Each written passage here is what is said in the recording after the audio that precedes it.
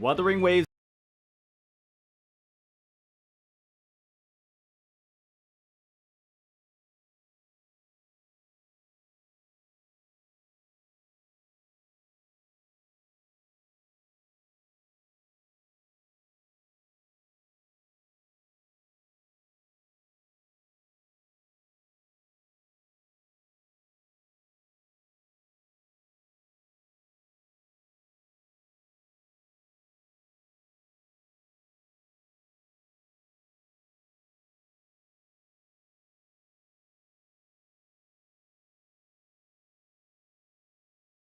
Tech Tone? Why? What does that man want? What does that man want?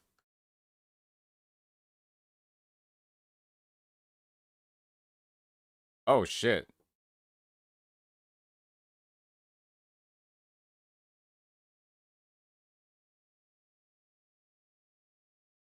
New Vars vid on WuWa? Oh boy.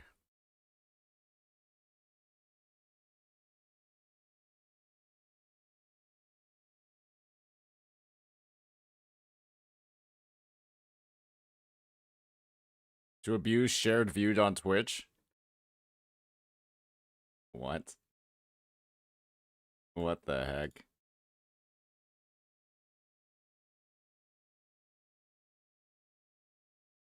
Alright, well.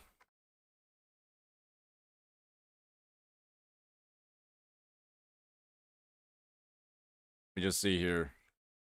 Open up some stuff on Twitch. Oh boy.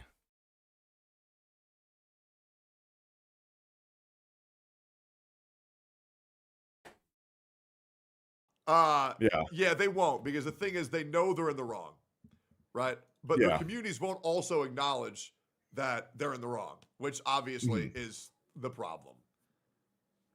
Yeah. So, I mean, as much as that would help fix a lot of things, the thing is, and let's just be real, that conversation ends in no other way than them acknowledging that they fucked up and they need to apologize. And they don't want to do that.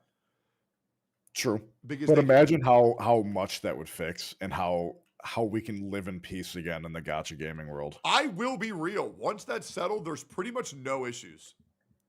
Oh, 1,000,000%. It's just other than that. And here's the thing.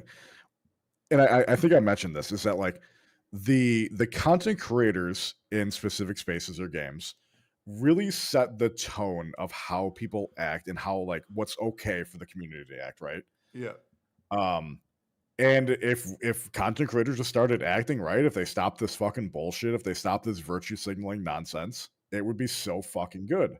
Yeah. We could focus on the games. We could talk about the games and how to make them better and focus on them, which is kind of what the Wuthering Waves community is doing in general, despite all the bullshit negativity that the Hoyoverse community has given them. Wait, the what? What? Oh, the negativity. Okay, never mind. Yes. Yeah, I heard something else. Okay. Oh. All right, gotcha. Mamoy. Yeah, Mamoy. Yeah. Okay. Yeah, I gotcha. Yeah, so Tectone is not playing the WuWa. that He never plays the fucking game. I hate pulling the curtain back too far. Oh god. Gulp. You know how I say, like, I'm pretty aware of everything that happens and everything that's going on. Mm-hmm. What these people don't get is that short term, right? Short term, this is in their best interest, is to not get on a call and not talk. That short term, that's how Agreed. they win. But long term, it's in their complete interest. Yeah, long term, they need to do it. Because if they don't, they are fucked. Because every second that goes by, Genshin gets a little bit less relevant.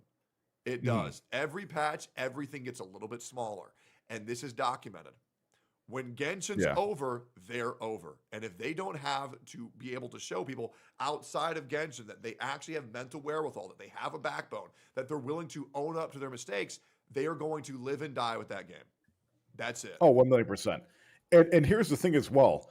The gacha game community is only just the community in general, not necessarily at one game versus the other game. It's relevant. Absolutely. Because the gacha gaming community from the outside, from the gamer standpoint, they're the fucking black sheep of the community. They hate our asses. We're seen as lesser people within the community as like gamers. And then even from the outside to the normies, it's all nothing but drama. That's all they ever hear about. Oh, it's just drama, constantly nonstop. If there was a way to fucking put an end to this nonsense bullshit, it's never going to happen. And this is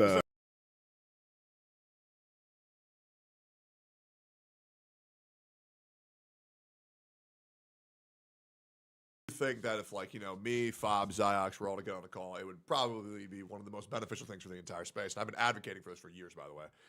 Yeah. And I do mean Fob. I think Fob, they're talking about Ziox, Hoyo and versus myself, we kind creators. of have like the 3 points. Like kind of like how Air Nation. there's like And I'm the avatar. domain that's why I'm expansion, infinite beef. and I'm trying very hard to unify these fucking countries, but it's just not going to fucking work. I was going to say something groundbreaking, but I don't know if I should. And that's the problem. Do you know how to fix everything? Do you have the answer to everything? Genshin is losing attention as time goes on. I mean, that's kind of the case, right? That explains the whole gulp. The whole Hoyoverse restricting I their just CCs know from even looking at WuWa. when a That sort of Nanta deal, comes right? out, when Azure Pamelia comes out, when the second big wave of the big games unleash, if people don't adapt, they're gonna perish. Yo, They just- good Oh, day. Definitely. Oh, Yeah. 1 You're not my daddy. Okay, like relax, buddy. Shneznaya, You're not my daddy. I believe. Correct me if I'm wrong, chat. I believe Shneznaya is like what? The last big nation before they have to solve Genshin. Am I correct on that? Was Genshin running out of content? Like, I need you to stop barking, yeah. man. I mean, it hasn't had content for Okay, years, but okay. like actually running out of content. Yeah, no, it is like legit.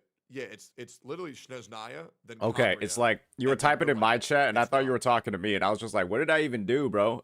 It's like I've just been sitting here watching this And for a apparently second. they delayed it because they know they're fucked. Shneznaya's in It's like you were typing to Shinya like you're in his Oh yeah, chat. the longer I was they just push it like, off, what? the better they will do financially. and wait, successfully, 'cause, like, hold up. Well, it could be another Mr. Like, what did I do? Wait, ooh. what the fuck do you mean Shneznaya? Wait, 2 years of Natlin?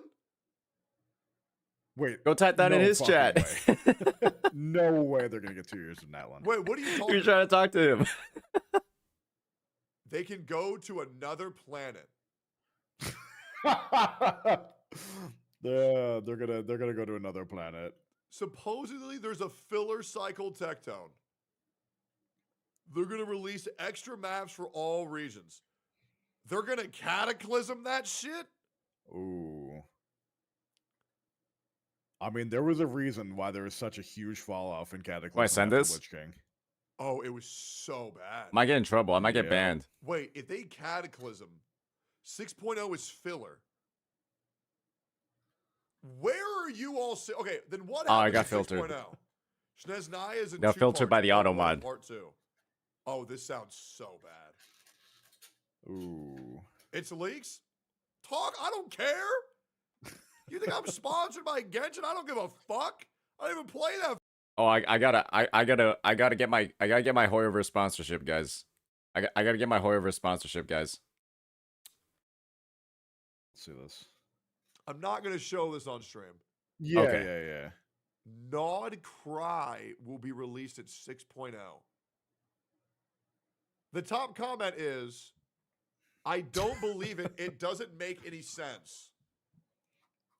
Unless they don't want to end the Tevat chapter and extend it by a year.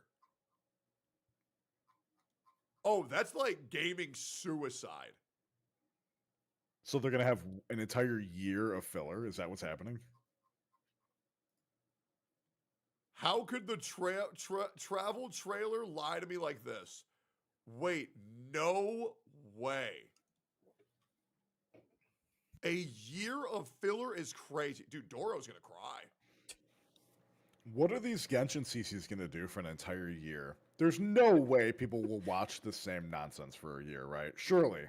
Okay, so first of all, I can tell you exactly. Hey, what they're gonna do Gacha, for a thank you year. for continuing the sub that you It's got for 2 free, words. dog.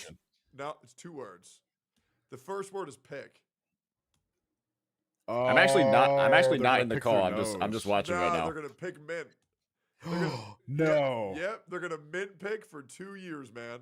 If they actually do have an That entire sounds year of filler, like Dante's like seventh circle of hell. A just year guessing, of right? nitpicking. A year A of Genshin filler. player in my chat says, "Not gonna lie, don't believe it myself with how awful it sounds." That is fucking insane. For the chat that is in the loop, is WuWa actually Dude, doing major you know- let's updates be every real, 6 these months? leakers are So usually in the pretty call bad that about Solon, or in the Yes, interview they that are. Solon had You know with what- you know what Korean people really interviewers, need to he understand? did say I'm gonna that there say will be a something big that's version really gonna update make every a 6 lot of months. people upset. Or a big update, You know what, let me pull not up the necessarily a references first. version update. And so I'm not sure I was what gonna a post major this update tweet. means This one's gonna make in me the scope of that. really It could mad. mean like a I might have saved that on my it's phone. like a new version, like literally it goes up a number, or Hold just on, something let me else double check it entirely. Before I go in. People are not gonna like this, man.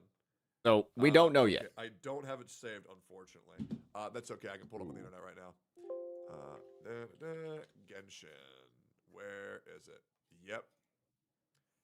Hey guys, we all know they fumbled so fucking hard on Skirk's design. She looks like shit. This is Wait. the character that everybody's excited about. It looks like a cosmetic skin for Kaching. She looks fucking terrible. This is legit a dollar store Jingliu. Yeah. Do you see this image in here? Or do you She not looks see it? unfinished. I know.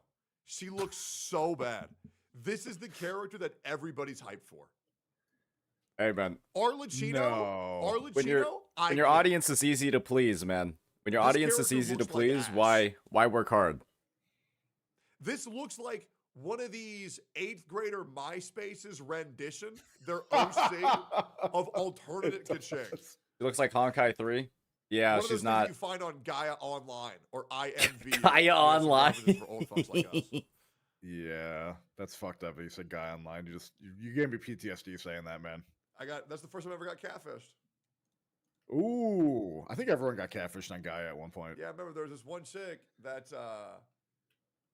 she said that she was like, Thing is, were they the ones that got catfished, or were they the ones that did the catfishing? That's the real question here.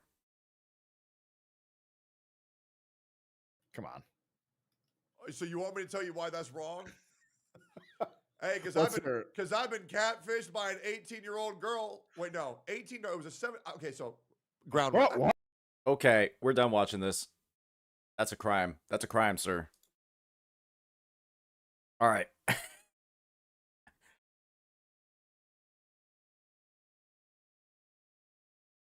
All right. Let me know if any of them are trying to call later. I'll be down to enter into a call, but yeah, I don't think there's. I'd rather not be a part of a discussion about how we almost committed crimes. You know what I mean?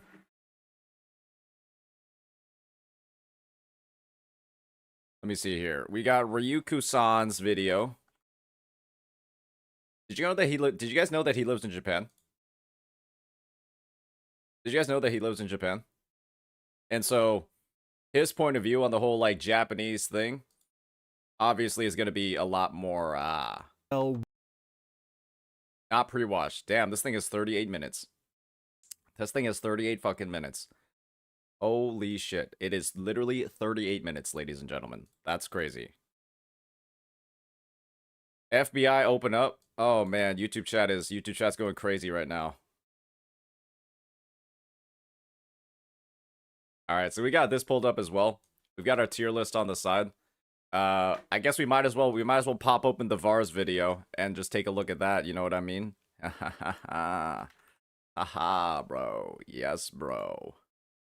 Yes, bro. I am ready, VARS. I am ready, VARS, for some incredible content, buddy. Let's do it. Let's do it. Thing is, I already agree with the basis of this video. In terms of, yeah, at this point in the game, nobody's really playing her, because, like, everything that she does, other characters are also kind of, like, doing. And there are oftentimes better options, right, in either the heal slot, which she has with her shield, or the amplifying slot, which she has with her outro buff. So, you know, she's like one of those bench riders, bench warmers, solo players. Let's see if I kind of just want to take a look at the comment section real fast.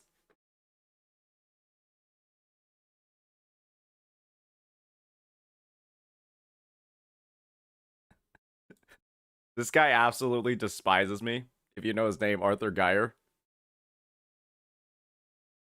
He absolutely despises me.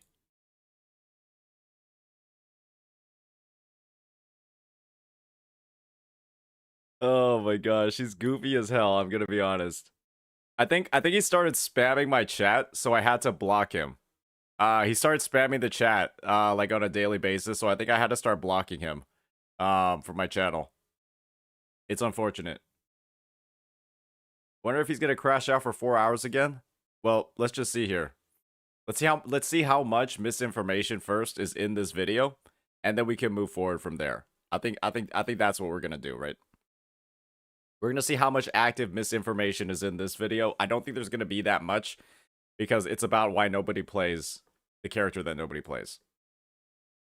So it's like it's already agreeable. It's already agreeable from like the first. It's already agreeable from the title, versus like, oh, look at all these problems with WuWa's team building and combat. Oh, okay. So Dicktone does want to call. All right. Something went wrong. Us. Alright. And send invite. Saying Tota, yo, pick up the knock. I'm trying to, bro. Oh shit, there we go. Buddy boy. Yo, say Tota, pick up. He's in your chat. Yeah, I know. Yo, he's here. Yo! Unmute. Unmute your mic. Unmute your mic. Oh, you want to unmute that shit on here? All right. Denied. Say Tota, you're muted. Oh god, he's dead. Okay, his browser settings are not letting him use his mic. Hold up, he's gonna fix this.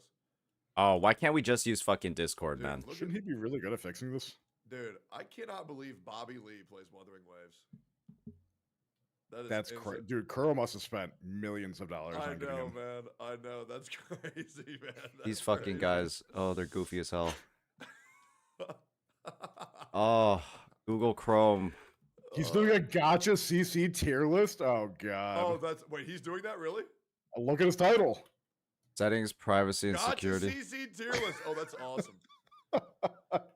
That's insane. They should put me in S tier. Okay, let me see here. No, you'd need to be in G for glue. Glue, true. Here, I'm gonna do him a favor. I'm gonna make all of his problems go away. I'm gonna try to group call this on Discord. Thank Yeah, God. but we're gonna lose our share of viewers. No, we just mute. Oh, okay. Damn, bro, relax. Look, I gotta stay relevant, all right?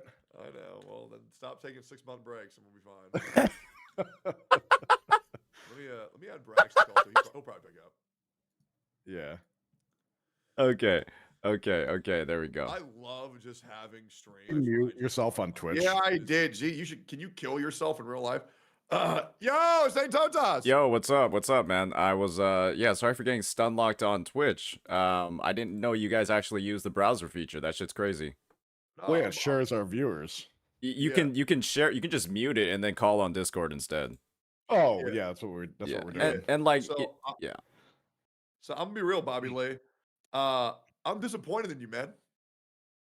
Yeah? What's up, man? Why have you not made a video talking about this fucking content creator who was forced to not play Wuthering Waves and play Genshin? I actually have it filmed. It's getting edited right now. No way! Yippee! Wait, really? Yeah, When is it posting? I filmed it yesterday. I might be posting it tonight, or I might be posting my video on the new 4-star weapons. I just gotta decide which one. You know, with those YouTube notifications, 3 every 24 hours, I gotta be careful about which one I upload, man. Do this. Do you want me to join him in my car? Nah, you're good, Brax. Be safe. Don't kill yourself. He's in his car. Yeah. So, okay. First of all, Shinya, Saint Tota, Shinya, I think you guys would be great friends. We've literally talked and played rivals together. Yeah, he healed me. He healed me. We're good. Yeah. Glad to introduce you guys. Glad to introduce you guys. Want to say, dude, say notice. I need to know, what are your thoughts? What are my thoughts on the matter? Yes. By the way, are you aware of the contract that leaked from Hoyoverse 7 months ago? Yeah, I'm aware of like the whole ZZZ one, right? Where it's like Yomi Holic, they were all like, oh yeah, guys, you can't talk about WuWa, you can't talk about Wuthering Waves. Yes. while Okay. you're on So this you're aware. ZZZ thing. Fuck yeah, you're the man. Okay, yeah. Give me your thoughts. I need to know them. I need to know. And I'm also gonna watch your video.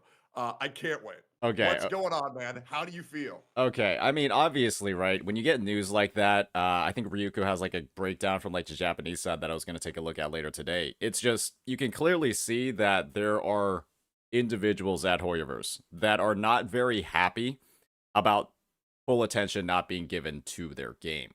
And when I think about it from the perspective of like, man, it seems like a lot of like streamers in NA don't really seem to play WuWa that much, despite having nothing but good things to say about the game. Obviously, like there are other incentives for that, right? It could be them, you know, their audience not wanting them to play WuWa, kind of like having like the same mindset, so they don't play it on stream as often. Or it could be like a similar thing.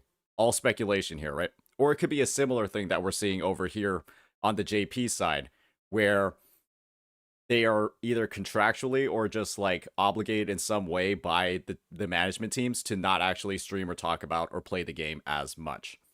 And so obviously we don't know what's in the contract unless something gets like randomly leaked from either side.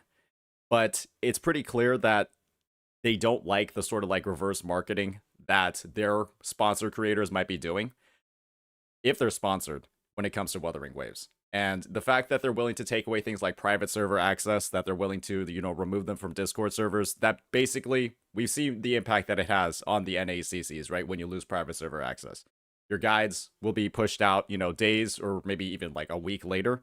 You don't get half as many views on them just because of that. And the whole thing is just going to be an entire mess for your career, especially if you've created your career off of guides or off of content like that.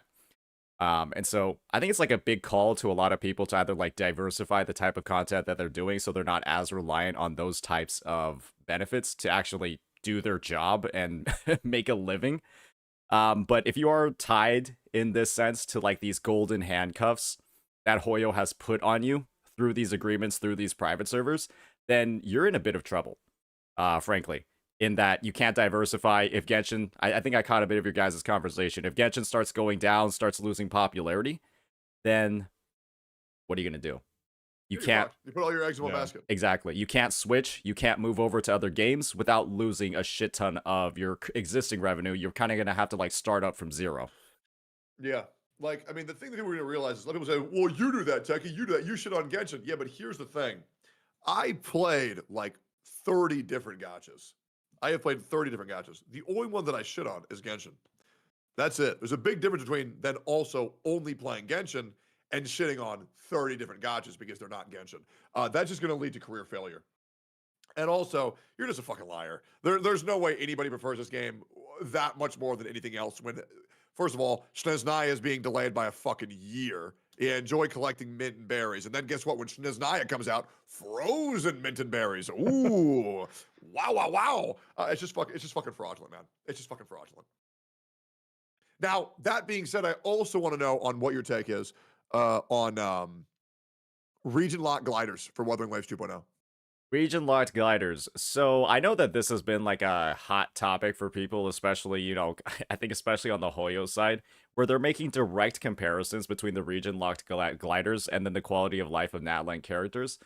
And all I can think of when it comes to that comparison is that this is one of the most disingenuous things you could ever say. Purely from the perspective of A, everybody gets the glider. And it's not like you get like some super souped up, permanently accessible, like just better version of the glider when you pull a character, right? Or I imagine that you don't. Versus in Natlan, where you have all these quality of lives that are, oh, they're just in the Saurians, bro. It's not a big deal, bro. Just use the just shut up, right? And then you get like the limited characters who just have like 30 times better versions of the Saurians that are permanently accessible, like way more easy, like way more simple to use.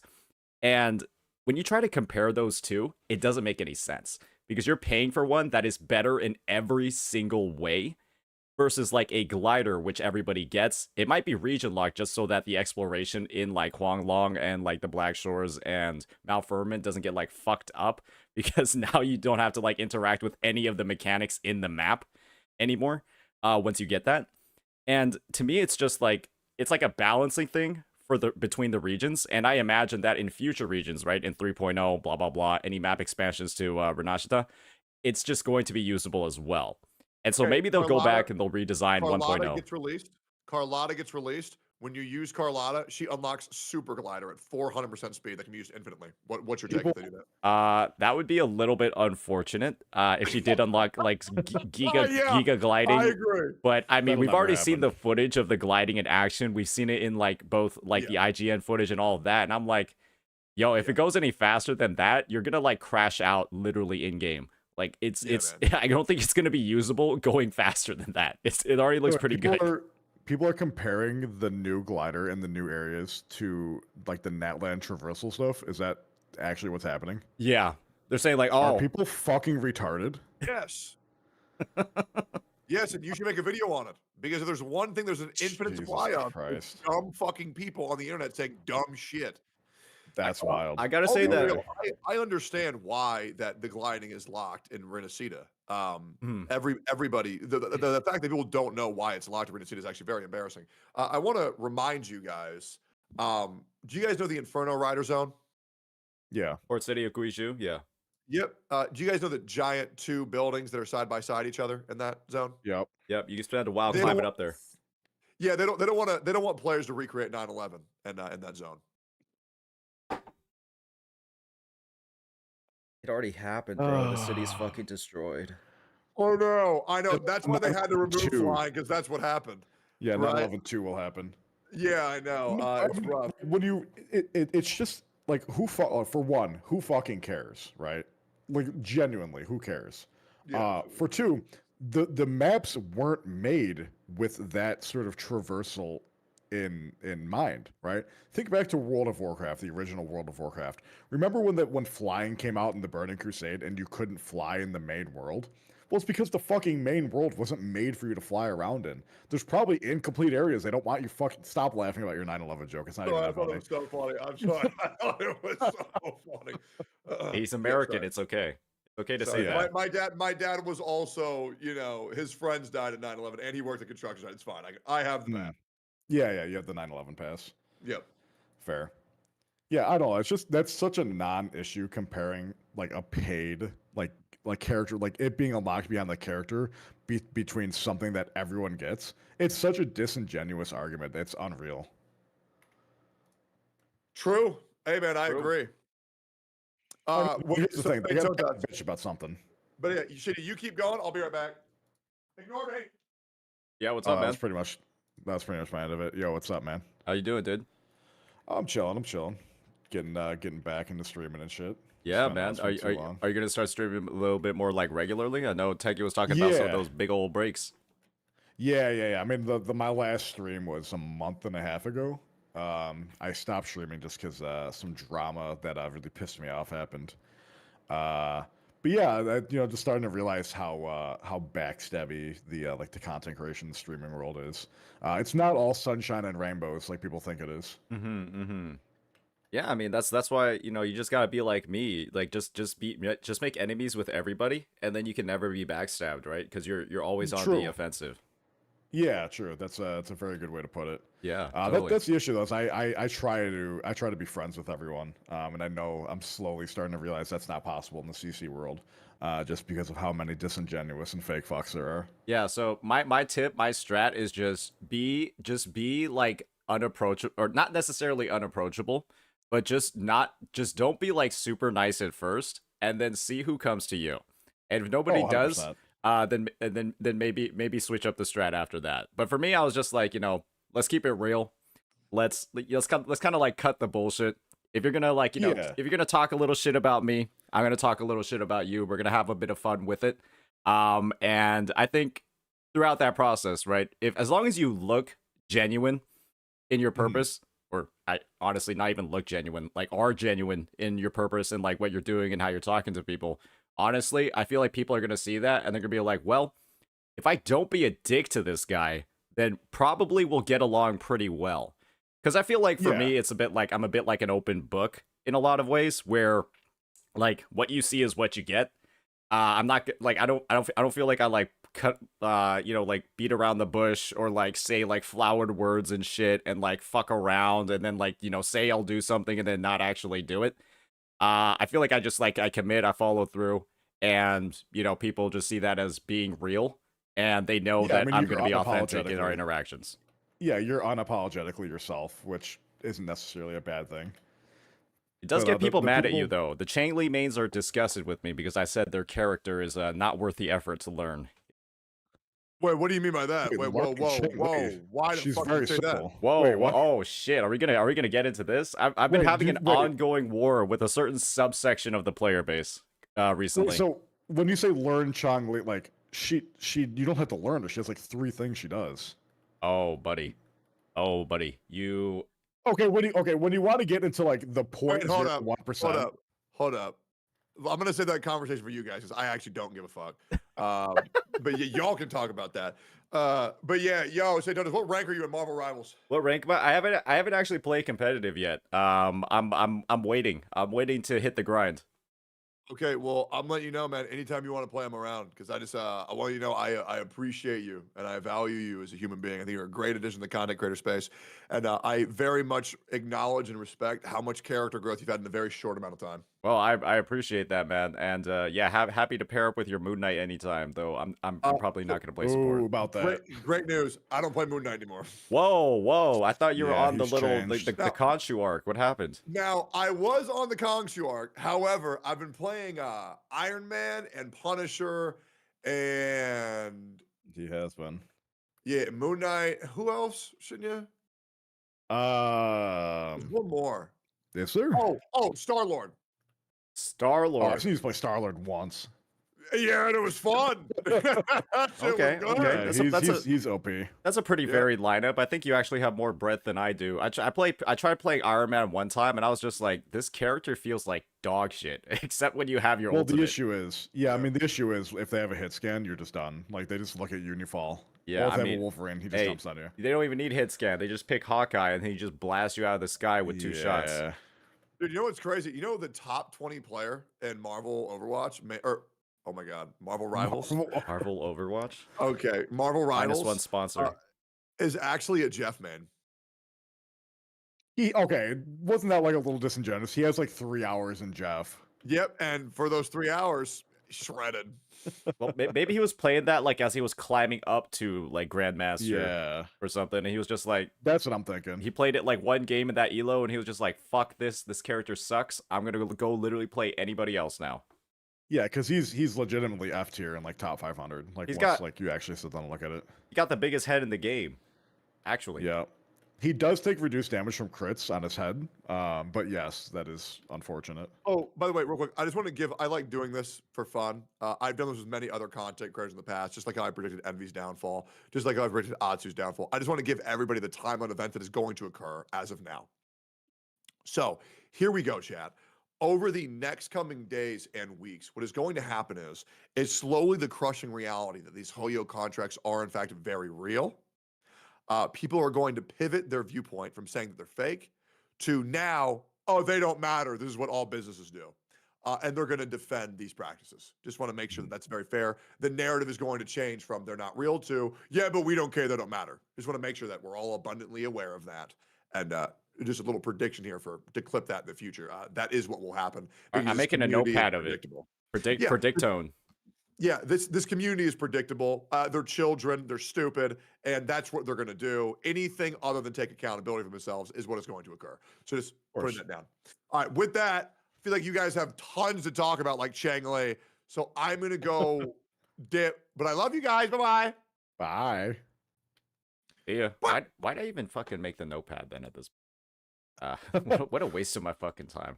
Opening up the program. What'd you bring up a notepad for? I thought Techie was gonna like fucking get into like a expansion of it, but he said one thing, and he like hyped it up like, I've got some predictions for the space, ladies and gentlemen. Oh yeah. And then he says one thing. Oh, he does that a lot. Yeah. He just tries to garner like a topic of conversation, and then he goes off on his own tangents. You'll learn that about him. He loves to do that. Gotcha. So, did you actually want to talk about Changli, or are you busy with your own stuff? Because I've actually got some stuff to dive into with that. I mean, I'd love to hear more about it, but just like on the base level, her as a character, I feel she's incredibly simple. Yes, probably she does have some probably advanced tech, but I feel like, it's what could it be? An extra 10 to 50% more damage, if anything. I feel like getting into like super advanced canceling tech and like really getting into the nitty gritty of it, 99% of players either don't care about or don't need it. Yeah, so this is the thing, right? The viewpoint is that all the Chang Li mains right now, Mhm. they've come to this sort of like conclusion that you have to be canceling with her. You have to be playing her super optimally, or it's like basically you're not like worthy of playing the character.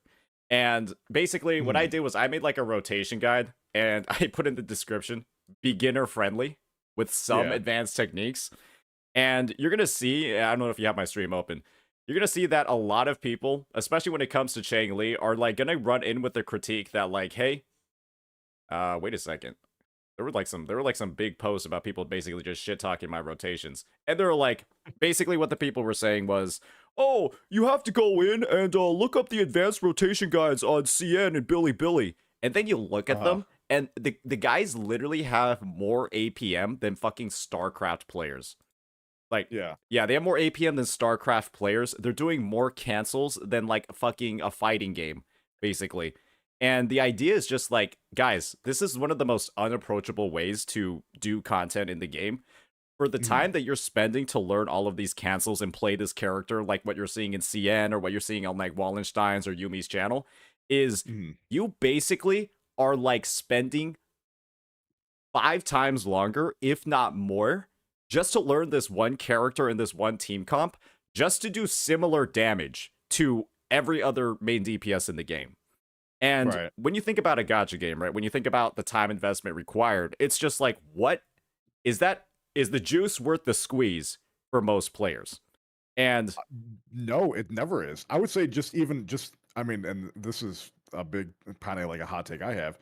These fucking like it's a gotcha game at the end of the day. Like at the end, like who fucking cares? Like mhm, there's maybe one or two like very hard fights in the game that you're gonna have to do this, and it doesn't apply to 99% of the fucking player base in general because the player base is just having fun, just clicking buttons and just doing whatever. Yeah, if you want to exactly. get into like the nitty gritty of it and actually like really like figure out combos and things like that, sure, but that's not the mass audience. Nobody, the vast majority of people don't give a shit about that. hmm They just play the game just to play the game and have fun and get hot waifus. Yeah, and this is the thing. I got people in my chat talking about it right now. I got people in my chat talking about it right now. Being an elitist about a gotcha game is got to be the most crazy thing to me that I will never be able to understand. Because elitism in a gotcha game is fucking insane. If you want to have elitism and you want to like really get into like advanced combos and crazy shit, go play StarCraft. Go play a fighting game. That's This what is I just said. I was it's like, a fucking gotcha I game. was like, guys, go play League of Legends, go play Marvel Yeah. Rivals, go learn how to Yeah. play fucking Spider-Man, right? Right. Yep. And it's to me, it's just like this is the thing, or just enjoy Chang Li, play Chang Li, but don't sort of like enforce this idea that if you're not Yep. playing like a fucking CN Billy player, then suddenly you can't talk about the fucking character. Because I'm like, Yeah. well, guess what, guys? You're literally in like the top 1% of the player base who has Yep. both like the time to actually play the character like this when you know you have literally easier options available. It's not competitive. You're clearing the tower in like 40, 45 seconds, whatever. You Mhm. still have another minute and 20 fucking seconds to get a 3-star clear. And for a majority of players, right, they're just getting the 3-star clear and they're dipping. That's it. Yeah. Yeah, and so Nobody's it's going for like no one's going for records. No one's trying to like unless you're going to like on a speed run board, like sure, like go for it. But like again, speedrunners are like 1% of the fucking community, if that. It's like gatekeeping a gacha game is just incredibly weird to me. yeah, I will never understand it, especially when the very nature of the gacha games that the more money you spend, the more damage and more utility you have. Like, how can you be elite about that when you can just literally swipe your card to do more within the game? exactly, right? And there it's just to me what when you have this perspective of like Chang Li was one of the first limited characters released, literally in 1.1, right? Like 2 months into the game, she came out. Mhm. And a lot of people pulled her because mommy, they liked her visuals. They're like, "Oh my Yeah. gosh, she looks so exciting and her cinematics are so cool." So many people have fucking benched her in terms of Yeah. like they have other options that are both easier to play, more rewarding to play for the amount of time that they actually have. And to get Mhm. the most out of her, you again, you have to play the game like it's fucking StarCraft. And there are so many people that have pulled her signature, maybe even pulled a sequence note or two. They're like, oh yeah, her S2 is amazing. It gives her crit rate. And they still don't fucking use her. Yeah. They still don't use her because again, playing her is like adding it's adding all of this additional work, adding all of this additional effort into your regular gameplay that no other character needs to have. And unless you do that, her teams will just do less damage than everybody else at a baseline. You're just going to do less fucking damage. Mhm. And so it's just like it's like very binary. You either sweat your balls off playing her and do Mhm. things that no other character requires to work to just reach like a competitive baseline, but you can Yep. also hyper optimize that and then get better results compared to other DPS if you're like really hyper optimizing it. Yeah. And so it's just you either do that or you don't, and if you don't do that, then the character fucking sucks. Let's just be honest. exactly. The character sucks balls. And I agree that her mechanics aren't like crazy. It's the fact that you have to cancel every single one of her attacks and cancel every single one of the other DPS's attacks with her, Mhm. or you don't do any fucking damage. Or you do damage, but it's just way less than every other team, which doesn't require half of the effort. Right.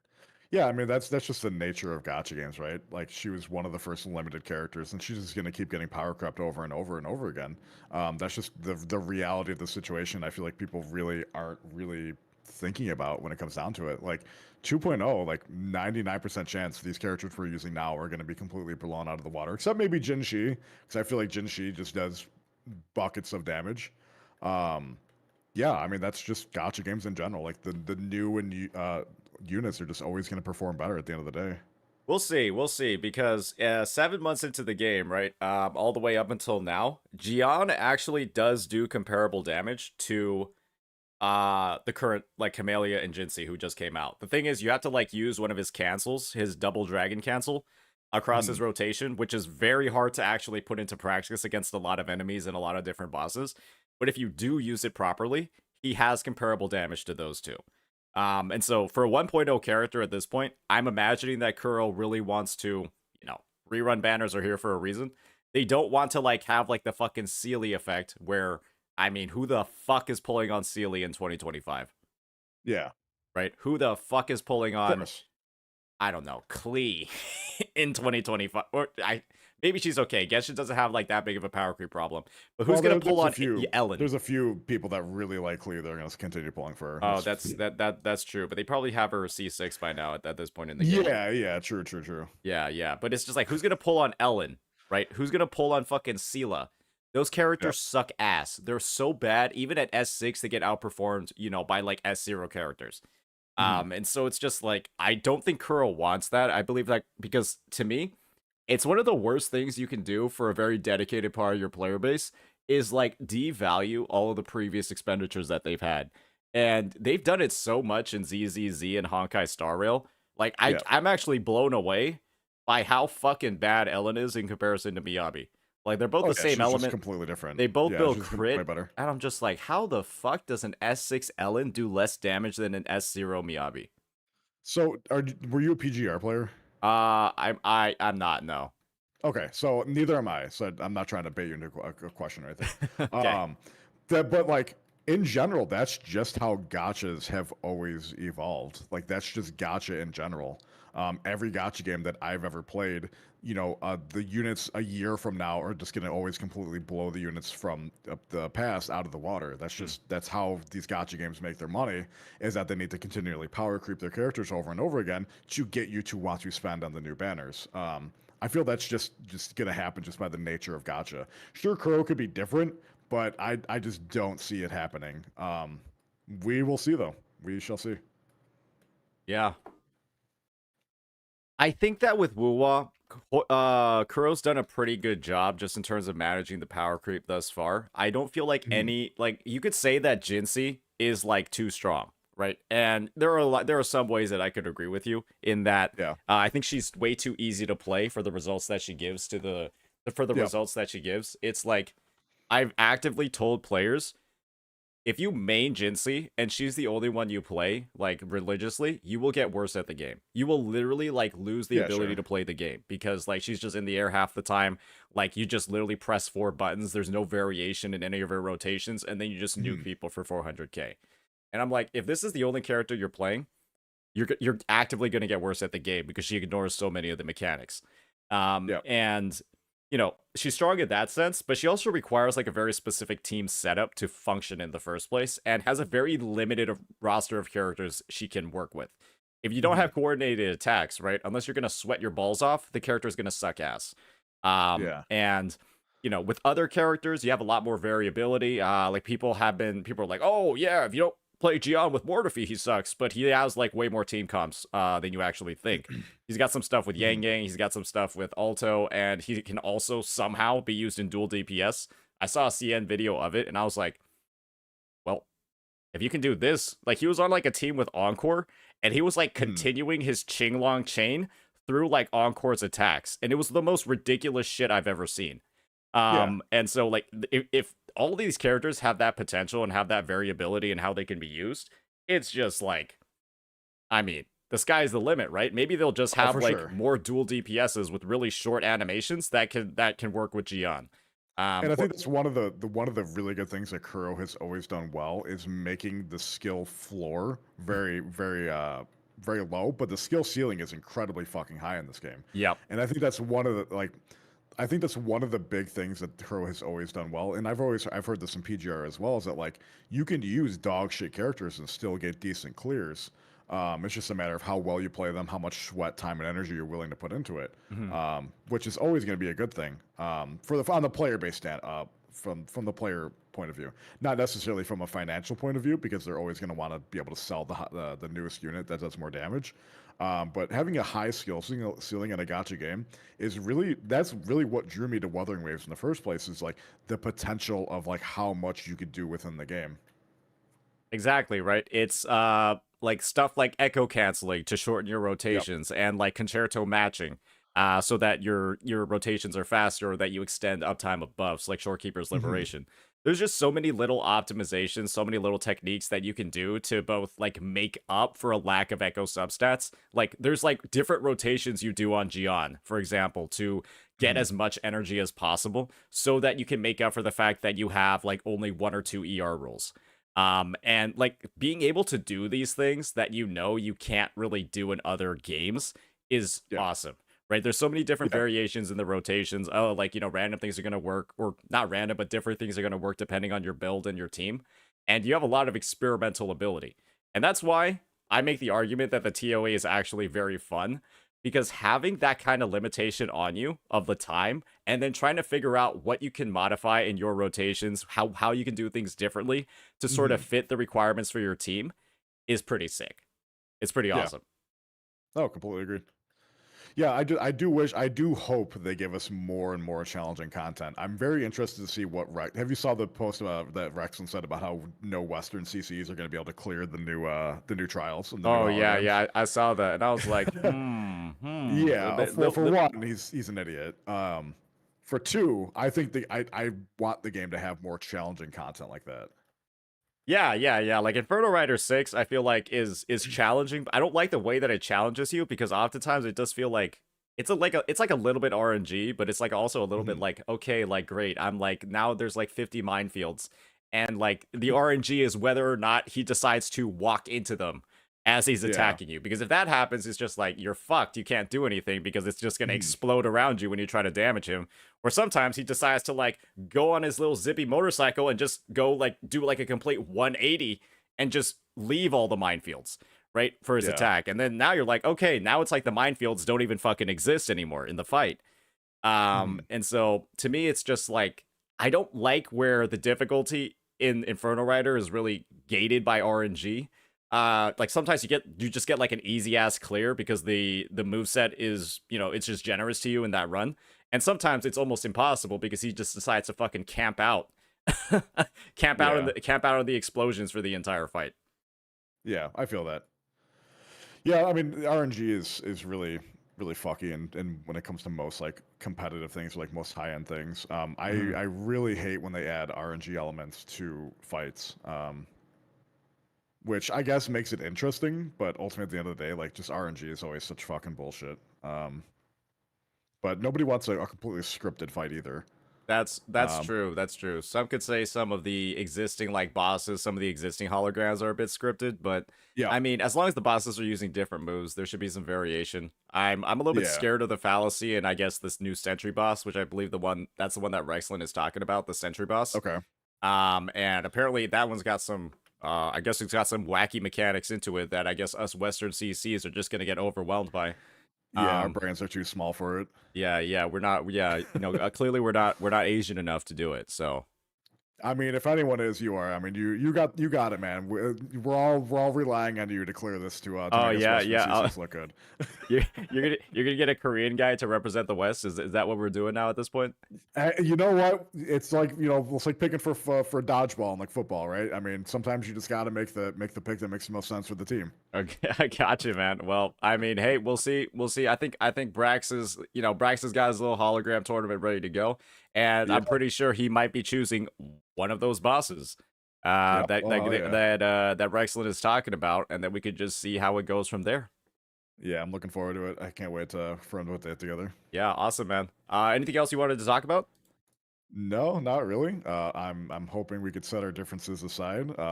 Except for you making that fat joke. I didn't appreciate that because I didn't know you like that. But My apologies, man. I would it's all right. always see it happening in Techie's chat, like and I was Yeah, just like, if random chatters are doing it, it's just like it yeah, would yeah, almost yeah. feel awkward if I didn't do it because I know Techie watches my Fair. stuff.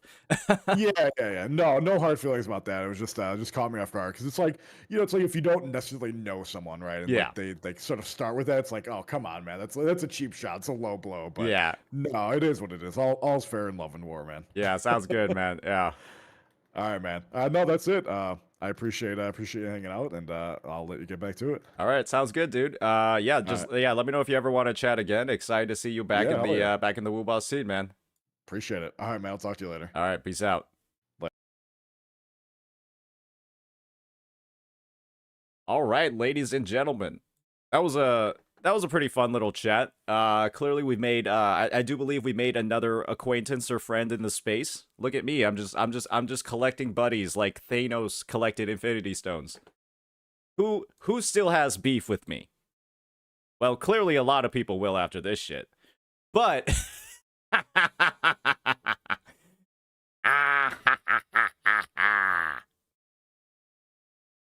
but before we do that, we got some news to go over. I've got to obviously make a video on the new weapons, right? Right? I've got to make a video on the new weapons, right? Duh. WuWa ruined 4-star weapons. Whoa. Guys, so if you're a content creator, kind of like one of the things that you do is you either like Google your name or you like Google or you don't Google yourself. You Reddit yourself. Right? You search up your name on Reddit. And every single time news comes out about anything, people are now just like writing as a comment, WuWa ruined, and then whatever the subject matter of the news post is. And I'm like, well, ladies and gentlemen, that's what you call branding. And so if that's associated with me, what you can now start doing is accusing certain content creators, like Kazahana, of plagiarism. This is mine, bro. This is mine, bro. It's literally mine, bro. Are we sharing ad revenue for this, bro? Because we should be, bro.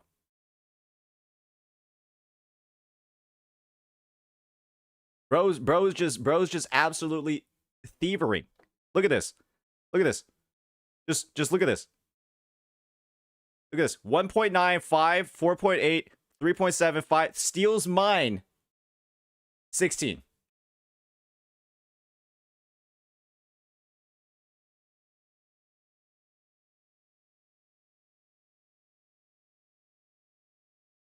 Obviously, no hard feelings. I can't have copyright or, file IP on a word, but that's a little bit fishy to me. I'm gonna be honest, right? It's like, what's going on, buddy?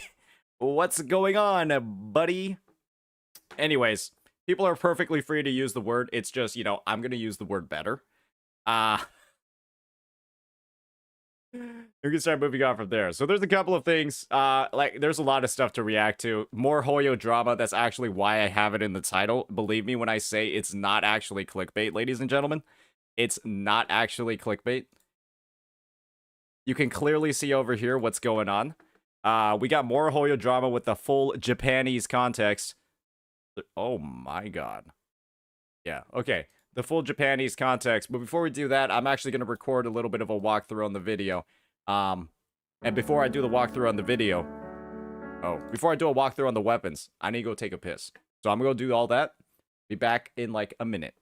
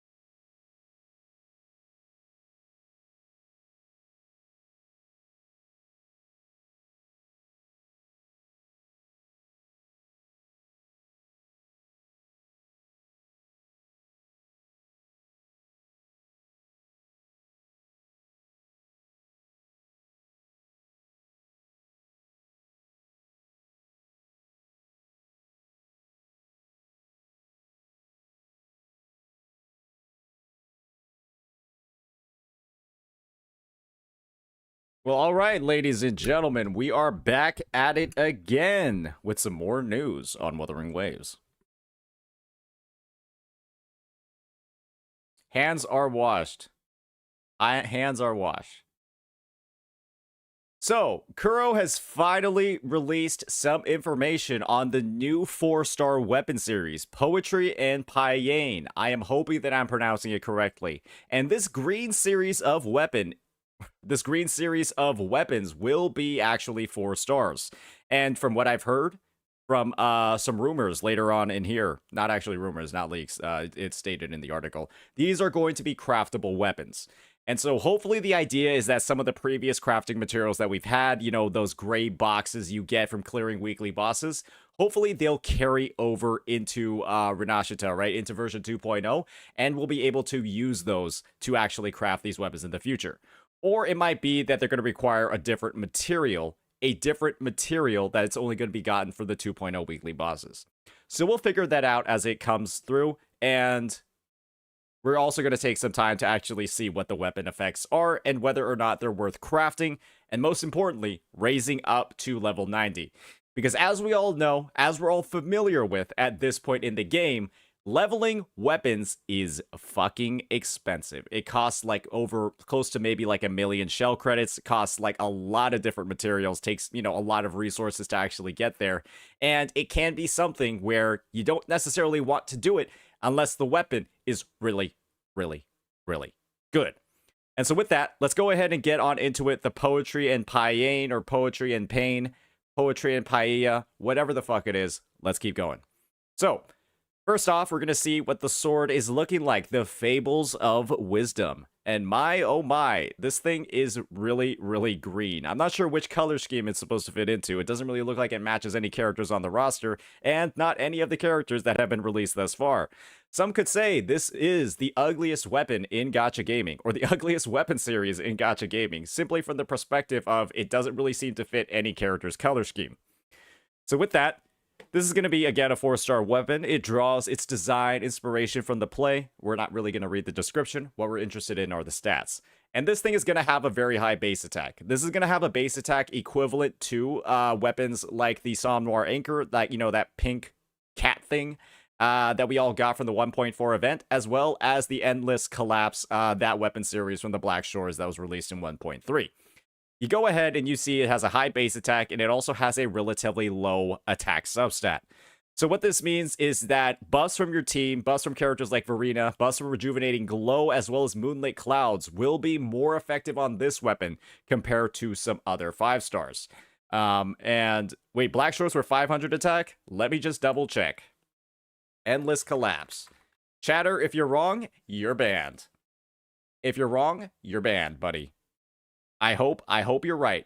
I hope you're right for the sake of your account, buddy. Let's see here. Let's see here.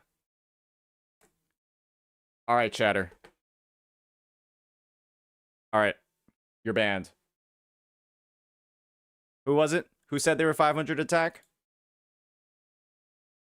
You shall now be timed out for misinformation. See you in a minute, buddy. Thinking you know more about the game than me? Get out of here. Get out of here. Can't have that. Can't have that nonsense. Can't have that nonsense in my community. Unbelievable. I'm gonna prove this streamer wrong. Take that minute ban, loser. Anyways, moving forward.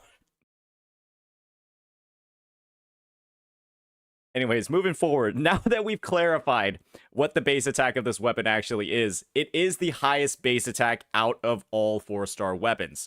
And so what that means, again, is that things like Rejuvenating Glow, buffs from Verena, all of these different attack percentage buffs you'll be getting from different sources, including your echoes, they will have a higher impact on this weapon relative to other 4-stars. And what we're seeing is that pretty much every new 4-star that's been released has had this level of benefit. And without it, right, that means that all of those buffs, all of those echo investments, they don't mean as much without a higher base attack. So it's great to see that here, and it's balanced by the fact it has a much lower attack substat. But it's better in a team. The other weapons might be better in a solo run, but who's really doing those at this point in the game? And so now, it's time for us to get into the weapon skill. And this is where stuff gets a little bit spicy, because, well, first of all, it talks about stuff that I don't believe is in the game. Dealing damage to enemies with negative statuses increases the wielder's attack by 4% up to 8%. Well, guys, what's a negative status? I don't know what a negative status is. Are there any negative statuses in the game currently? And so there are a couple of debuffs that characters can apply, right? One in particular is Dan Jin, who with the second hit of a resonance skill, you know, the one that does like the X slash, that sort of thing, that will basically allow you to inflict like a Crimson Will debuff on the enemy that increases her damage to that enemy. And so I'm not sure if that is what the negative status is talking about. Otherwise, you know, there might be debuffs added into the game that are, you know, potentially tied to things like your attributes, or potentially tied to other parts of characters' kits, or even new Sonata sets as a whole. And so what that means, ladies and gentlemen, is that we might be seeing some new ways to apply status effects. Otherwise, or new ways to apply status effects that can be used by every single character in the game. Otherwise, ladies and gentlemen, this is what's going to happen. This weapon is only going to be usable, or have a usable passive, right? If you're running specific team cons with specific characters. And that to me is a little bit too specific. That's a little bit too restricting. And that to me is something that I don't think Kuro is going to do. Like make an entire new weapon series that only 5 characters on the roster can actually access. That sounds stupid to me. So I think that they're going to find some general universal way to actually go ahead and apply these buffs, or apply these statuses and in turn get these buffs. However, let's be realistic here. This buff kind of sucks. Anyways, it's not that good. It's 32% attack. And you might think, oh, well, 32% attack is amazing. That's based off of this base attack of 462. And as we all know, 5-star weapons, you know, like the Emerald of Genesis that we all know everybody has at this point in the game. Everybody has an Emerald of Genesis. Let's just stop fucking playing. That has a base attack of like 587. And so right off of the bat, all of these attack buffs that you're getting aren't as beneficial as simply just like equipping an Emerald of Genesis in the first place. And so, I mean, I'm going to be honest, ladies and gentlemen, that weapon has crit rate. That weapon also has energy regen built into it. I don't recommend crafting Fables of Wisdom ever, especially when weapons are shareable. This just doesn't seem like something that's ever going to be worth it. Even with the fully stacked up weapon effect at 32%, it's going to take 4 seconds to stack it up as well, assuming that you're attacking 1 time per second. So think about it this way. Unless you are desperately like starting a new account and for some reason you didn't pull Emerald of Genesis with like your free weapon box or something like that, go for it. But you're going to replace this almost immediately with Emerald of Genesis. So to me, Fables of Wisdom is an L. Moving on to some of the other weapons in the series, we're now going to have the Broadblade, Meditations on Mercy. And so we don't really need to read the description. It's got the same exact effect and the same exact base stats and the same exact effect. And you can imagine here that I might have the same conclusion that I originally had for the previous weapon, right? Fables of Wisdom, the sword. However, one thing for certain is that the 5-star standard Broadblade is kind of feels bad to use on a lot of characters. Because what it does is it requires multiple casts of your Resonance skill and boosts Resonance Liberation damage. It kind of really only works with Calcaro, and then Calcaro doesn't even want to use it either because nobody wants to use Calcaro in the first place. So for me, if you're using like a character like Xian, or using a character like Jinxi, or a character like, potentially even Lumi, this might actually be an okay one if you don't have Autumn Trace maxed out to level 5. You know, it's like just a pure attack stat stick, and I think it does kind of do better than the 5-star standard Broadblade when it's fully maxed out. But you're going to have to make a lot of copies. Again, you can easily replace it with any limited 5-star Broadblade that comes out in the future. Maybe not the best choice, but it's definitely something you can look into. Next up, we've got the pistol. Just use Static Mist. Don't use this thing. Next, we've got the gauntlets.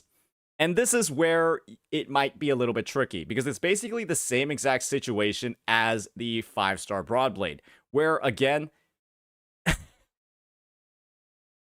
the 5-star gauntlets kind of suck. They've boosted very specific damage type of, I believe, basic attacks, where, you know, you could have a character like Zhang Liao, which doesn't really use basic attacks.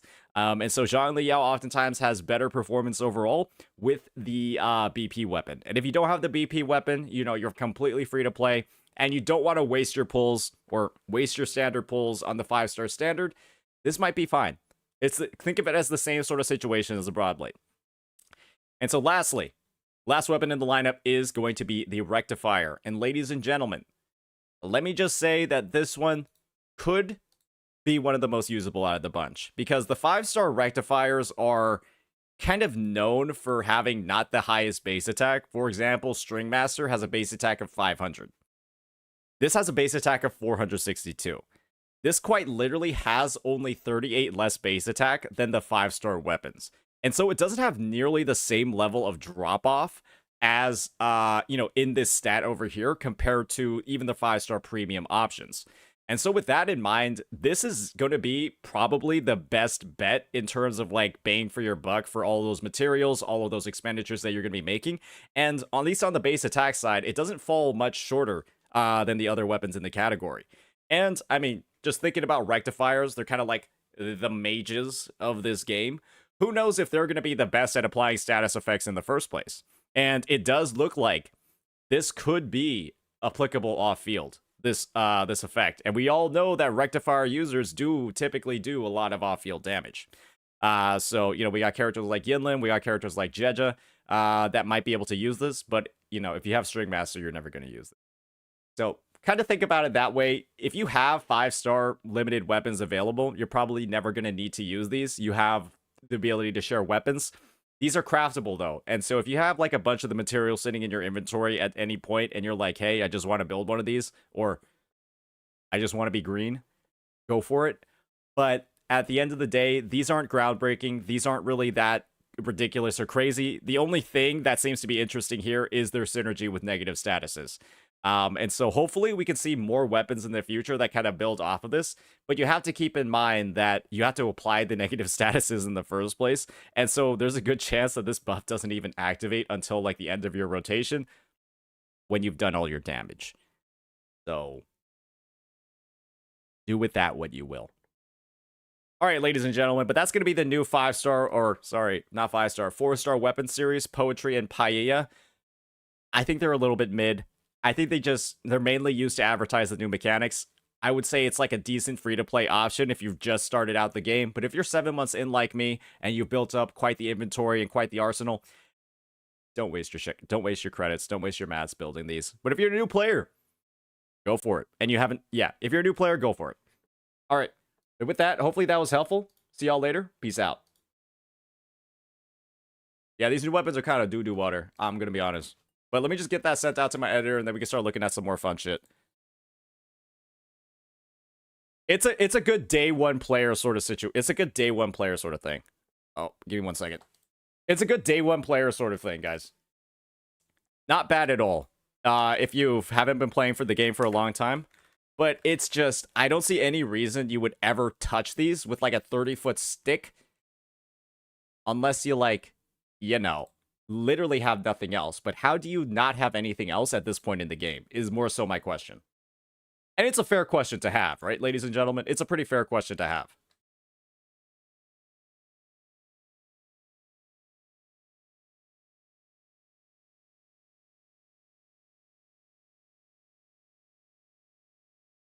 And it's not even about veterans getting the standard 5-star weapon.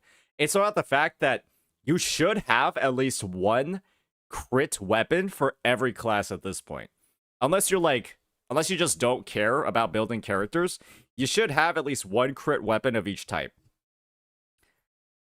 Because it's just, the weapon banner is guaranteed, right? You don't feel like you're actively getting scammed, and it's, you know, you get quite a fair number of pulls to actually, you know, build out that entire arsenal. You don't have a crit rectifier yet. Just get String Master. Just pull String Master right now, bro. Just pull String Master right now.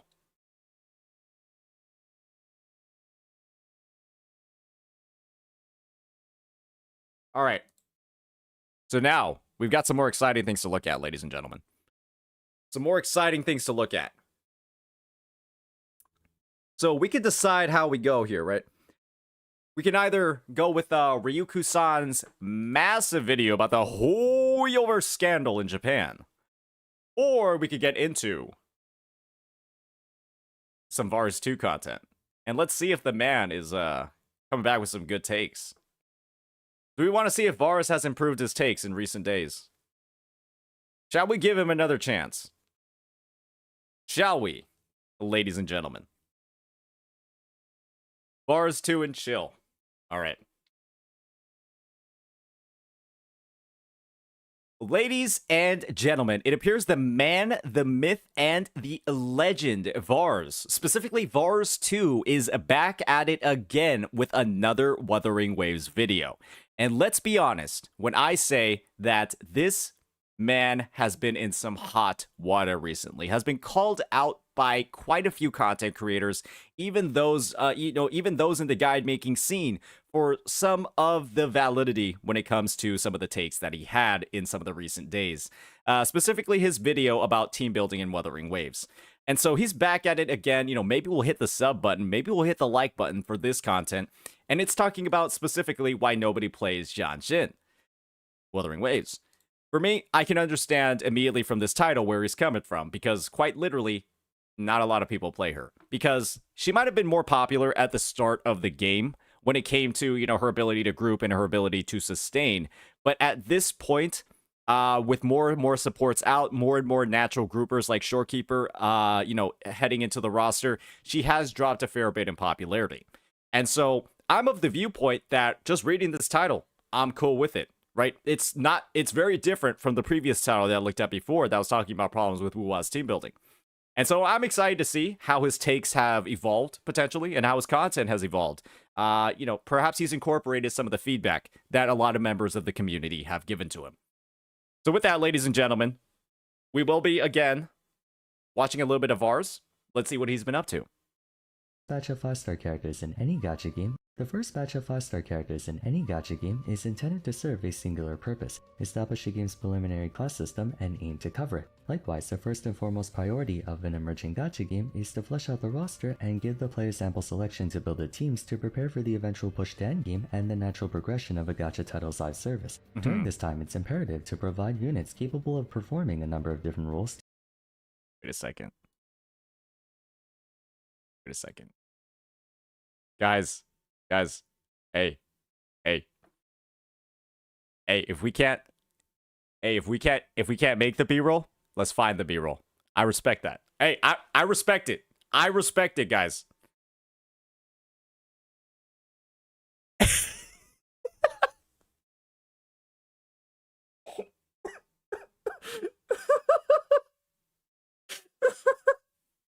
Hey, at least we can guarantee that the B-roll is high quality. At least we can guarantee that the B-roll is high quality, right? That is, hey, you know what? I respect it, man. I respect it, bro. Hey, if you know, you know. And the thing is, if we understand that there were problems with our B-roll and perhaps, it's a little bit difficult for us to get it, let's just source high quality B-roll from somewhere else, right? We're giving lesser known CCs in the space like Mormont some recognition for their absolutely balls to the wall gameplay, and we're ensuring that what's in the background of our video looks good for the viewers. It's a win-win, right? It's a win-win for the space. It's just higher quality everywhere. And we're giving people that are sourcing this higher quality the recognition they deserve. Hey, that's a 10 out of 10 for me, Vars. I like it. I like it. To provide units capable of performing a number of different roles to give players something to work with until they get their hands on more of the cast. When looking at the initial 5 stars of Wuthering Waves, Calculator, Lingyang, and Encore were responsible for being early DPS choices, while Verena was established as a dedicated healer and support for the team. The last one is Genshin, whose description would fit the requirements of an all-purpose character quite nicely. At first glance, she made a strong case for not only being a generalist, but a strong one at that, possessing enough to give off the impression that she could take care of her early needs while situating herself for future meta developments. Fast forward to the tail end of version 1 and getting ready to enter version 2, it appears as if that potential was never really tapped into. While far from being the worst character in the game or even the worst among 5-star characters, what little presence Genshin was believed to have in the meta quickly began to evaporate as players began to work on optimizing their parties. Bro, did he just Thanos Duster? That's kind of fucked up. Yo, she literally got snapped away. Holy shit. As players began to work on optimizing their parties, leaving her with few, if any, worthwhile options and therefore a significant drop in relevance. For our next episode of Why No One Plays for Wuthering Waves... Whoa, did you guys see that Zhang Liao damage?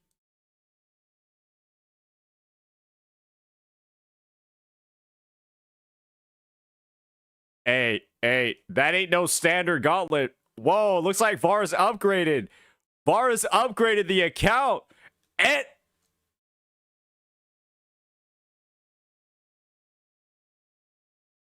You guys see what I see? You guys see what I see? That's a gold Stellar Realm, ladies and gentlemen. Holy shit. The B-roll is legit. Guys. The B-roll is better, and it literally improves the quality of the video. It literally makes the video better, because now I can see that he knows what he is talking about here. Or that I can further believe he knows what he's talking about here, because he's clearly using the fucking characters properly. And yes, this is a big liberation damage, right? I'm not seeing goddamn 70k Zhang Liao ults with a blue Stellar Realm. This is awesome. I love it. Significant drop in relevance. For our next episode of Why No One Plays for Wuthering Waves, we'll be taking a look at the Taoist monk to find out what went wrong for her.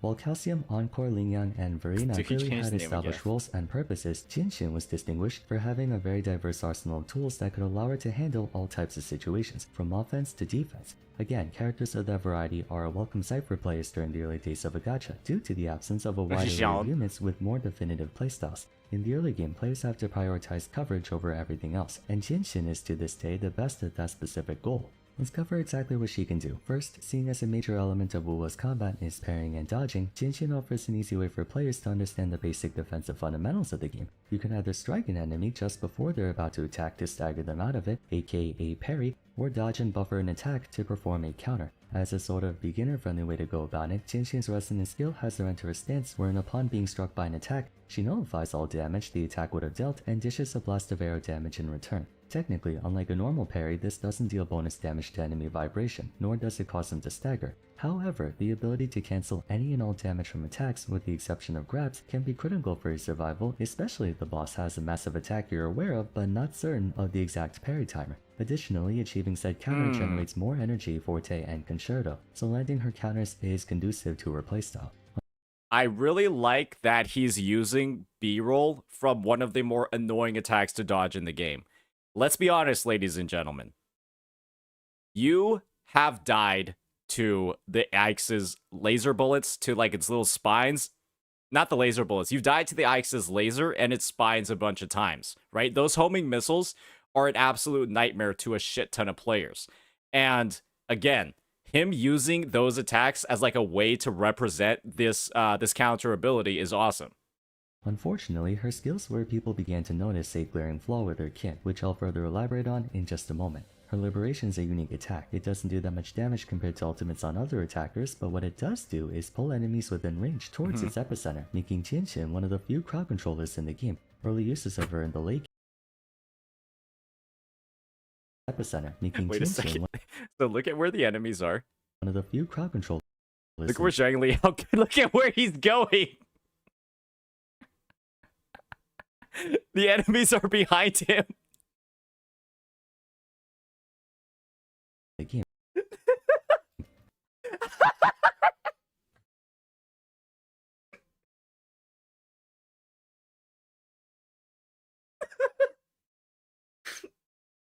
Oh my gosh, this has happened to me so many fucking times, it's ridiculous. That's actually comical. That's happened to me so many times, it's comical. Yeah, I mean, no, this is not a problem with the B-roll. This is just a funny fucking bug, okay? You can't blame Vars for this. You can't blame anybody for this. This is literally buggering waves, okay? I will agree, this is buggering waves to hell and back.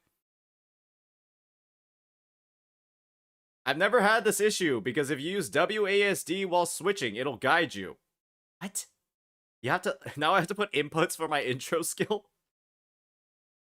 Early uses of her in the late game were mainly for the purposes of grouping enemies. Not a bad ultimate by any means in a vacuum, and it's a helpful tool for resource and passive farming, Damn, that seeing damage as is most of them crazy. are enemies that need to be grouped together. From her skill in Liberation, we know she's capable of defense and crowd control.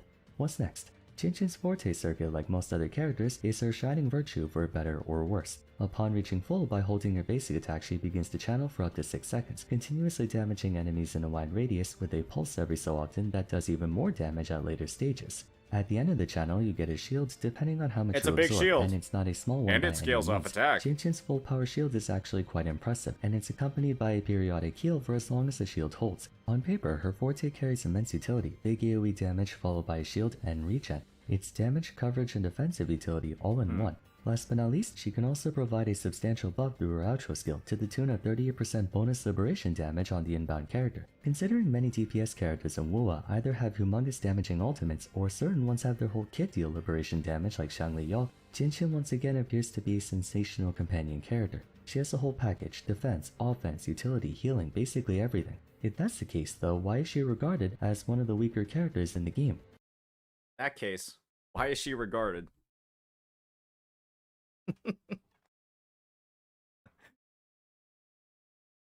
Honestly, I thought that his overview, his breakdown of the kit was actually quite nice. And we're only 4 minutes into the video. I thought that was a pretty succinct breakdown. He got into like all the specifics. he talked about all the strengths, and now I'm imagining he's about to start diving into the weaknesses. And I know a lot of the weaknesses in her kit. I'm excited to see how he expands on them. There are 3 problems with Genshin, first of which being the lack of any cohesion within her moveset. The mark of a well-designed character, especially in a gacha game, is if everything in their kit works harmoniously with each other, one aspect of their kit building off another aspect for a well-rounded playstyle. This is especially relevant in a Twitch-based reaction-type game like WuWa, where combat fluidity is one of its selling points. Compared to most of the game's more popular characters with intuitive kits that flow nicely, Genshin's comes across as having 3 completely separate elements to her that, while emblematic of her jack-of-all-trades playstyle, make her feel slightly awkward to play. Let's take a different character as an example, Genshin. I'm not saying Genshin and Genshin are in the same niche, but with the way Genshin's basic attacks can tie nicely with her skill, makes her combo seamlessly, and then her forte circuit can replenish most of the health you lose from paying her skill cost. He is dispelling the Genshin equals Danjin rumors. You know what? I've got to say, this video so far is getting like close to like 8, 9, 10 out of 10 for me. It's like night and day comparatively to the prior vid. Similarly, you have a character like Shangli Yao, whose various means of building up forte stacks for a big explosion. Hey, he landed it this through time. all manner of attacks, allowing for great freedom in how you navigate combat.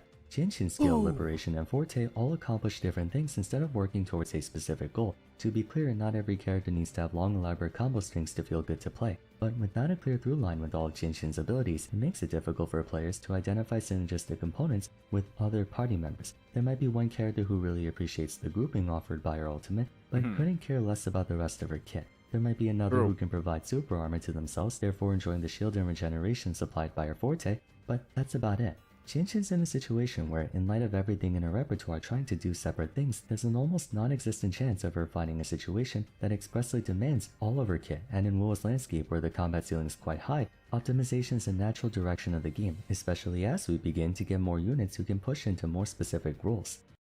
I hope one thing he talks about, and he might be skipping over the weakness section, is the fact that her kit seems to specialize in one type of like one encounter in the game. Like each of her abilities specializes in like one different encounter. Like her parry is really good against bosses, right? Against a single attack. But it doesn't work against enemies that are like small or groupable. Similarly, her grouping is really good against enemies that are small and like don't have weight, but it doesn't do anything against bosses because bosses literally can't be grouped, and some of them will just jump out of the AoE, and it's a long-lasting AoE attack. And so it's almost like, yeah, she has like bits and pieces of like different kits. It works for different encounters, but she's never going to be like the best overall pick for something.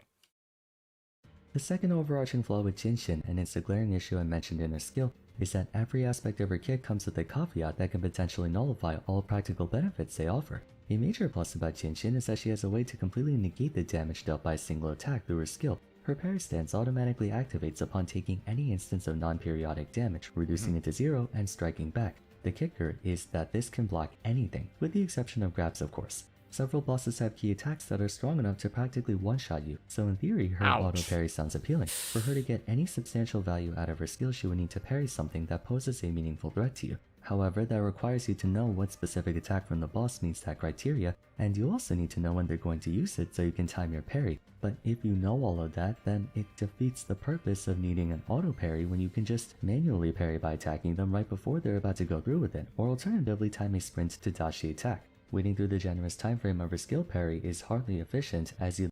Well, I think that critique could be a little bit... Because wouldn't you then, with that knowledge, simply parry an attack that isn't parryable? Like, and the attack that you know is not parryable in the boss's rotation, because there are a bunch of them, right?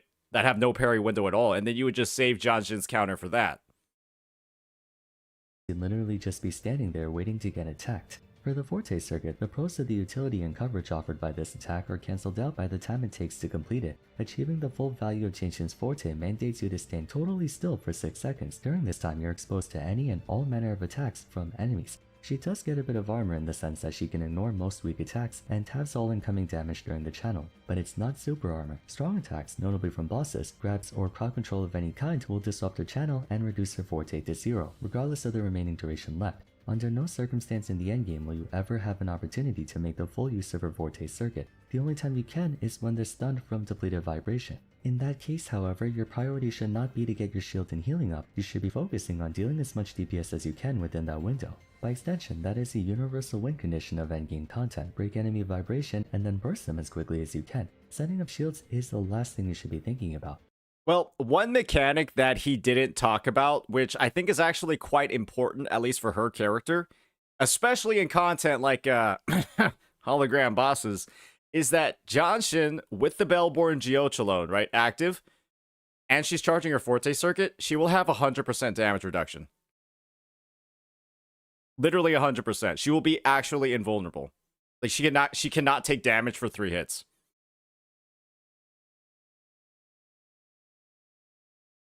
Moreover, while standing still, in spite of taking only half damage, Genshin's at the mercy of whoever is around to attack you. In Literally some cases, invulnerable. causing you to take more damage than the shields are able to mitigate, begging the question if it's even worth going through the trouble in the first place. It's a shame too, since Genshin is one And think about it this way, especially in content like holograms, if you're letting yourself be invulnerable for 3 hits, and then you come out with a massive fucking shield and continuous healing, that could be really good in content like holograms, right? of only like 2 characters who can give shields to their party members, but shields are only really useful on characters who can complement to a super armor, letting them face tank attacks without having to think about dodging or parrying. A shared problem between both their Forte and skill is that neither of them can be swap cancelled despite being 2 abilities whose value would skyrocket if she could do so. Bro. Actually, that's not true. Genshin can swap cancel her skill, but she just awkwardly sits there in her parry stance not doing anything. Just imagine though, entering Genshin's parry stance and then being able to swap out, attack with your inbound character, and she's sitting there waiting to counter an enemy attack and actually does go through with it. You lose out on the damage nullification, but you can do something else in the meantime. Same applies to her Forte circuit. Imagine if you could swap out while she channels and does her thing. It's not that her skill and Forte are objectively bad, rather the opportunity cost you have to pay to use either skill to their fullest is abysmal to say the least. You could be doing so much more efficient things with your time. Anyways, on to her Liberation. It is a good ability. Grouping's always nice to have, especially for characters who lack the AoE to cover a wide area on their own. Just a few issues. Firstly, the actual duration of Genshin's ultimate is pitifully short, just over 3 seconds, enough for you to get maybe a couple attacks off at most before it disappears. You'll never imagine a long elaborate combo string with her ultimate. Secondly, the range of this move is questionable. From my personal experience, I find that occasionally it just flat out doesn't work, as if the enemy is too far away, although Oh, on my I see the end, one it off looks like they're screen. right next to where I threw it. Or certain enemies have a weird collision hitbox that makes the grouping not feel like it's actually grouping. Expectedly, and understandably, her ultimate doesn't work against bigger enemies than bosses, rendering Yeah. one of the most notable forms of utility in her kit worthless in the endgame. If there is one redeeming factor about her that can provide consistent value no matter what, it would be her outro skill, and once again to her credit, 38% bonus liberation damage is a hefty boost to give, if you can reliably access it. Characters are intended to generate concerto energy through all aspects of their kit. Some can do it faster than others like Sanhua and Verena, who max concerto by simply existing, while others might take a bit more work. Sadly, Genshin belongs to the latter category. Building concerto on her is an absolute nightmare because one of the easiest ways to do so is by running the full channel of her Forte circuit. Thing is, we just established how difficult and counterproductive it is to do so in anything besides overworld or passive farming. You have to spend an excruciating amount of time on Genshin to prime her for an outro buff on account of her stuff taking too long or just not being fast enough. So one thing that you can actually do on the character, and I don't think he's mentioned it, is you can just prime up her Forte circuit with her first rotation. Like get it up to full, and then the second she enters the field with her intro, you just use her Forte circuit immediately, and then Liberation, and I do believe you'll be at 100%. And if your rotation on a character is like, you know, literally 6 seconds total, because that's the duration of her Forte, you use her Forte and then Liberation and you're maxed out, I don't think that's awful. I think that's okay, right? A 6-second rotation to max out your concerto and then apply buffs. Sure, your first one's going to be like a little, maybe griefing like a little bit, but just 6 seconds right off the rip of your intro skill isn't like the worst thing ever, if I'm being honest. As you can see, there's a problem with every part of her kit, whether intrinsically or circumstantially, that diminishes the practical value they contribute for your party. What little value still remaining in spite of it is diminished even further by her third problem. The current direction of WuWa's metagame is progressing away from what Genshin specializes in. Ooh, what is the Simply, metagame? she struggles to offer anything that's prioritized in any team. She is an auto parry, you can just regular parry or dodge. She is a shield, you can just parry or dodge again. Two of her most defining forms of utility are made less imperative Just to have dodge, by bro. the existence of a universal parry and dodging system. By extension, it's an issue affecting anyone who goes down the route of defensive support. The main reason Shorekeeper and Verina are prized characters is that they offer a litany of buffs and utility besides healing. Shorekeeper has bonus crit stats and dodge forgiveness, Verina has coordinated attacks and ridiculously fast concerto generation. Both of them give bonus damage for the entire We just clearly differentiated the strengths and weaknesses of both characters. This is what you call, ladies and gentlemen, this is what you call character development. We're not calling them just generic healers, we're clearly outlining how they're different. This is what you call character development, ladies and gentlemen. The redemption arc is here. entire party lasting a ridiculous amount of time, and they both come with an insurance policy. The healing matters, of course, don't get me wrong, but even in that scenario, their defensive utility can Not be obtained Verina with the press of a Supermax. button. Genshin, on the other hand, has to stand completely still for 6 seconds to get anything substantial.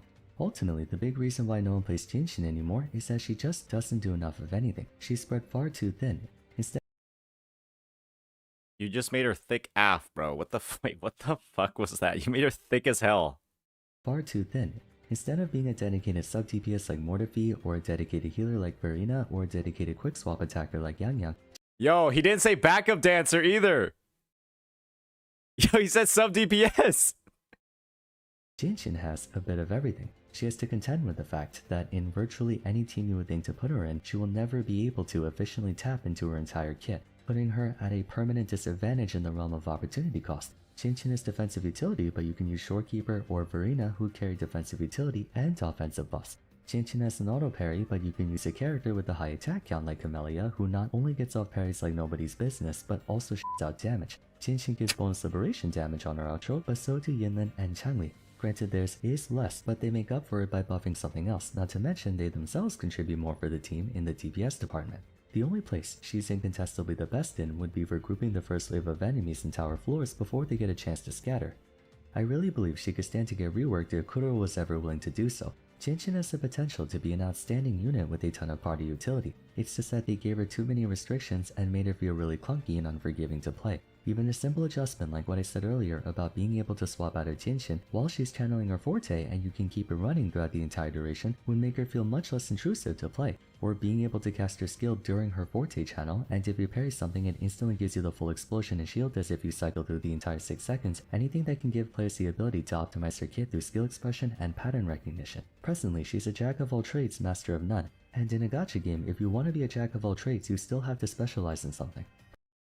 I have to say, the fact that he's providing all of these suggestions that, first and foremost, make sense, show his knowledge of the character, show his knowledge of like the game mechanics, they're all great suggestions to me, right? They make sense. We have all experienced what Genshin is like, and we've all probably wished for something similar to this. So this is actually a W. This is a massive W for like the suggestions, the critiques part. Personally, I think the best way to distinguish her from other defensive units is to give her more room for damage. Verina and Shorekeeper are not known for doing big damage, not unless you specifically build the latter for a strong intro burst. Genshin can make a name for herself by offering less healing and whatnot as them, but having more personal damage. There's honestly so much they could have done with this character, but I feel like she was shortchanged in every which way possible. Genshin's a great early, mid, and even late game character, but her usefulness greatly diminishes in the endgame, which True. is where the majority of players are reaching at. Especially after the release of Shorekeeper, nobody's using this anymore. Because Shorekeeper has her own grouping built into her basic attack chain. At this point. What do you guys think about Genshin? Do you think there's still a chance to see her pop up in the meta, or do you agree with her current condition? Feel free to share in the comments. For now though, if you enjoyed the video, a like and subscribe would be much appreciated. Don't forget to follow me on Twitter @FarasFarum, join my Discord server, and check out my other Why No One Plays videos if you haven't yet. But till next time, thanks so much for watching, and I look forward to seeing you again soon. So, overall, I gotta say, guys, I might have to hit the bell button. I might have to hit the subscribe and the like button for this video, because my oh my, it genuinely seems like he actively took all of the feedback from his prior video on team building, and he literally like corrected a lot of the points that he made, even though obviously it's not like a video about team building. He corrected pretty much not all the mistakes, right? I'm pretty sure he's gonna correct all of the like more of the mistakes in future videos, but he corrected a lot of them when applicable. He corrected the stuff about Shorekeeper. He corrected like let me go see over here, like the stuff about characters, you know, not being the same, you know, different mechanics like Concerto and things like that. He listened. He listened. And I gotta say, hats off to Vars for, you know, first and foremost, getting good B-roll for every single part of the video that makes sense. I assume like his editors, whoever put this together, got more knowledgeable about the game.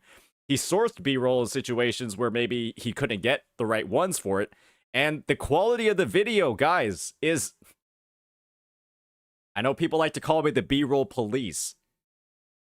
But the quality of the video literally increases, especially when it's something like a video essay, when the B-roll is good and matches what you're trying to talk about and, you know, shows mastery of the game mechanics, guys. I didn't see a single blue Stella realm. And that is just awesome. And you know what else was awesome? We didn't see, like, crazy jargon coming out of nowhere. We didn't see any crazy jargon like backup dancer or combat engines as well. So to me, this was a great video. To me, this really honed in on why Genshin is, you know, not really played. And it also gave some great suggestions for what Kuro could do when it comes to either buffing her or adjusting her kit in the future to, you know, obviously give more value to players that have her. I'm not sure if he mentioned something about her S6, but her S6, like, quite literally, like, smooths out her gameplay dramatically. Maybe he mentioned something about it and I just didn't catch it, but yeah, it could have been nice to have like a mention of her S6 or do like an expansion of it, or have like a like a little bit of a B-roll. I believe Rexland has her S6 and has demonstrated it about how smooth it makes like her shield and Concerto game. But with that, yeah, no mention on the sequence note of her S6. Yeah, I mean, it could have been something to talk about because it quite literally grants her shield immediately, her full duration shield immediately. So with that, I gotta say, nice job, Vars. This was awesome. Missed, you know, like a couple of little things here and there, but it's not like a big deal, right? So, dramatic improvement over the past video. There's nothing for me to like really call out here. I gave like some extra information, but yeah, to me, this is like factoring in some of the absences of things like her S6. This is like a solid like 8.5, 9 out of 10 for me. Great job, man. Hopefully, yeah, excited to see more new content in the future. With that, let me know what you all think. Peace out.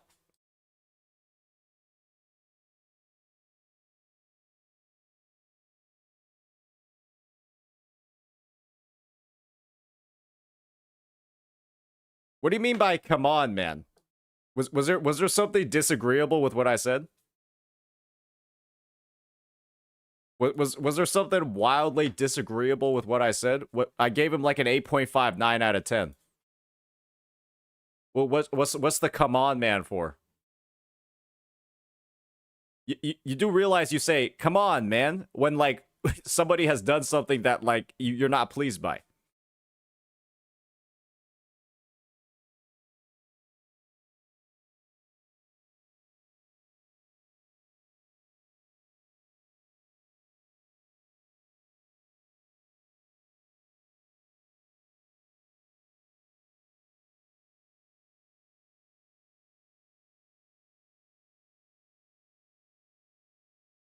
All right, very cool, very cool.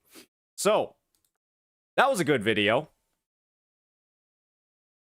I'm glad, guys. I am sticking to my word when I say if I I'm not gonna react badly to something unless it's literally like a bad video.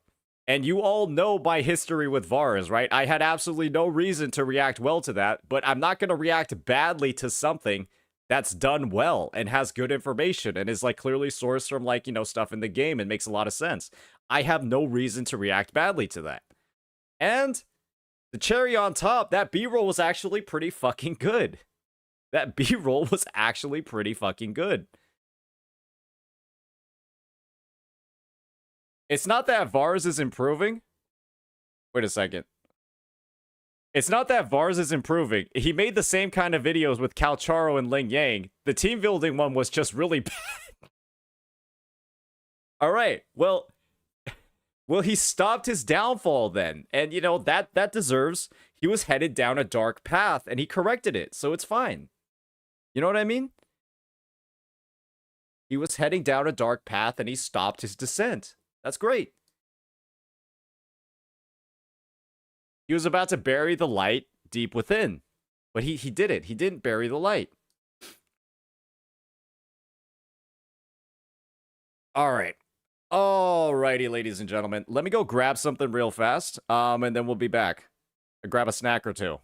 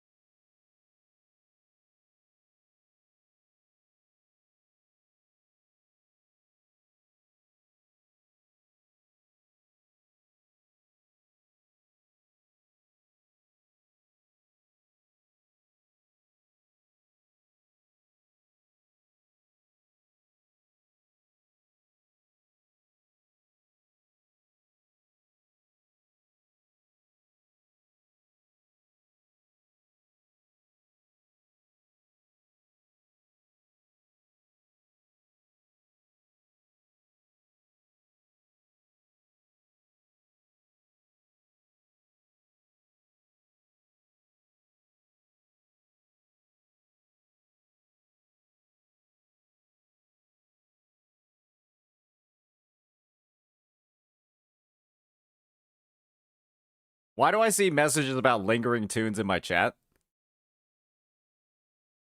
Why do I see messages about lingering tunes?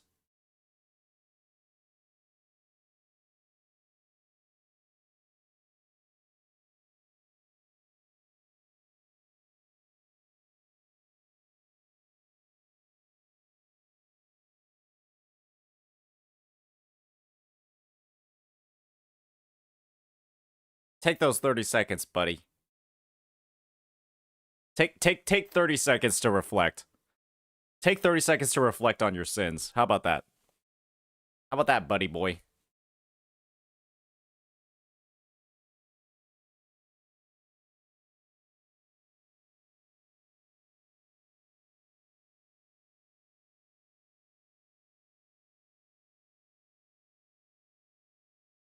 Guys, it's fine for you to use lingering tunes on Zhongli. It's just you're not going to be able to play any of his other teams if you do that. That's just the thing. You can't play any of his other teams, and if all you want to do is play hyper carry, It's fine. But be forewarned.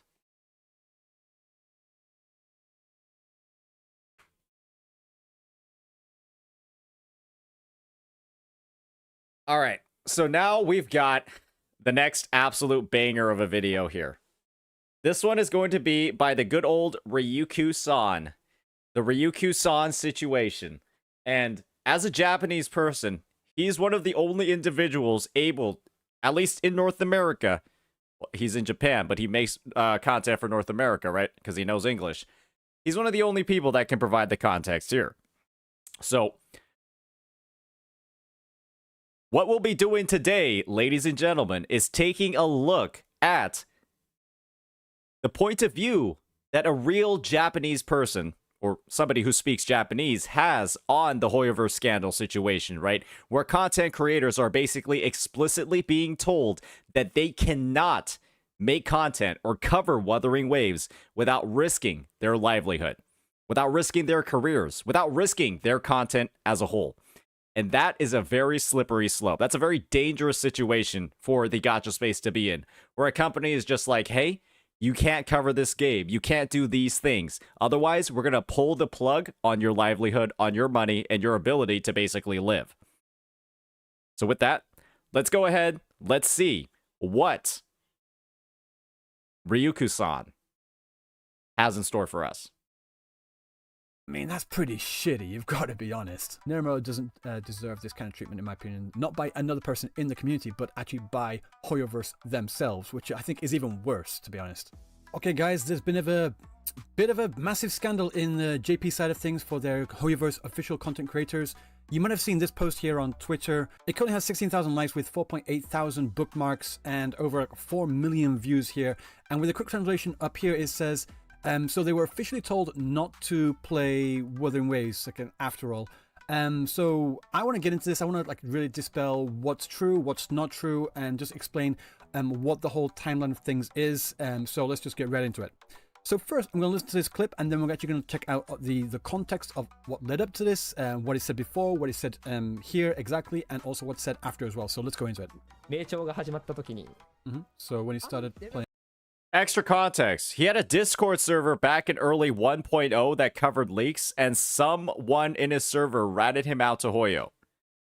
Are you talking about 1.0, like Genshin 1.0, like back in 2020?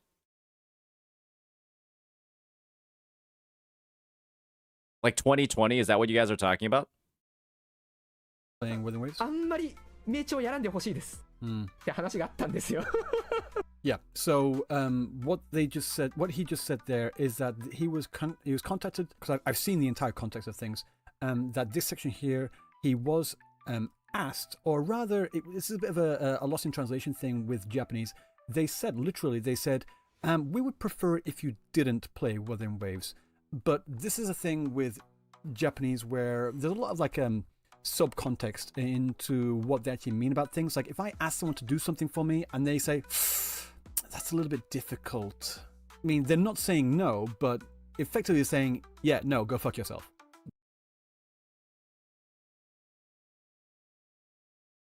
I see. That's the way Japanese works as a language. So even though they are saying we would prefer it if you didn't, and with him being at the time an official Hoyoverse content creator, they're too polite. The implication is that we don't want you to do that. So that's what this means here. おもろかったわ。名調の配信終わった直後にさ、名調の人からメール来るわ。雇用場の雇用クリエイターから連絡来るわで。So here he says that he was contacted right after he finished his initial stream of Wuthering Waves. So Nidometer here has actually streamed Wuthering Waves before, and that first time that they did that, they were contacted right away after the stream by an official Hoyoverse liaison, a person from Hoyoverse, from their content creators server in Japan, and they asked them, or rather should I say, more specifically, they said, we would prefer it if you didn't, which, like I said earlier, is like them asking them, we really don't want you to do that. But is this really a big thing? Like, who is Nidometer? Are they important enough to warrant any kind of attention? Yeah, basically, yeah, they are quite big in Japan. This is Nidometer's YouTube page right here. They have 5,409. Yo, they're big as hell. Wait, they're massive. They're huge. 9,000 subscribers alone, just on their main channel, not even including the sub channels as well. And on Twitter, they have 372,000 followers. So they are. Guys, if they're gonna fuck this guy, who are they not gonna fuck? If they're going to go ahead and they're gonna fuck this guy, who are they not going to fuck over? Anywhere else in the world. Pretty big in Japan. Not the biggest, that goes to Maguro Head, but one of the biggest for sure. And throughout this entire time, for like basically all they do is stream nothing but majority Genshin and sometimes other Hoyoverse properties such as Xenophon Zero or every now and then Honkai Star Rail, but mainly Genshin, and that's their main thing. And as we just heard in the clip that we just listened to, when they did try Wuthering Waves on stream, they were asked right after, please don't do that, by official Hoyoverse staff. And even though they've... Hey! So, was it really that wild of me to assume in the other video, right? Was it really that wild of me to assume that something similar isn't happening in NA with the biggest Genshin creators? Is it that wild? Is it that wild to speculate that? video views don't get that many views, let's say 16,000 here, 43,000 here, like for the size of the channel, like this one here is pretty big for 246,000. They're actually mainly a live streamer on the YouTube platform. So like in Japan, the main streaming platform is... Let me just pull up something from chat. Suspicious how they are all right at the cusp of the 100 hours played mark. I do believe in the video, it literally shows that nobody passes 100 hours. They're all at 90 something. And that's where it just stops for the rest of the year. Except for Fob, but we know Fob doesn't have shit from Hoyoverse. Bro gets bullied by Hoyo on the daily. Honestly, they might only have a business relationship with Fob because he C6s every fucking character. Is in fact YouTube compared to Twitch as it is abroad. And if you see here, this is the live stream where that clip earlier was taken from. Usually their live streams get around, let's say, 66,000, 33,000. For the Mavuika, the 5.3... I see here. The WuWa 2.0 live stream got more views than all of their Genshin content. The WuWa 2.0 live stream got more views than all of their Genshin content, and Hoyoverse was like,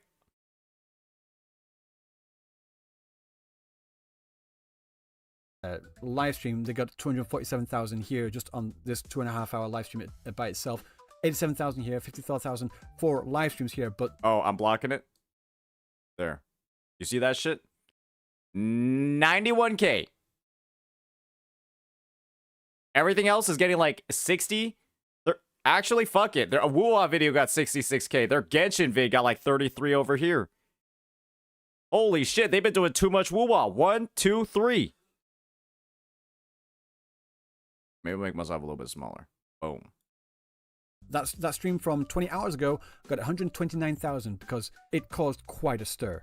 So I want to go into a bit of what led up to that conversation and what they were talking about. Because the fact of the matter is, the biggest reason why this is causing a stir in Japan isn't mainly because they were told not to play Wuthering Waves. I mean, that is a big thing, but that's not the main thing as well. It's actually to do with the way that Neromero was actually treated by the Hoyoverse staff over the past few years, which he gets into in detail over here. So they start talking about certain things around 2 minutes 35. I've got notes on here because I've already watched this entire live stream to find out the particular things in the context, because I want to give you guys as much accurate information as possible.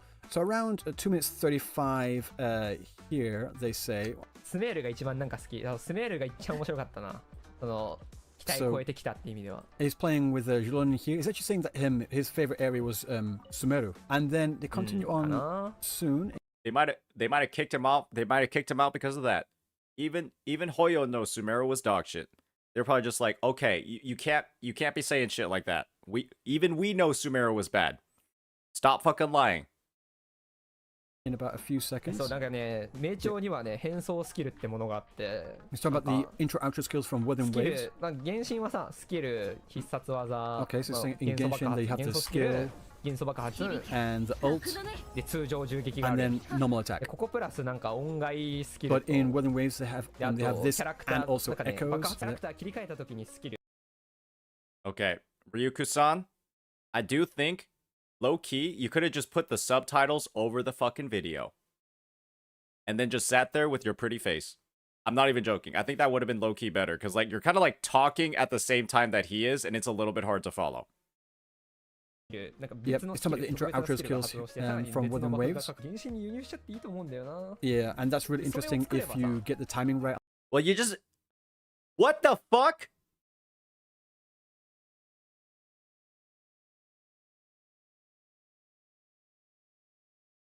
It's right here. Here. Wow, I'm confused. On that, and here he's saying that if they implemented these kinds of things into Genshin as well, like the intro outer skills and something else on top of that, such as the echoes, then that could actually bring new life into their old characters as well from the 1.0, 1.1, to make them more usable, because right now they're just collecting dust. After that, he actually talks about more things about what he likes about Genshin and that what he hopes for in the future. He also talks about Xenoson Zero a little, and later on, okay, so up to this point around here. じゃあ Yep. 話すか Okay, so なんで私が shall こ we の get into クリエイター抜けたかって話なんですけど is saying, so why did I leave the official Hoyoverse content creator program? 先行プレイに呼ばれなかったみたいな話はまあ理由の一つではある So here is saying that one of the reasons was because he wasn't invited into the early access servers to get early access to the characters, so he could get a feel for them, to get his own thoughts in order. And so one of the reasons why he left the Hoyoverse content creator program was one of those, but that's not the only reason, nor is that the biggest reason either. けど、まあ、それがみんな私がホヨクリエイター抜けた理由だと思ってるっぽいんだけど So everyone thinks that's probably the main reason, 私の中だったら but it's 第 not. 3位かな But for him, it's probably the third biggest reason. もともと There's ホヨ two クリエイ more. ターからはねいる意味ないあんまないなと思ってたんだよな And he feels like there's no real point in being an official Hoyoverse creator anymore. ほとぼりも冷めた頃だと思うので Mm-hmm. 実は私ホヨクリエイターに入ったのね2回目です、 So this is actually the second time he's become an 1回 official ホヨクリエイ Hoyoverse ター入 creator. ってたんですよ And he says that he was actually, well, he thinks he's probably either the first or the second Japanese official content creator for Genshin. Yeah, he's talking about when he was invited, like they've made this community to connect all the other content creators for Genshin. So And he's even really interested in that. cross-regionally? ある日突然追い出されちゃったんですよ And then one day he was like just thrown out just suddenly, like without any warning. Okay, I'm gonna because like I said, I've actually listened to this already. What he says is that in the beginning of his YouTube career, doing content for Genshin, when he had around about 1,000 subscribers, he made a Discord server for his fans to connect and talk to him directly. And in that Discord server, this is around about 1.0, 1.1 of Genshin, like right as soon as they literally started 2020. out. And at that time, there was never really any talk from officially from Genshin devs from Hoyoverse or MiHoYo at the time as they were known, that they didn't really appreciate leaks. So at the time, in 1.0, 1.1, there wasn't really anything to do after you've already done the story. So after you've done the story, there wasn't much to do in the world, like at all. So a lot of people, a lot of content creators talked about leaks, about the new updates to come. So Kuro was very explicit, right, about leaks being forbidden from the release of the game, right?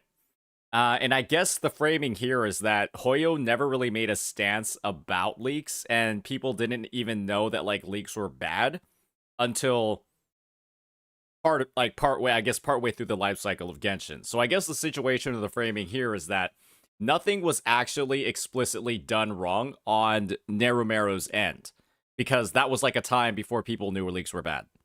That's what I'm assuming is going on here.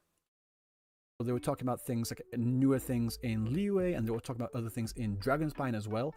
And so when in his Discord channel, his private Discord channel, he had a channel in there to talk about leaks. And then later on, a few months later, around 1.3 or 1.4, Genshin devs, Hoyoverse, MiHoYo, did actually release a statement saying, look, we don't really appreciate it. Can you guys refrain from doing leaks? And at that time, after that notice had been sent out, Nerimo was like, yeah, fine, that's completely fair, I understand that. And they did not they did not cover any leaks since that point. However, the leak channel in his Discord wasn't really active at all. So he forgot that he had that in his Discord.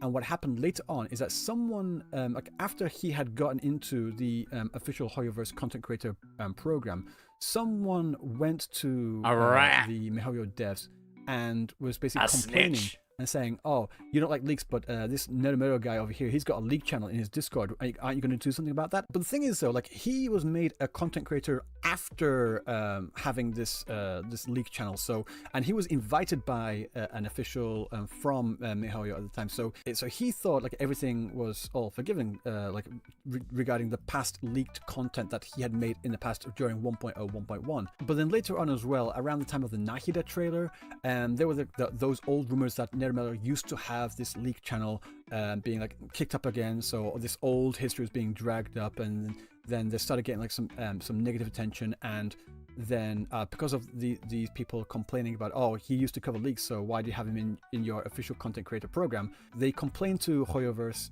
at the time, and Hoyoverse just kicked him out. They didn't ask him, because around that time he was a big streamer, he was a big content creator. They didn't ask him, they didn't reach out just to see what's going on here. They didn't do anything at all. They just flat out kicked him out.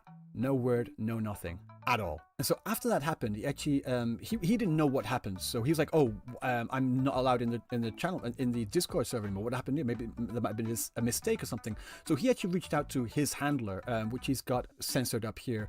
But basically he's just asking, I don't know what happened. I'm not sure if I've done anything wrong, but I'm not able to access the server anymore. I enjoy playing Genshin. Can someone help me with this situation? This is that post there saying, thank you for the support. Okay, this is a bit of a mistranslation. The actual phrase is Osewa Natamasa, which is a general greeting. It can mean something like say thank you for everything so far, and also it can mean thank you for your continued support. It's just like, thank you for always being there for me up until now and hopefully going forward. My name is Neromero and I am a YouTuber who plays Genshin Impact. I always enjoyed playing Genshin Impact. This is sudden, but it seems I have been removed from the official Genshin Discord community that I was invited to the other day. Okay. It may have been my fault, so you're saying maybe I did something wrong, I'm not too sure. But if there was a problem, I would appreciate it if you could let me know, because I just want to know what I did wrong. He's worried that he had done something wrong. He's like, okay, maybe I did something wrong. I'm worried that I might have offended other people in there, or miHoYo as well. So I'm sorry if I have done anything wrong. I'm sorry about that. This is such a mistranslation. Douka yoroshiku onegai itashimasu. It means like I would appreciate any help in this matter, on this issue, if possible. After he sent that message, what did this person say? What did his handler say? Absolutely fucking jack shit. They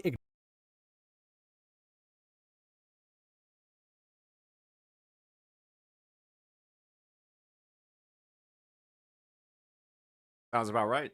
ignored his ass. They didn't say a single damn thing. And this was sent out in 2022, October 24th. And for months and months and months after that, he had no word. He had no idea what happened, and they just were not responding to his communications at all.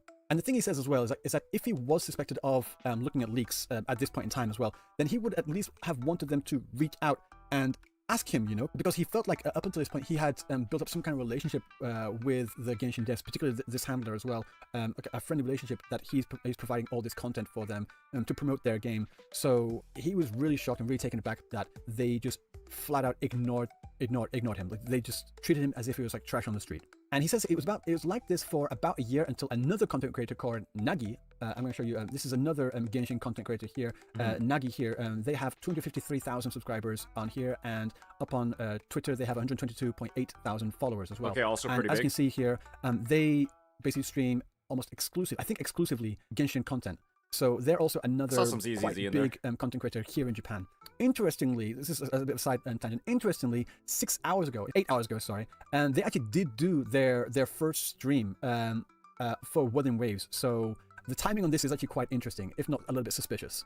Because like I said, they've done nothing but Genshin Impact. Oh wait, no, League of Legends. Sorry, the League of Legends there. Majorly Hoyoverse content, like say here, Arlecchino, Genshin, a bit of Zenless Zone Zero up here as well. But you can see that they're mainly a Hoyoverse creator, and then just very suddenly they're putting out this Within Waves content here, this Within Waves stream. But Nagi is not the bad guy in this at all. I'm not saying that Nagi is suspicious themselves. I'm just saying the timing of this is a little bit suspicious, because Nagi is one of the good guys that was that helped Nethermill get back into the content creator server, because there was an event that was happening, and Nagi managed to invite Nethermill, and at that event, Nethermill was able to directly talk to someone from Hoyoverse, and basically they were able to build up another relationship, build up another line of communication. But even then, even after all this, they still weren't treated the same as the other content creators in Japan, because there were certain events that were happening in Japan. There's a lot of events for Hoyoverse, particularly Genshin in Japan, and Nethermill, even though they are a massive YouTuber, massive streamer as well, they were not invited to basically any of them.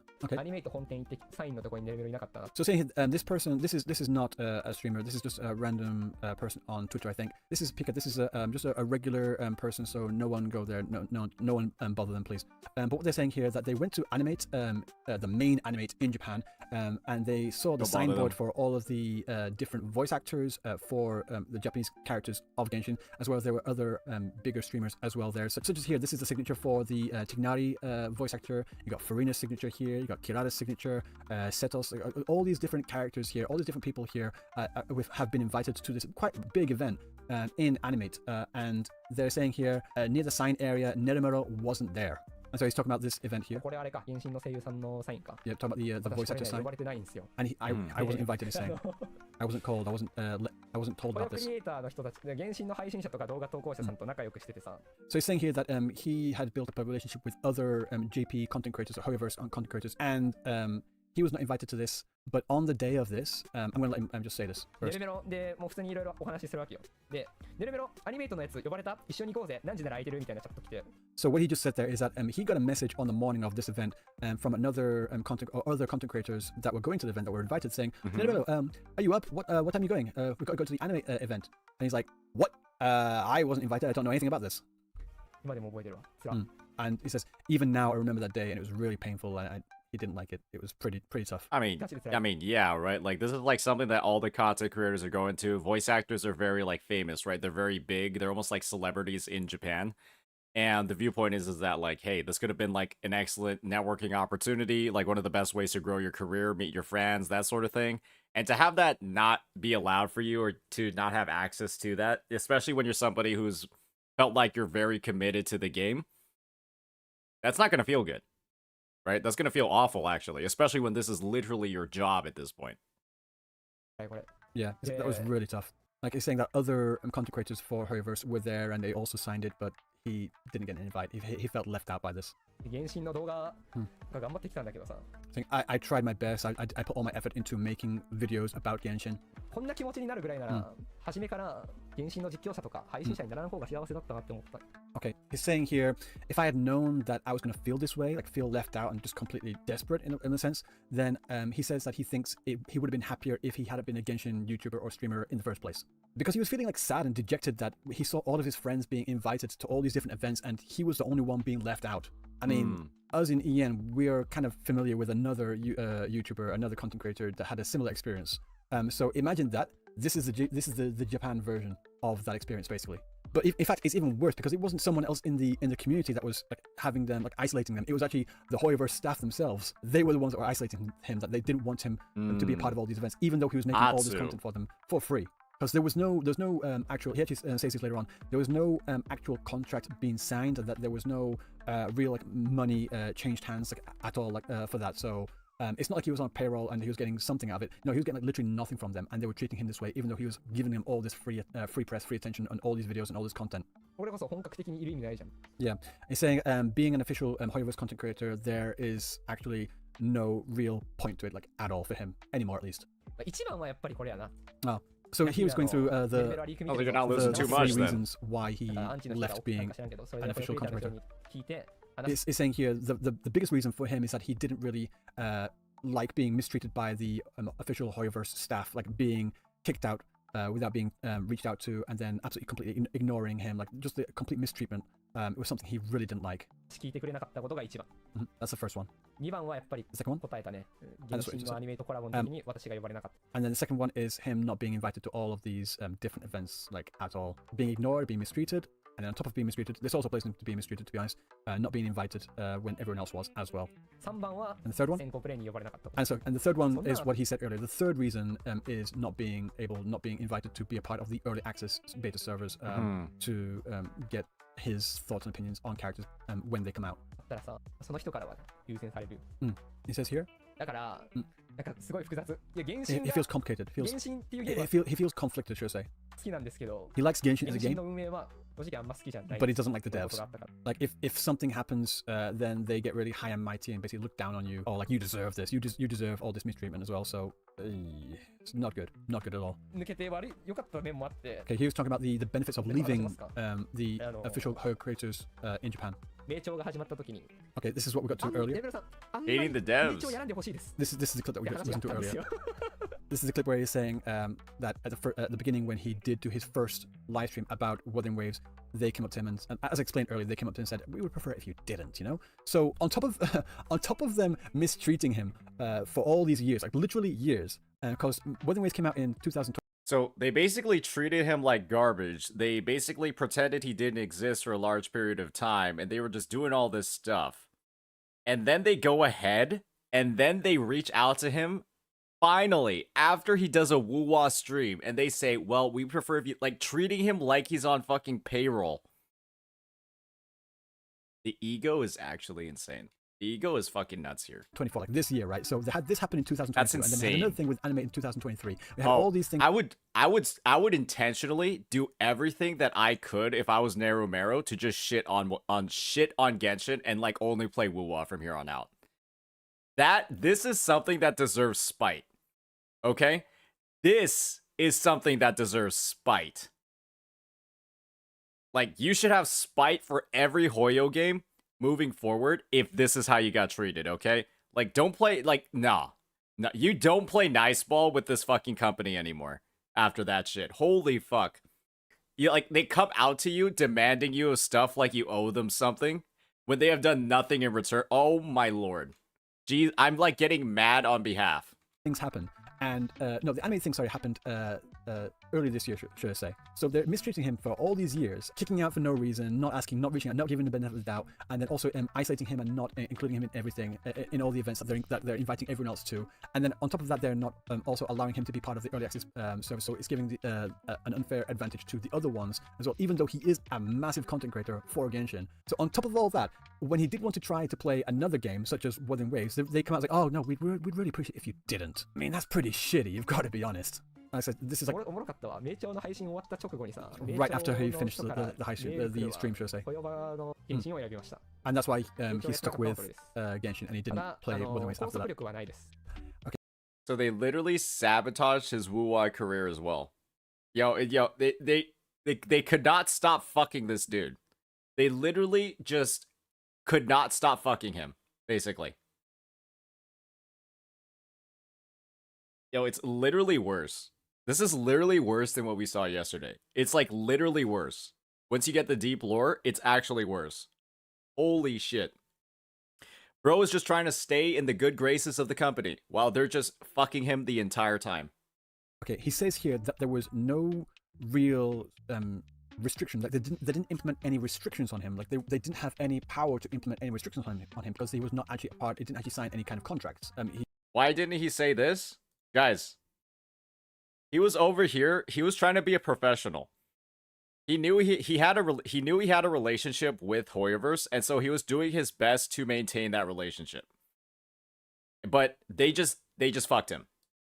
Disgusting. Actually disgusting company. He actually explains that a bit later on. いや全然拘束力ない。ただ私は、まあ、原神に恩を感じてて、 Okay, so here. まあね、他のゲーム盛り上げるのもありかなと思って。 So he's saying here that he feels indebted to Genshin because he's making his living off Genshin with all these views. He's basically streaming every day, and this is how he makes his money. So because he feels indebted to Genshin as a game, Genshin the game, not Genshin the devs, like not Hoyoverse, because he feels indebted to Genshin the game, and that's why he acquiesced to them asking him not to play Wuthering Waves anymore because he understands that Wuthering Waves is a rival to Genshin. So like he didn't play that, and he like would play other games, but mainly Genshin instead. 言っても大丈夫なやつ。いやもう縁切ってるからね。 Yeah, a lot of his chat here are asking him, is it okay for you to talk about this? And he's like, yeah, it doesn't matter because I basically cut all ties with them now, so they've got really no power over me. でもね、そのお金もらってるとかじゃないからね。 Yeah, 金銭的な拘束力とかはないし。 It's saying here that no money was exchanged hands, so there's no kind of like a contract that had been signed, so really they have no power over what he can or cannot say. で、名調を始めたらバカおもろ No golden handcuffs, He's as saying they that when he might first started say. playing Wooden Waves, it was stupidly interesting. Like, it was really fun. 今もほんまに辛いんよ、原神やってて。 It's sort of difficult for him to play 何言ってもなんか Genshin. ネルメロは印象悪い It made it difficult for him to play Like Genshin. it's kind of 爆 like 走してても何 a かしら bad image of 文句言 him. われるし、おもろいけどな。予告番組見てるときとかすごいワクワクする Like し。 he enjoys watching the 見 live れるな streams, と思うん but だけど。 playing the game is difficult なん because かあると。 there's all this. Playing baggage. Genshin is difficult after experiencing WuWa. 名調のプレイヤーたちからね、めっちゃ温かく Guys,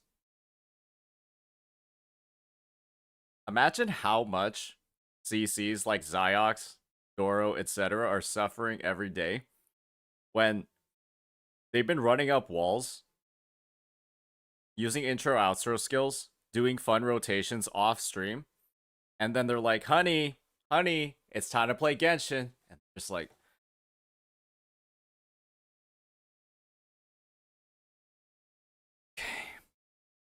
Then they get onto Zhongli, press hold one button, and then rotate through the rest of their team. 高く迎えてもらえるんよな。 He's talking about the Wooden Waves community here. He's saying that that the Wooden Waves community were very warm and they're very welcoming to him, and he felt comfortable playing the game and talking with them as compared to not Genshin community in Japan entirely, because all of his chat are basically they're Genshin players in Japan. So he's not villainizing the Genshin community in Japan. He's just saying he does have his haters that would just like have this really bad opinion of him for whatever reason, maybe because of the whole leaks thing in the past years and years ago.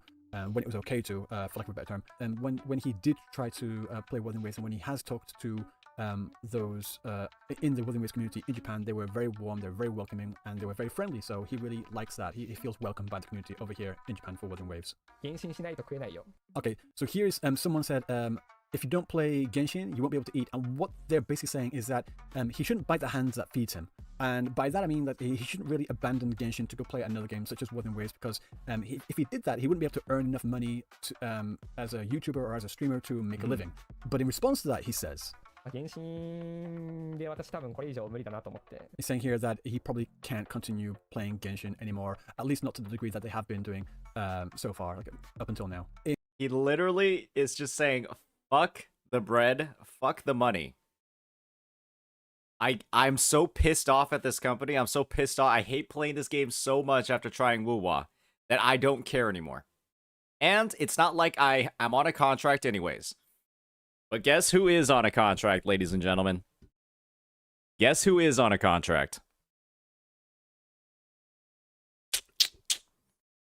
He actually talks later on in this video, he actually mentioned it a little bit, but he actually talks more in detail later on that if he did need to make money, I mean, he's made quite a bit of money over the years covering Genshin, so he'd put that money into stocks and he'd probably like live off stocks or something if he really needed to. I'm not really too sure if he'll need to do that. And he actually says that later on that he will actually still continue to play Genshin, but maybe not as much. But also, while he is playing Genshin, he's going to be more frank and more open and honest with it, and more critical with his opinions as well about Genshin as a game.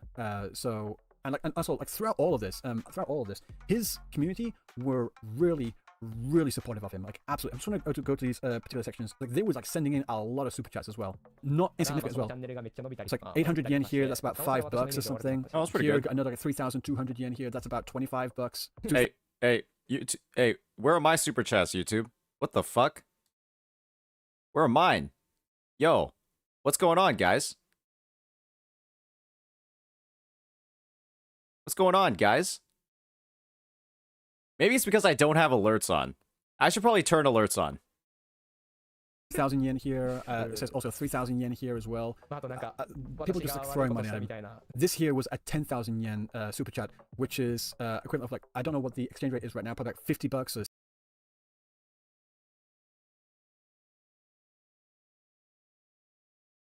Crazy. 50 to $75. Like it's changing recently, but that's a massive amount of money just to support him. Then this one up here, 8,000 yen here. That's another like 40 or $50 there. They were like really supportive. 3,000 yen, like I said earlier. People were just sending in a lot of money to support him for coming out with this and saying it doesn't matter. They basically saying it doesn't matter if you're not going to play in Genshin anymore. We are here for you. We are not here for Genshin. Of course, there are probably some people in here for Genshin, but he has built up a really Matthew Nemo, thank you for the bits, man. Appreciate it, dog. loyal fan base that really loves him as a person, as a VTuber, should I say, as a person, because it's a person behind the VTuber. It's a person, and they're here for him, the person. They like him. They like what he says.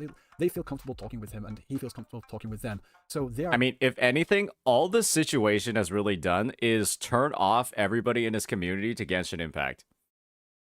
Because they're just like, man, this company is putting in no fucking quality of life. They're making updates at a snail's fucking pace, and they're just fucking over every CC we like.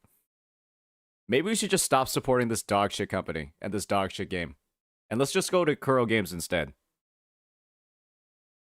That's like the natural sort of conclusion from this, right? Like if you were sitting in this guy's chat and you are seeing these donations flood in, even if you're a new viewer, you would just be swayed by all the shit that's going on, that like Hoyo bad, Kuro good. That's literally it. Are here to support him throughout the entirety of all this. In saying that, he says this. 今だいぶ無敵に近いからね、私今。 He's saying here that right now he feels pretty invincible because of all the support that he's been getting from his community. まあなんでこのタイミングで話し So た it's かって about いうと、 why am I talking about this right マ now? ービカの先行プレイの動画が改めて出て、 Talking about the Mavuika Early Access play. They kind of fucked up, didn't they? コメントが来ると思って。 Okay, so he's saying that the reason why he's coming out with this information right now is because with Mavuika's early access play and gameplay, Literally footage coming out invincible. Right now, he's expecting a lot of people to ask him, "How's Mavuika? What do you think?" And because he's not able to access that early access server to play her, he can't really answer that. So he basically prepared all this in advance to let everyone know just what the situation is and why. Insane how this is what happened. Bro ended up making more money from the Mavuika content he was going to make. Bro made more money talking about why he can't talk about Mavuika than he would have made talking about Mavuika. That's fucking insane. That's actually... You literally... I find that hilarious. I just find that funny. Why he's not in the early access server and why he's left the official Hoyoverse content creator program in Japan. でも本当、原神のクリエイターさんたちは本当にすごい人たちだし。 And he's saying here that he's not throwing any shade at all at any of the other content creators in Japan that do have access to it, or maybe if they don't have access, he's saying all of the content creators. Nah, he is. He's basically saying, stop slobbing on that knob. Grow, like, y'all are fucking sackless. Grow some goddamn balls and break the norm. Y'all, he basically just calling all the other CCs a bunch of pussies. Let's be real here. In Japan, they're incredible people, and he actually asks his community to continue supporting them as well, even though he might not play Genshin as much as he has been doing over these past couple of years. Yeah, like he has fun playing Genshin, but every now and then it gets a bit painful because of all this past baggage. He actually goes on to talk about his plans going forward, thanking their fans for their continued support, and that there will probably be haters out there, but like he's asking his fans, just don't interact with the haters, just ignore them. Because he actually says as well that there might be, he uses the term like a false flag operation by his haters to portray his community as being toxic in their defense of him. So he's like, no, just ignore them. Don't do anything. Do not defend me. Do not talk to them. Do not interact with them at all, because they're gonna do that. They're gonna do whatever they want to do. Just ignore them. Forget about it. We're gonna be here. We're gonna do our own thing, and they're gonna do whatever they want to do. For Nedamero, it's actually not just a case of him being asked, or rather, heavily insinuated, told not to play Wuthering Waves. It's also all this other backlog of things. Like I said before, it's about him also being unfairly mistreated throughout the entirety of this, of him being kicked out with no warning, no message, no nothing, and then completely ignored, and then also not being invited to the events to be a part of the. He doesn't feel like he's a part of the content creator community because he's consistently being left out. Again, like I said, not by another person in the community, but actually by Hoyoverse themselves, which I think is even worse, to be honest. Then on top of that, also being put into a more disadvantageous position of not being able to access that early access server for the characters. So yeah, this is not good. I actually want to look at some of the comments here. Yeah, I want to find what the top voted comments are. So we're just gonna. All right.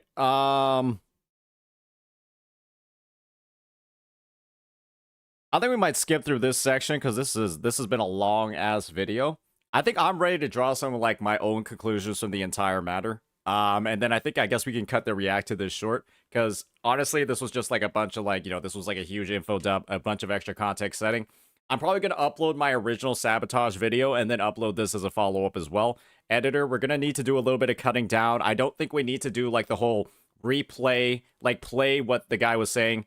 Like play what the guy was saying and then play Ryuku's translation. I think we can just go like right into Ryuku's translation for everything. My final thoughts on the matter is that this could probably be a regional thing. right? This could be a combination of a regional thing, but also a Hoyoverse thing. And so I don't want to draw any big conclusions in terms of like, okay, if this is how Genshin JP or Hoyo JP acts, then this is how they act in NA. But it does really seem to be either like, if it's not a regional thing, then it possibly could be something that's company-wide. And we just have to factor in, right, that the EN side could operate completely differently. But the fact of the matter is that what we're seeing here is really fishy. It's really sus, and it is quite possibly one of the worst ways that you can interact with somebody. You can interact with a creator. You can interact with a person that is basically promoting your game. They're basically treating him like shit, Neromero. They're treating him like garbage. They're not interacting with him. They're going ahead and they're like isolating him from events, damaging his career, limiting his upward potential. And then when he decides to branch out from under their thumb, while they've been treating him horribly, when he decides to branch out and start playing Wuthering Waves, they basically tell him in Japanese, you have to stop. And at this point, it's like, what does he owe them? Right? What does he owe these people that have been treating him like garbage? But he stops anyways because of his love for the game. But as it turns out, because he played WuWa, he finds out that Genshin is getting harder and harder for him to play, especially with the slow pace of quality of life, the clunky character mechanics, quality of life being isolated to new characters, blah. I'm sure there's a plethora of reasons why he finds Genshin harder and harder to play. And I think he's come to the realization that, like, you know what? I need to let this all out. I need to basically, this thing has come to a head. This pimple has come to a head. It's time for me to pop it. Because people were asking him about Mavuika. People were asking him about the new Pyro Archon that's releasing, and he didn't have access. He wasn't able to share his thoughts. And then he shares all of the things that have happened to him on this stream. And it turns out that his community is just like, wow, this is a load of fucking bullshit. This is a bunch of garbage. And it's gone out, it's gotten viral, everybody's covering it now, and everybody universally agrees, this is a bunch of fucking garbage. And if this company, Hoyoverse, right, has the cojones, the balls to tell somebody that's not under contract and has no obligation to them to stop playing a game after they've been treating them like shit. Imagine what it's like. Remember, this is just speculation. Imagine what it's like for other CCs that are under contract, that do have a business obligation to Hoyoverse, that are, you know, in some ways incentivized to play Genshin Impact or other Hoyo games. Imagine what it's like if they start playing WuWa. I think there's a big reason why all of those creators have no more than 90 hours in Wuthering Waves over the past year. Past 7 months on stream.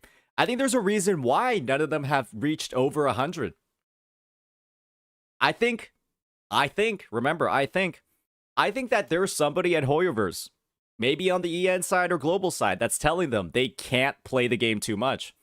Otherwise, they're going to be in trouble. And the thing is, ladies and gentlemen, these creators have golden handcuffs on them because they have the contracts. They have money. They have incentives to actually go ahead and listen to the demands that people are saying. Neromero, frankly, is lucky that he wasn't under contract, but he was still being told all this bullshit anyways, because he can say whatever the fuck he wants. But guess what, guys? Those creators, if what I'm saying is true, you know, the Zyoxes, the Bren Onarainus, the Doros, the Zajefs, all those guys, they can't say the same thing. And so, let's keep this in mind, right? And this will be actually related to the very first video I've ever released on this channel, guys. If you don't see them playing WuWa 2.0, it's not because WuWa 2.0 is bad. It's because they're not legally or financially obligated to. And they, when you think about it, maybe there's a reason why, potentially, there are a lot of CCs that have been shitting on the game lately. And maybe there are going to be some Hoyo contracts that are expiring soon. And maybe that's when we're going to start seeing more people playing Wuthering Waves. Because, my oh my, if they have the balls to do this to somebody that's not even under contract with them, what are they going to do to somebody who is? So with that, let me know what you all think. I know this was a long video. Hopefully we can cut it down a little bit in editing. But yeah, this is a bit of deep lore that's just absolutely fucking awful. Peace out. Dude, this company is so disgusting, it's ridiculous. They're literally so disgusting, it's ridiculous. If this is how they're gonna treat somebody that's like, what the fuck? What the fuck, man? Like, are you serious, man? There's no way, right? This is like, it's actually like a joke, right?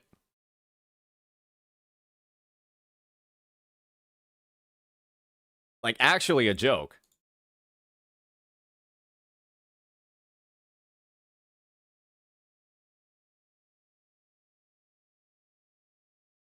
Actually a joke. I'm just getting some stuff off to my editor, sorry. Can Hoyo sue for brand risk? He's not under contract with them. He can say whatever the fuck he wants about the game. And guess what? If it's true, what are they going to sue for? What are they going to sue him for if it's like, if this is all true and has actually happened? If he's lying, yes, they can sue. I think if he's lying about this, they can sue. But why the fuck would he lie about this? Yeah, sure, he got a lot of super chats, but like, why would he lie about this? He was being asked why to cover Mavuika, and this is him saying that he can't cover Mavuika, and here's why.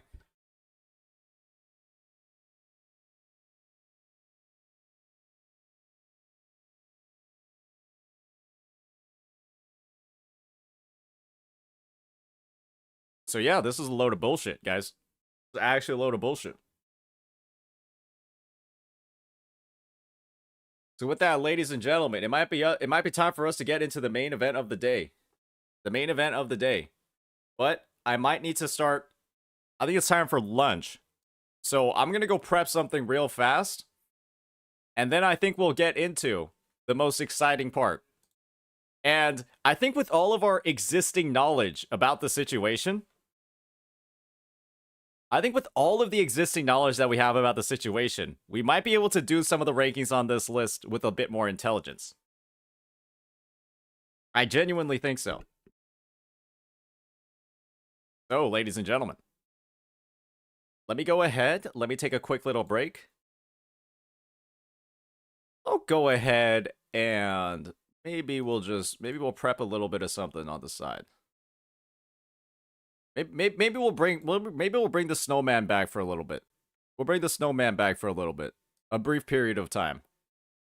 Oh, this is kind of weird, isn't it? Maybe we'll bring him back for a little bit this time. How about that? And then we'll see what we can do from there. How's that sound, ladies and gentlemen? How does that sound, ladies and gentlemen?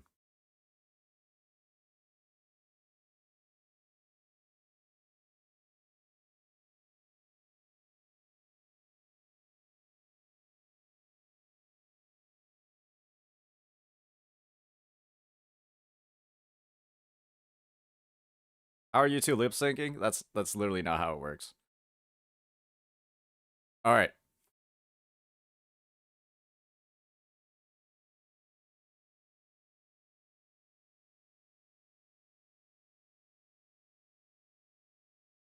All right, so I'm gonna go grab some food. Obviously, since I'm eating, I would prefer the PNG tuber while I'm eating, so you guys don't have to see me eat. You know what I mean? And so let me go do that real fast. I think I need to go like warm something up. So I might like come back for a little bit, but it'll happen in a second.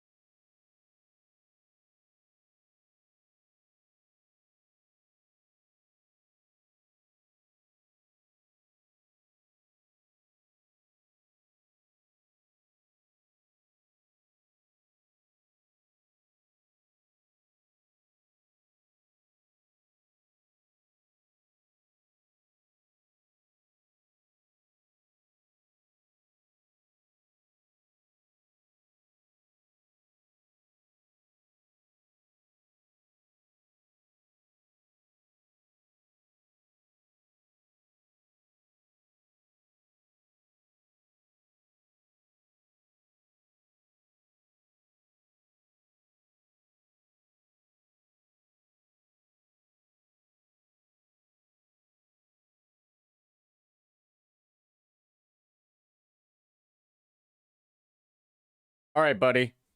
All right, buddy.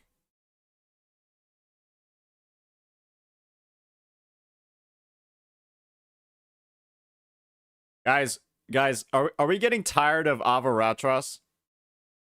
Are we getting tired of Avaratros? Should I just put him on timeout? Are we finding him slightly annoying?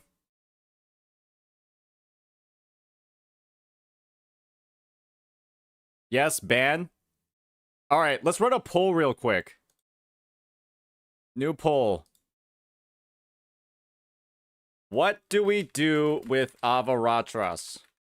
Ban, timeout,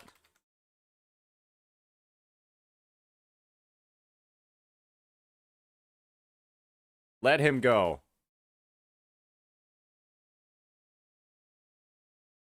All right. The poll is up. What do we do with this guy? What do we do with him? What do we do with him? Oh, sorry, wrong guy. Wrong guy. What do we do with him?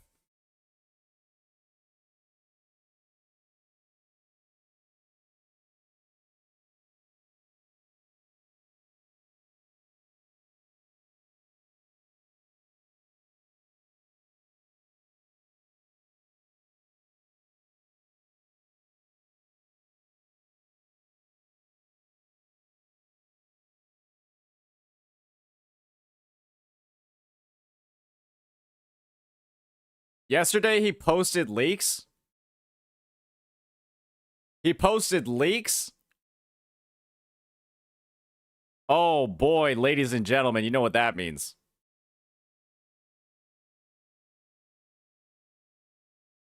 You have anything to defend yourself, buddy?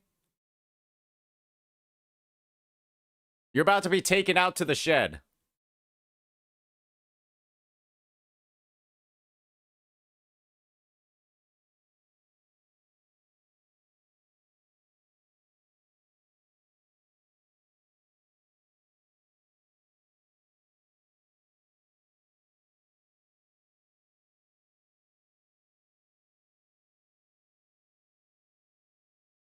About to be taken out to the shed.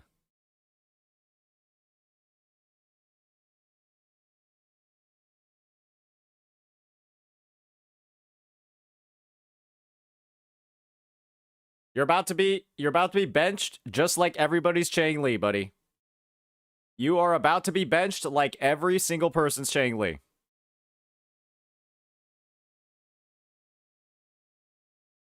Afto, your what's it called? Your sacrifice is, I'm sorry for your sacrifice, but hey, Avaratros, it looks like your time is up, man. You put Chang Li in every single message, you posted leaks. I think it's over, man.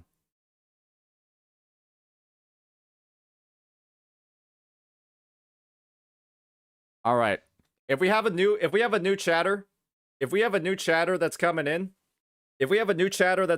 and all they're talking about is Chang Li, let me know. Actually, I'll see them, but let me know. Just let me know.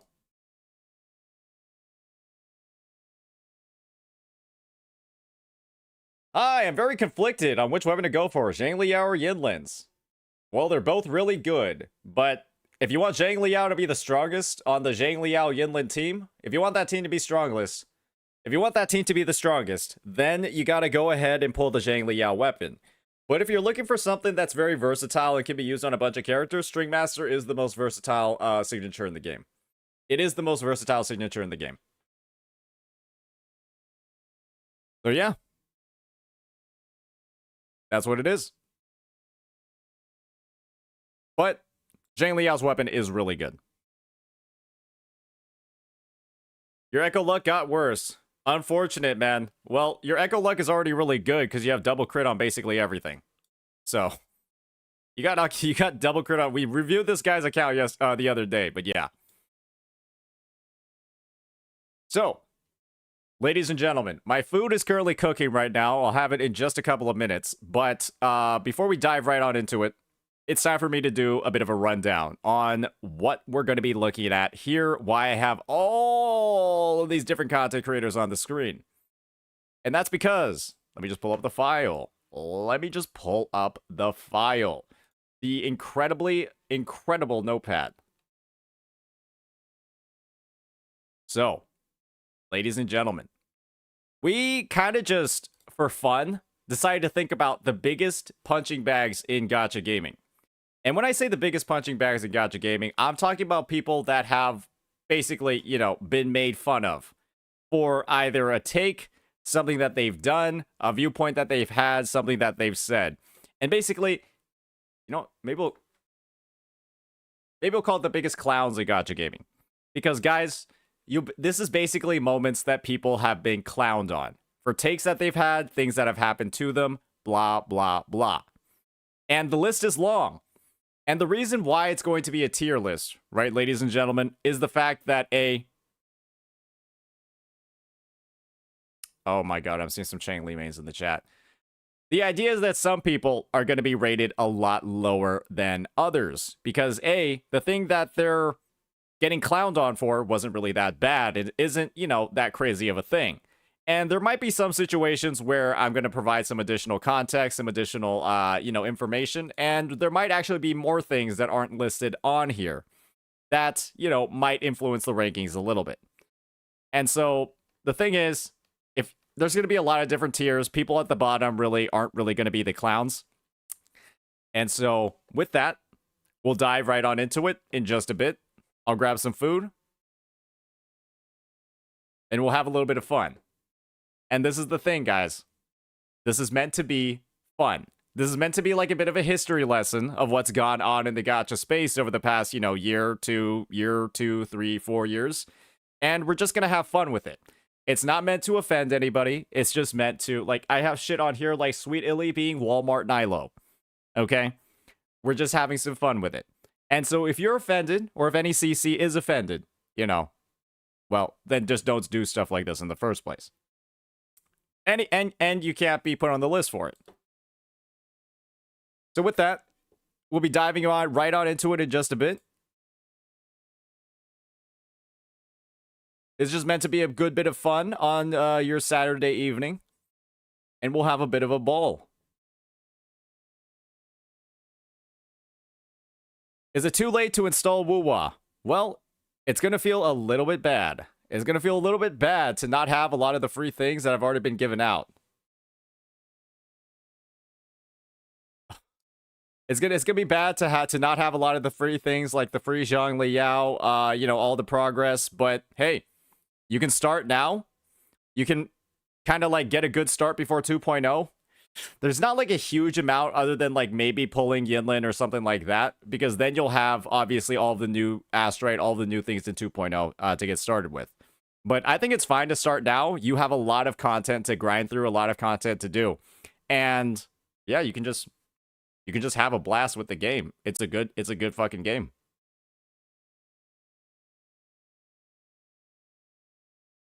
I don't think there's too much FOMO yet. And there's a skip button if you want to skip through the early parts of the story that aren't necessarily too interesting.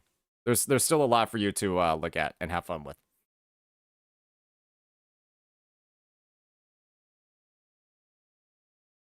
All right, so with that, let me go grab my food, and then we'll be getting on into it. Be back in a second.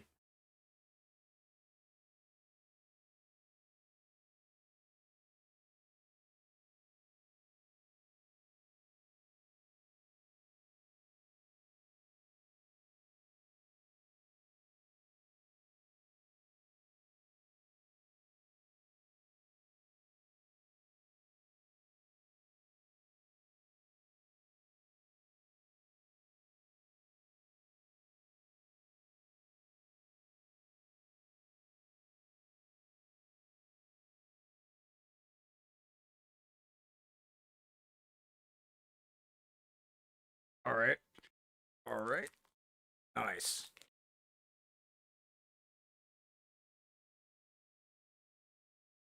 Oh, hot. Oh, hot. Oh, no. Oh, no. Oh, I can't blow my tongue. I can't blow my tongue. I can't blow my tongue. I can't go. Oh, that's hot.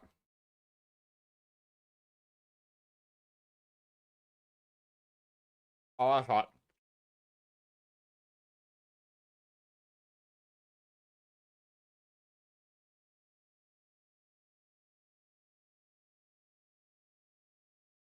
Oh, that burns. Guys, if that's what you think somebody sounds like when they're gooning, y'all are weirdos. Y'all watching some weird stuff. Let's be honest. Y'all are watching some weird stuff. All right. Are there any more Chang Li mains in the chat? Have I filtered all of them at this point? Where's Parafrost? Is Parafrost off holiday even though it's a Saturday? Where's Parafrost been?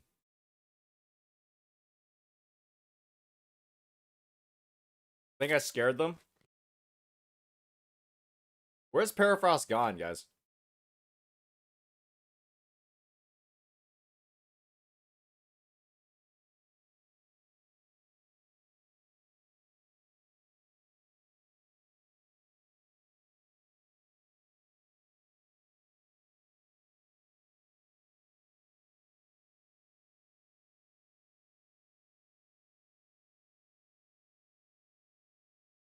They're busy crit fishing for another clip.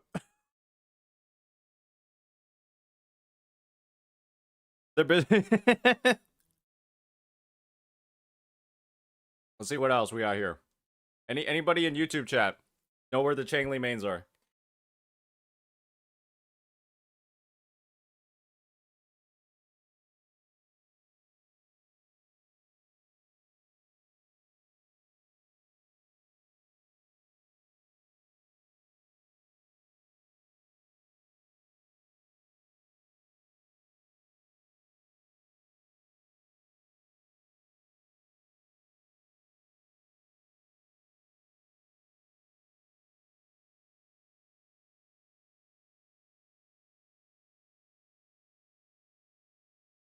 Chang Li got benched.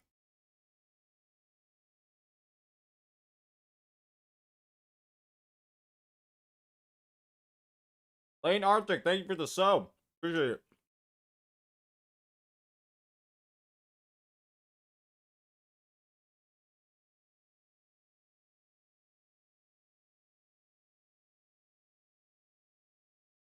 I didn't get some stream bots.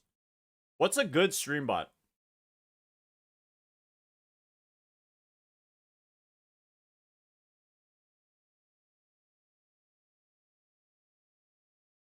Nightbot?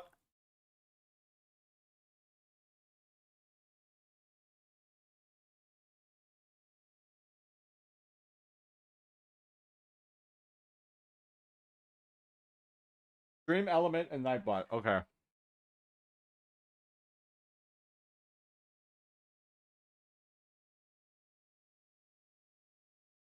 Okay. And Nightbot. Okay. I'll look up either of those on the side. All right, see you later, Incarni.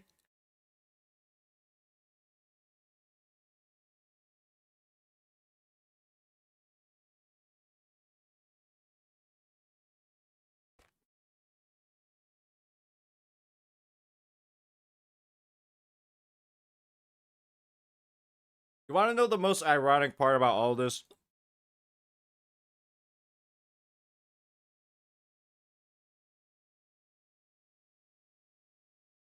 Wait a second. This is following today, but it was made in 2022.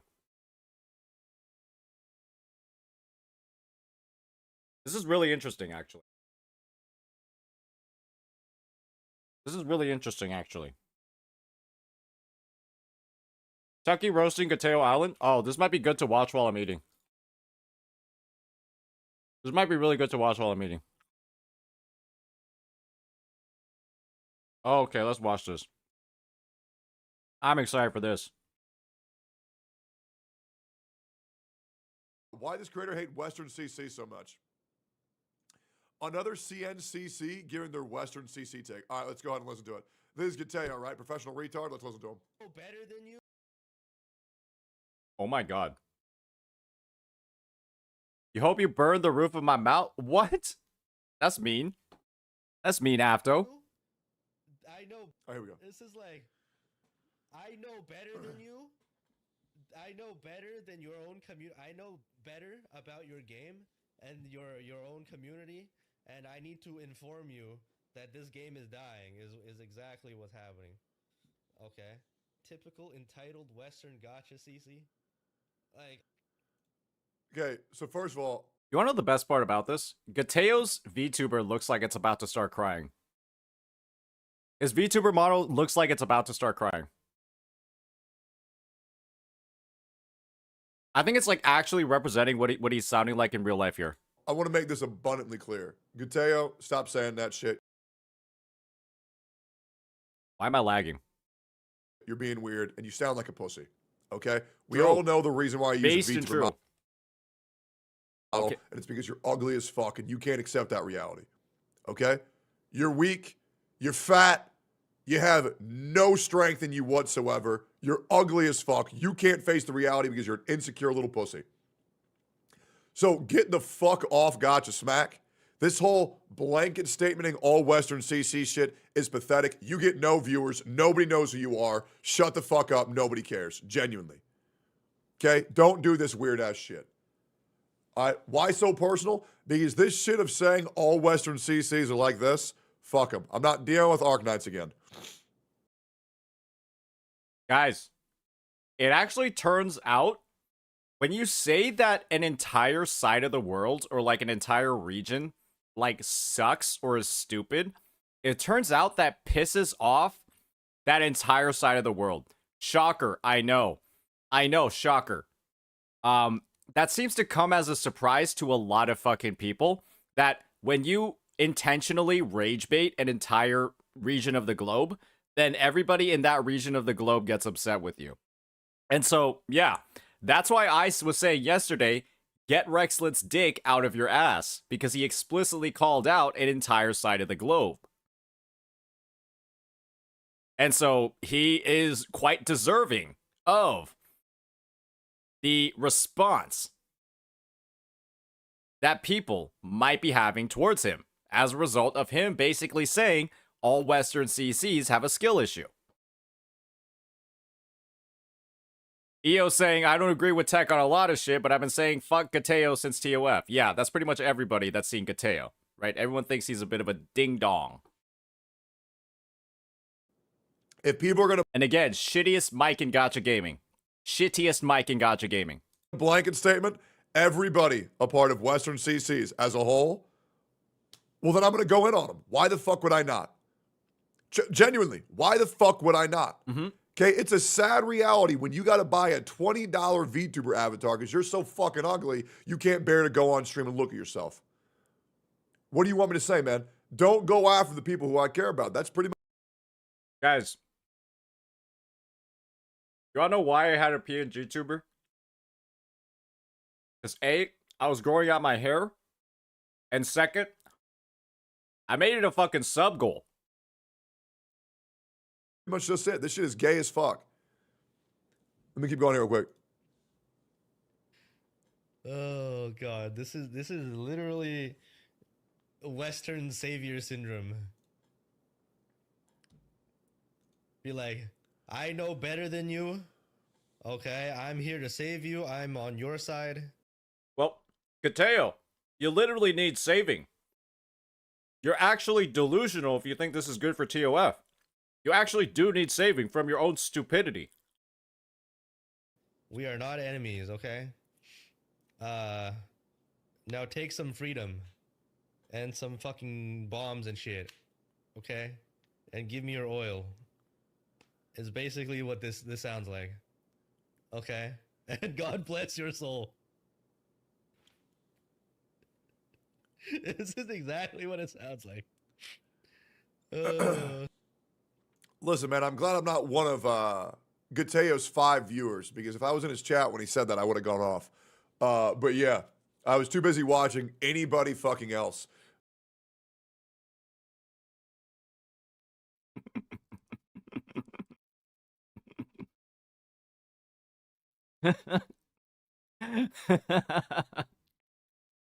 That shit is lame as fuck. Straight up. That shit is corny. That shit is lame as fuck. Straight up. There's really no other way to say it, guys. There's really no way to say it.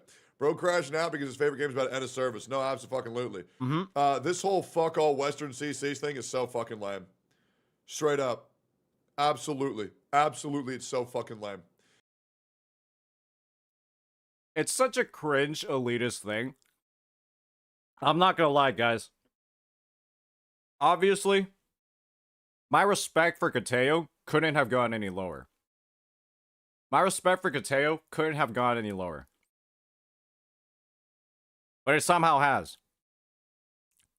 And the other thing is, my respect for Rexlin as well. I've lost a fair amount of it after his shit take on the holograms. Like, bro, why do you have to call out an entire group of people like that? I honestly don't get it. Like, why do you have to call out an entire group of CCs like that?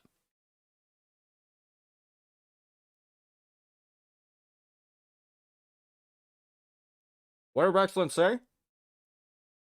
I'll pull it out. Anyone got the link? Anyone got the link to what he said? I'll pull it up.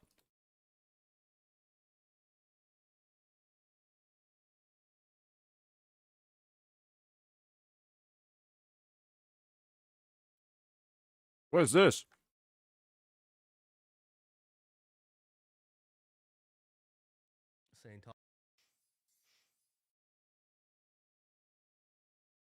Accumulated 500 subs. Dude, why is the volume on this so low? What's wrong with this fucking mic? I mean, Saint Tonta's face reveal only cost accumulated 500 subs. I mean, bro's an ugly motherfucker, okay?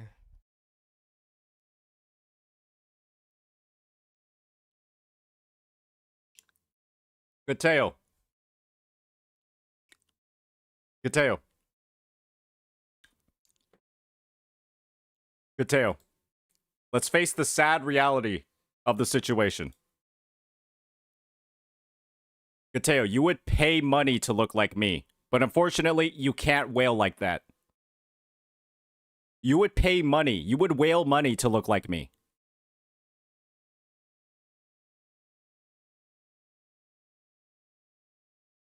Because if you looked like me, you would have done a face reveal by now. You ugly piece of shit. I can't even imagine how long you've been streaming and the fact you haven't done one yet. You've got to be one of the most filthy looking motherfuckers in the space. Bro, your VTuber always has their eyes closed. And that's not, that's the thing, right? Your cheeks are probably so fucking fat, it takes effort to open them. And that's why the VTuber's model is always fucking closed.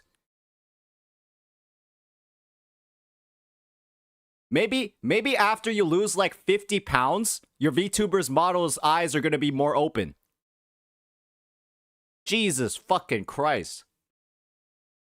My God.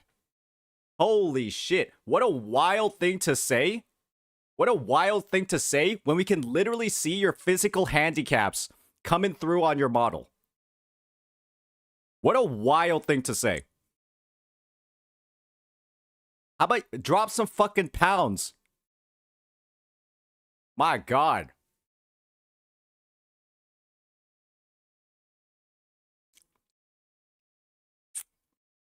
Yeah, I know how the fucking rigging on VTuber models works. You're so fat, your eyes never fucking open. They look permanently closed.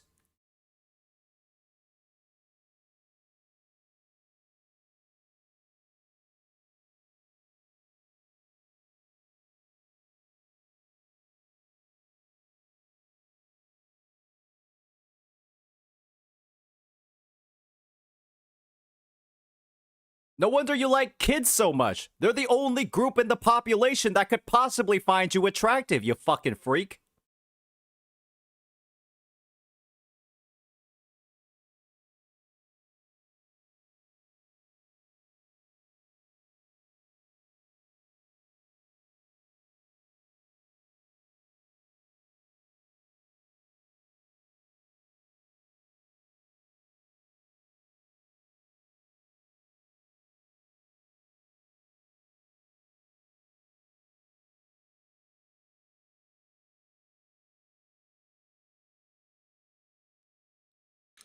Any woman that's seen you has dried up faster than fucking Death Valley. In the summer.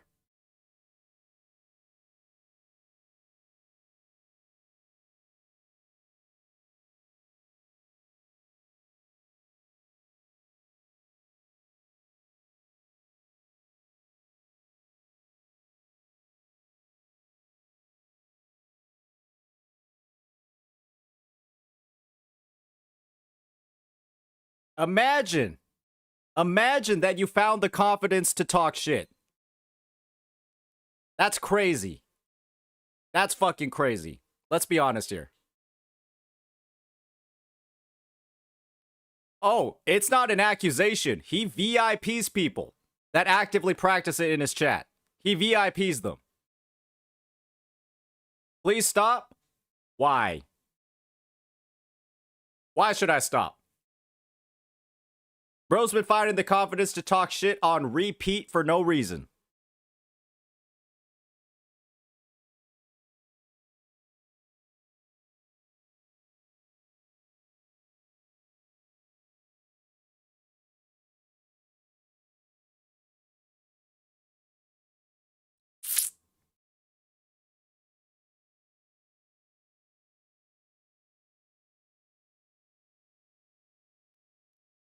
That's why, ladies and gentlemen. That's why.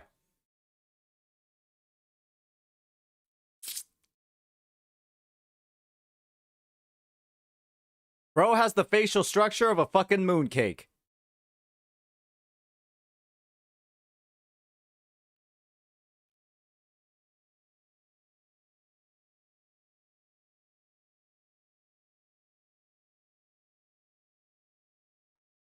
You wanna know his nickname in middle school? Pork bun.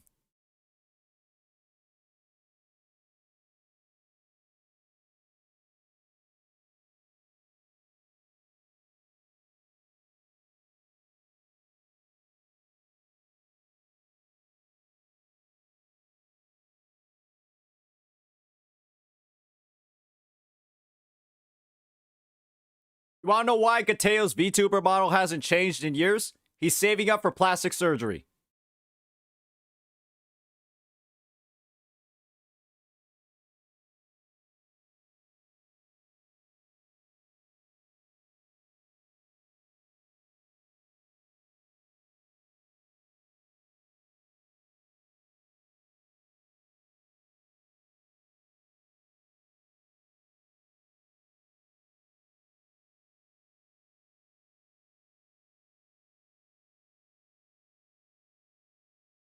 Let's hear the rest of this clip. I actually only played part of the video. There's more.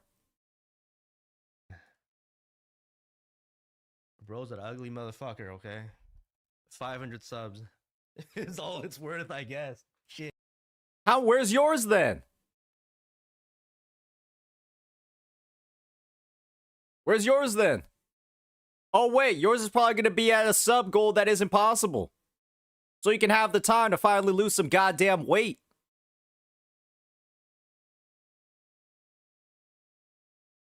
You see over here? You guys want to see something crazy? I guess. Making his VTuber model do this. Let's just see over here. Making his VTuber model do this, open its eyes.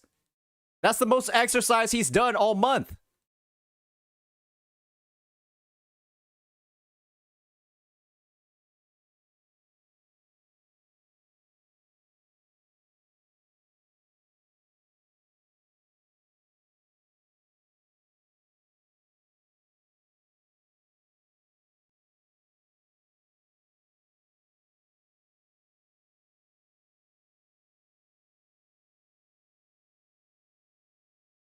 Nah, the most exercise he's done all year was like walk to the fucking refrigerator. I'm pretty sure bro's built like the fucking guy from that South Park episode. Like the World of Warcraft player. He probably got a bedpan installed on his fucking chair.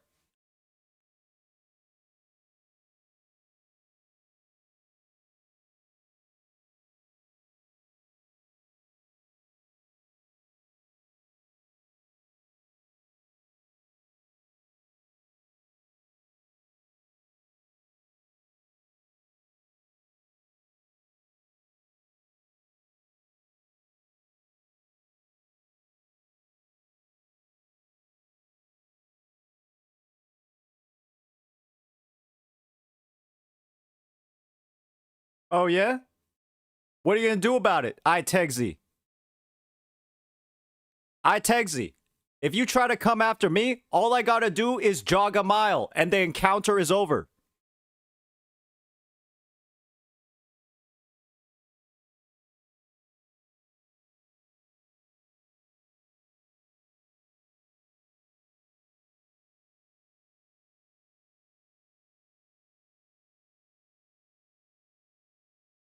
You don't know who I'm comparing it to? I'm comparing it to Fat Cartman. Cartman got even fatter. And he got the bedpan. That's what I'm talking about. Did you even watch the video? Bro said it first. Bro literally said it first.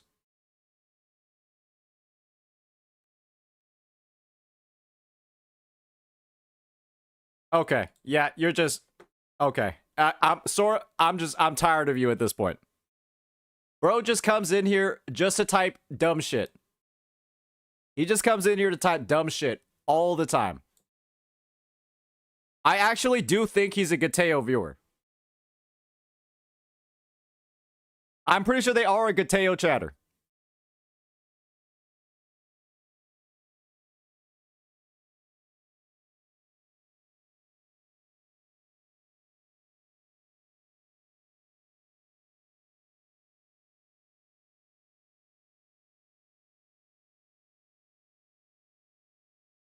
Gateo's been playing hide and seek with his dingaling for 10 years. He still hasn't found it.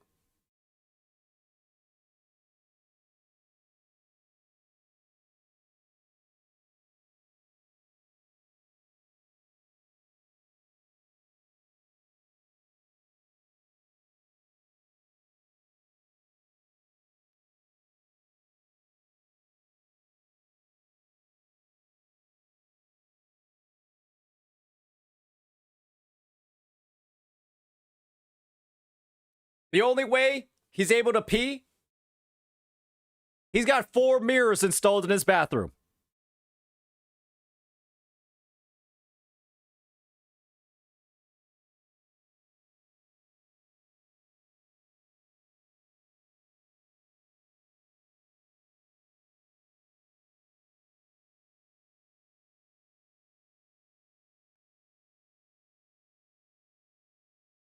Bro wipes his ass with a back scratcher.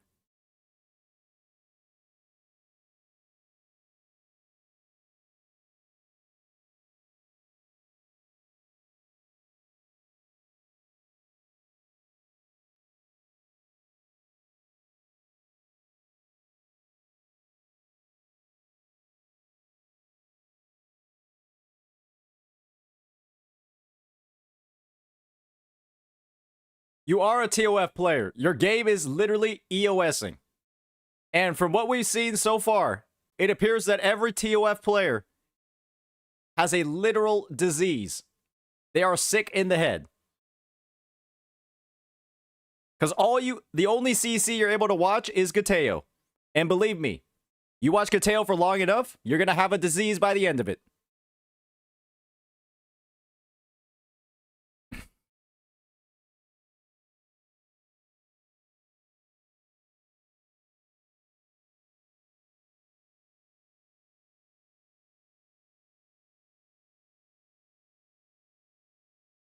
Bro's entire content pipeline. Gateo's entire content pipeline is talking about other people. That is literally his only way to generate content.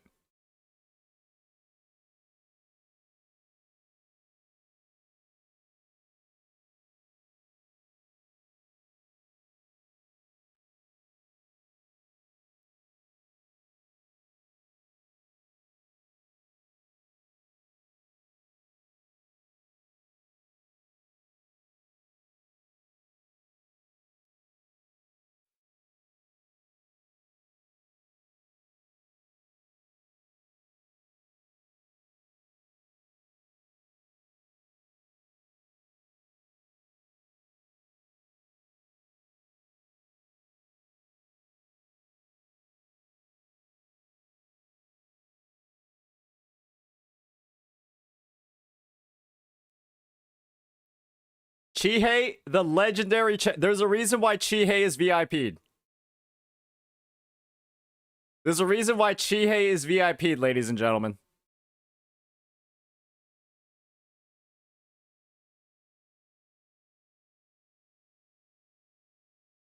There's a reason why. Because you can't help but look at this message and fucking laugh.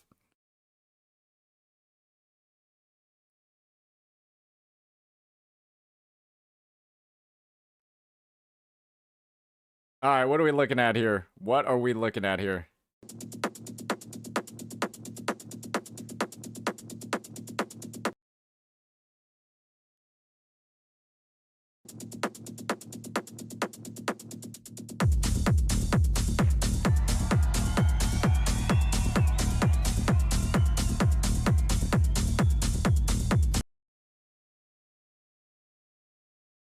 That's your streamer. That's your streamer, guys. Wow. Wow. Wow. Wow. Incredible. Wow. Awesome. Wow.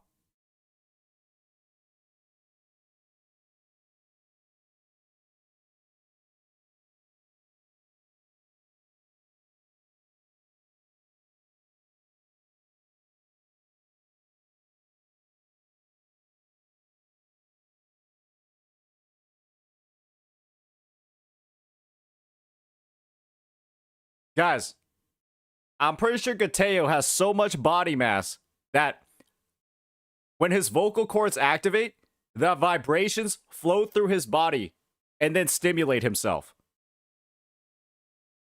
That's how much body mass he has on him.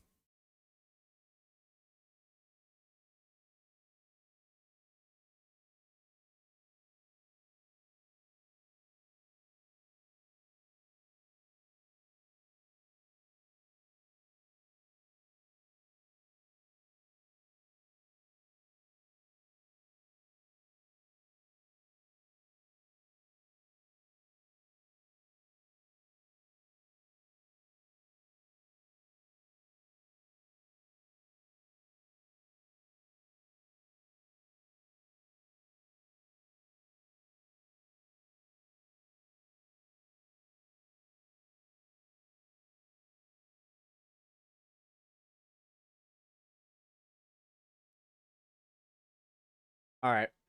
I'll be back in 1 second.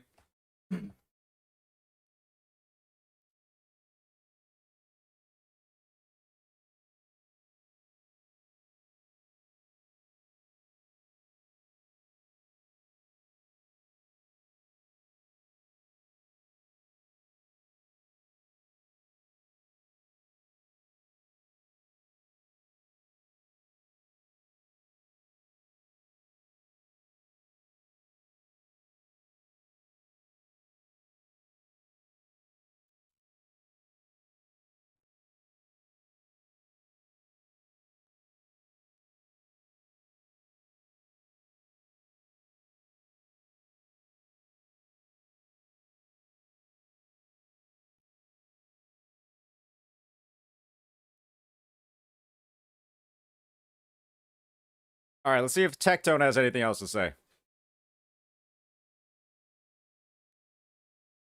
Let's see if Techie has anything else to say. I'm done eating now. I'm done eating now.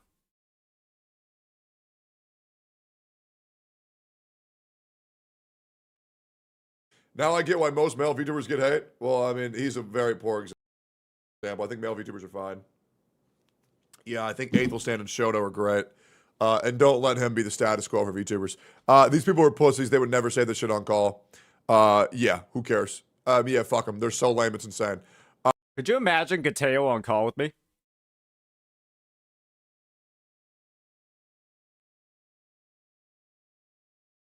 I would bet you guys 50 subs, Gateo starts crying or he leaves the call.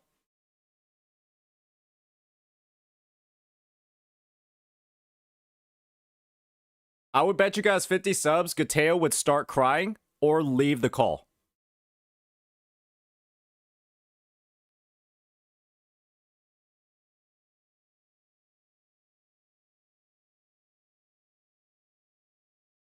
Yeah. All right, cool. Okay. That seems like it's it. Anything else when it comes to this absolute freak? Anything else?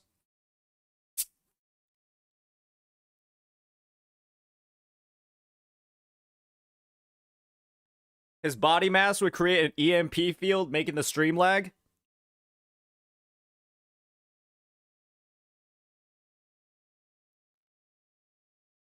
Probably it crashed my stream. Too much bandwidth. Probably Discord would report us for suspicious activity.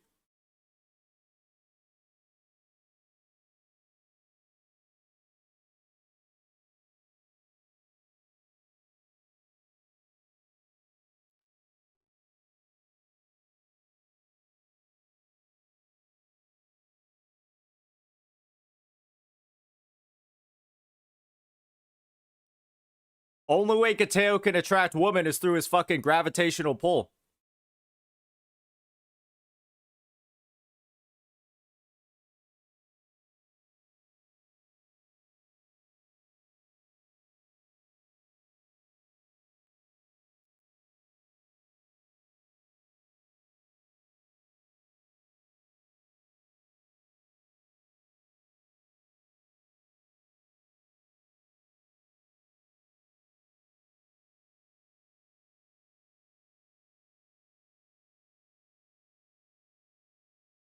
Bro's toilet is made out of vibranium.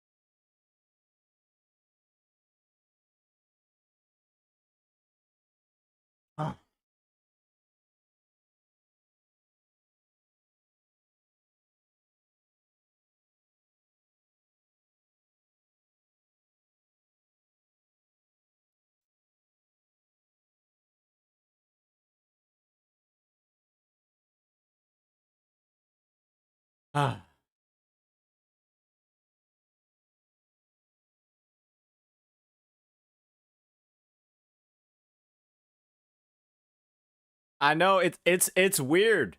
It's weird. It's weird for somebody from Gateo's chat to just come in here and type like this. It is super weird. But they're obviously very self-deprecating about it. I think they know that they're a loser.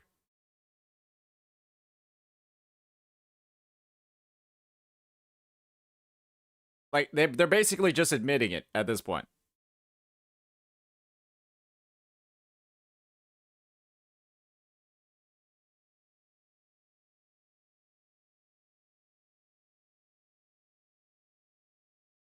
Yeah, I mean, what are you gonna do at that point, right?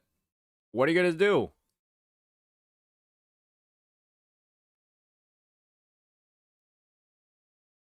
There's only so much bum-like behavior I can tolerate, though, so... Don't go too crazy with it, buddy. Don't go too crazy with it, buddy.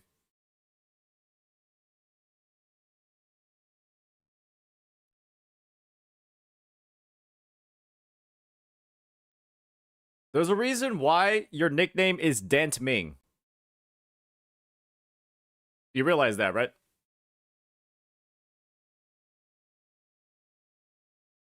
It's like a daily thing, Dent Ming. You come to my chat, you get timed out, and then you come back again later to get timed out again.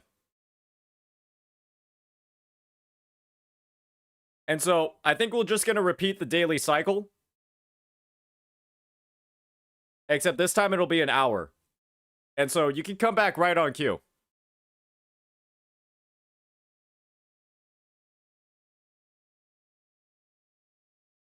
Yeah, let's do an hour.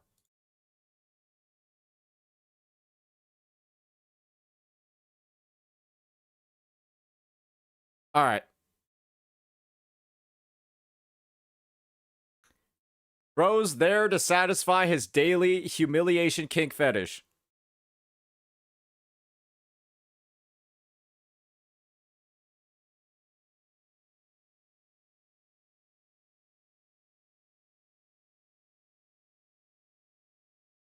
All right. That was a fun little segue. Obviously, that's going to have an impact on some of the rankings that we do.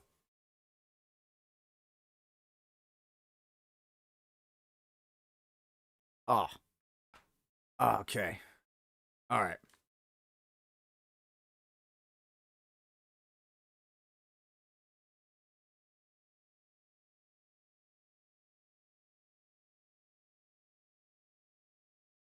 Timed out just means you're banned from chat. Timed out just means that you are banned from chat. For basically the duration of the timeout. You can still watch the stream, but you're timed out from chat. That's how it works.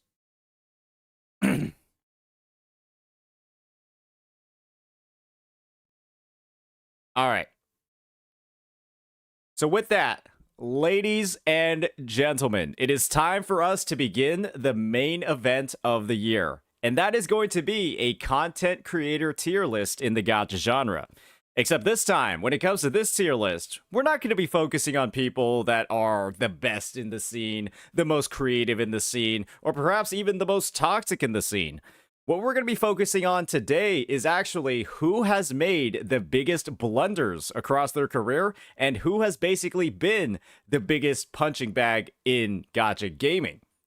And so do keep in mind that this list is honestly just, it's a little bit of satire, it's a little bit of fun. There are going to be a lot of things that I mention about people that are quite literally just clever little jokes. But there are also going to be some things that are very real, and some of them are a little bit spicy.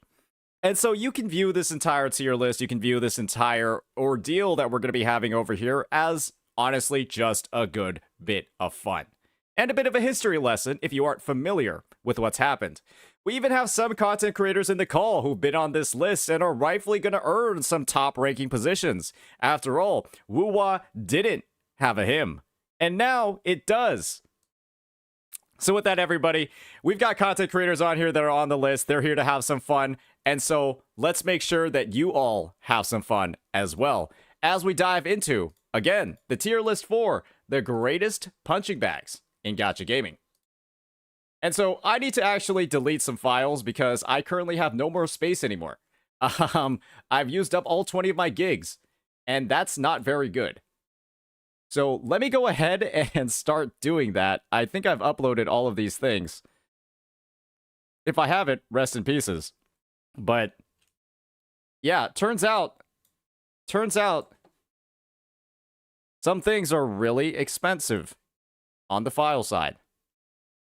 So let me go ahead. Let me empty the bin. And let's get right on into it.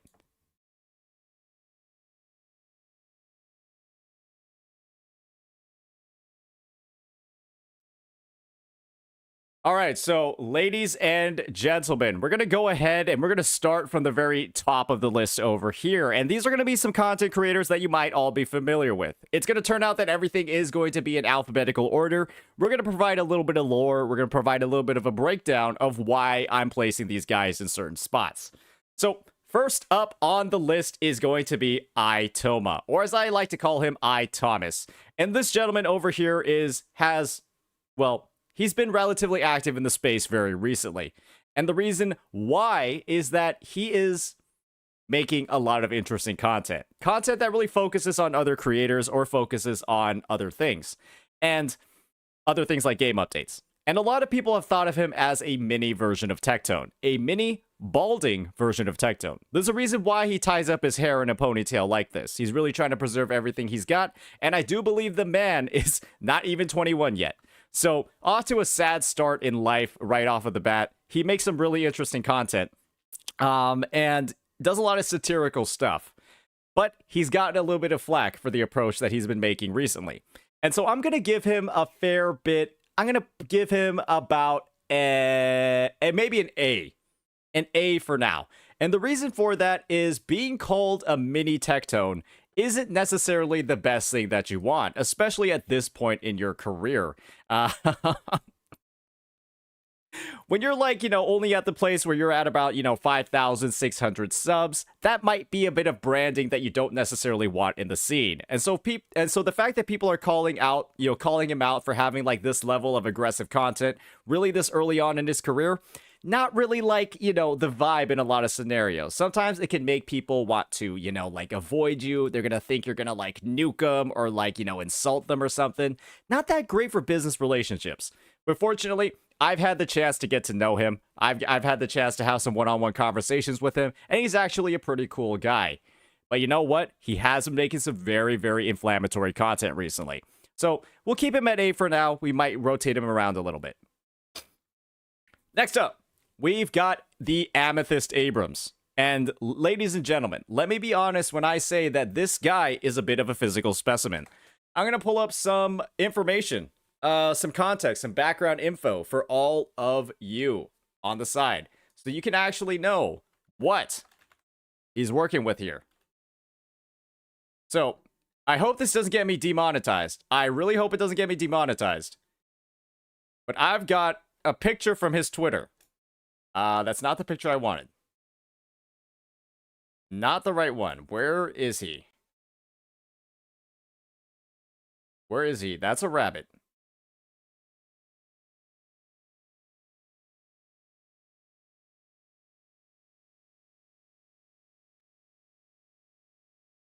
This is what he looks like.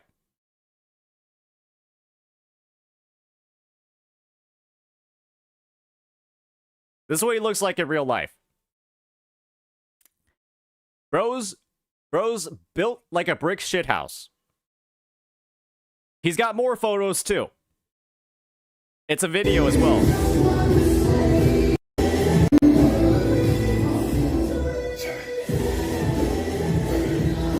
And so, obviously, the guy is fucking jacked, right? The guy is absolutely huge. But the fact of the matter is that he mains Yanwu. The Discord mod character. The Discord mod of Wuthering Waves. The nerdiest looking dude out of the bunch. Literally has a fedora that he swings around in combat.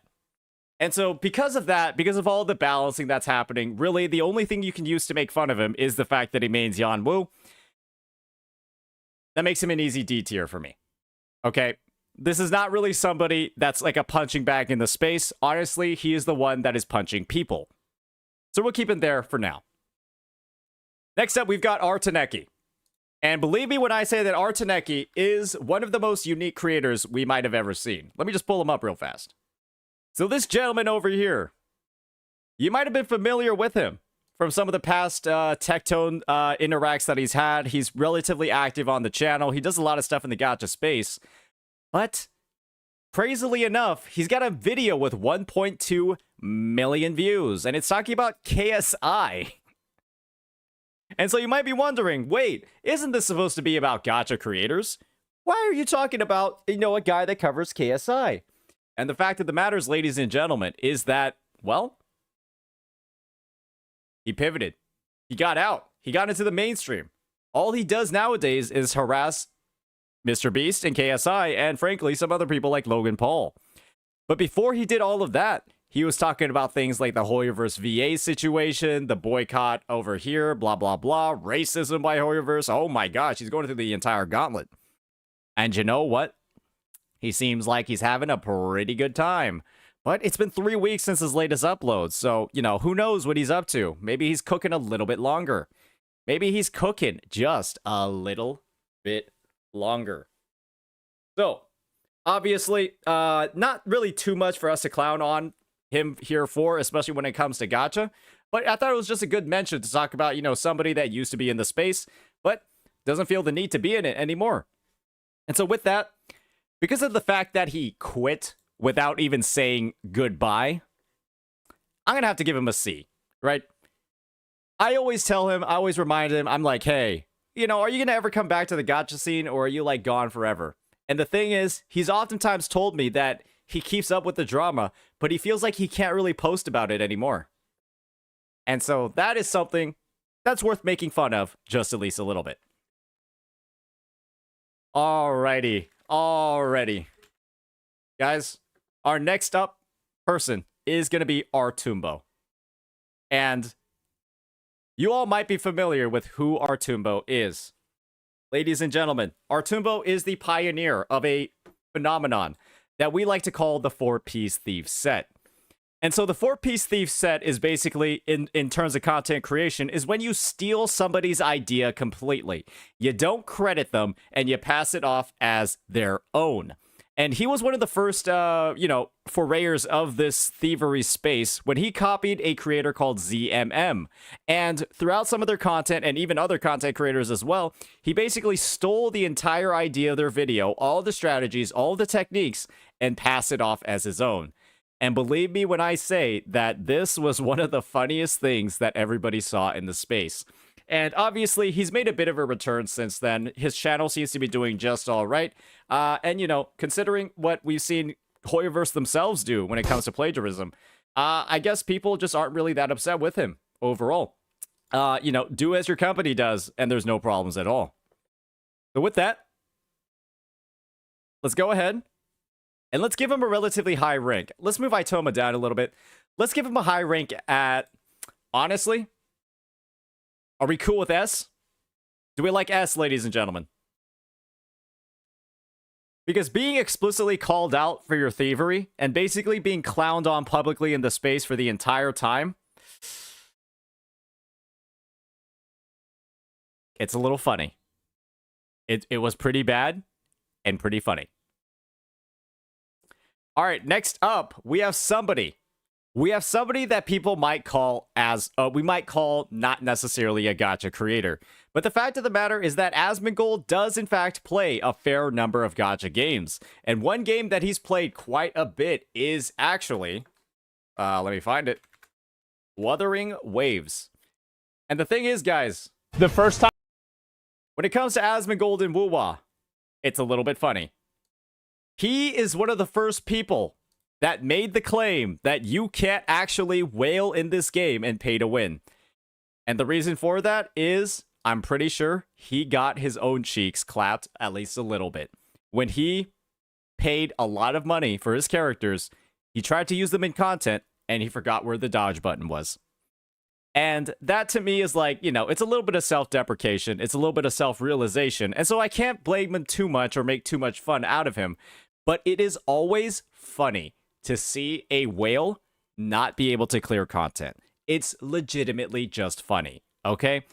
And it's not like funny in like the tactical simulacra funny. It's just funny in the sense of like, oh my gosh, this guy literally spent thousands of dollars in a gacha game and still got his ass handed to him. And stuff like the holograms. And that is funny. So with that, we're going to go ahead and place him in the high A tier, A for Asmongold for now, just because of that overall experience, right? That's something that's goofy. That's something that's a little, that's something that's pretty clever. So with that, time to move on to the next person in the category. And that's going to be good old Atsu. And so, since we're keeping this short, we're keeping it clean, we're not trying to do too much. I'm going to go ahead and give a brief summary of the Atsu situation. So basically, if you all are familiar with what's happened in the Hoyoverse content creation scene in the past, no problem if you aren't, I'll give the context. Atsu was one of the biggest creators in the space. And what he ended up doing was isolate a lot of other creators, or maybe not a lot, but he isolated some very specific creators from a lot of opportunities. Things like meeting up with others, socializing, interacting, and kind of like growing their own brand, growing their own channel, because he thought they were weird in the first interaction. So, imagine getting your career slowed down because like some other dude in the space just thought you were like a little bit weird because of like 1 or 2 interactions and then proceeded to ostracize you for the rest of time. And so Atsu was called out for this. He's also been known for basically being He's also known for basically being like another character that's caused a lot of manipulation in the side for people and creators like Tectone. And what ended up happening from that was a lot of very dark things that I don't really want to get into for the sake of this tier list. What that all ended up culminating into was a bit of like a breakdown on stream where Atsu kind of did like this 8-9 hour whole thing trying to like hash out all the issues, bring the truth to light, and he ended up getting exposed for one specific moment where there was somebody who gave him a photo, told him to look at it, and then posted a second photo that was completely different. And then Atsu, upon seeing the two different photos, he proceeded to say, "It's the same photo, mate. It's the same photo." Which, obviously, right, made no fucking sense at all. And so, with that in mind, that is one of the most quotable things that came out of this saga. That was one of the most quotable things that came out of this saga. But when you factor in all of the story leading up to it, that quote ends up representing a lot of different things. Somebody's really blinded view of the situation. Somebody, not really having a lot of context, not recognizing when they've done wrong. And there's a reason why everybody quotes that at every single opportunity. And so with that, ladies and gentlemen, he's going to get an S tier.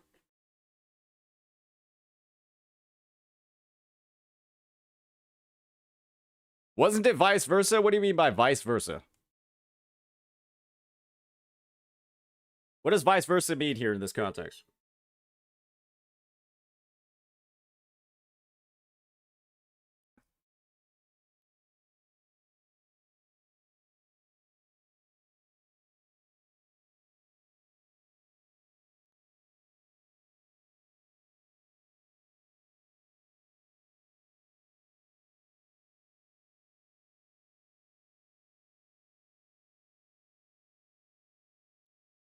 Yeah, I said he got shown two clearly different photos and then said it was the same photo.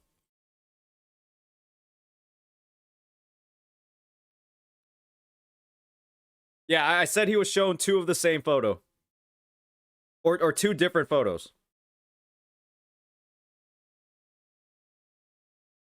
Brother, if you have one photo and then the other photo has edits, they're not the same photo. One is edited. That's the point. If one photo is edited and the other isn't, you don't say that they're both the same photo. What are you... You just... What do you mean? No, you're remembering it perfectly. It's just I guess you don't know what the word same means. Because, like, same means identical.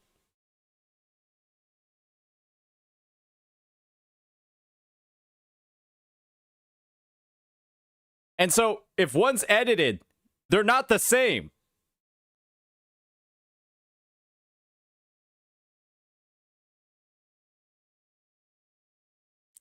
So anyways.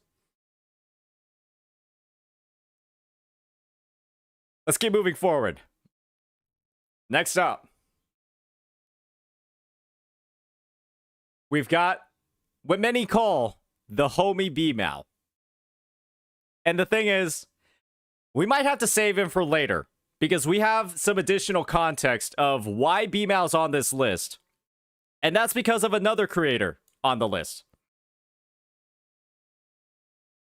These two are inherently linked together. And so to get the full context on B-Mal, we're going to have to talk about somebody called Tao first. And let me tell you something a little bit about Tao. They're funny. They made interesting content. But my, oh my, they were a bit of a weirdo. They were a bit of a weirdo. And so, to bring in the full context, I guess, of the situation, we're also going to have to bring in this creator. This creator, Tao, was really, really, really enamored with a VTuber who hasn't been streaming very much recently called HexJuice. And this situation eventually resulted in a B-Mal Yelan Slave, whatever their name is, begging Text Juice to oil up. And that's where the term oiling up even comes from. We don't even know exactly what this means. And, you know, you can imagine, though, that there is a rather sexual connotation towards it. And the end result was, hey, Text Juice was basically just like, hey, Tao, can you stop harassing me? And then Tao took that a little bit personally, went on a bit of a tirade, started bad-mouthing her content, blah, blah, blah, and then B-Mao joined in to provide the support. And so you can imagine, right? This was a bit of a situation that we had developing over here. You had a good old dick tone get involved, that sort of thing. And the end result was people questioning, okay, why is Tao doing this in the first place? Why is he responding like this? And then why is B-Mao helping him out?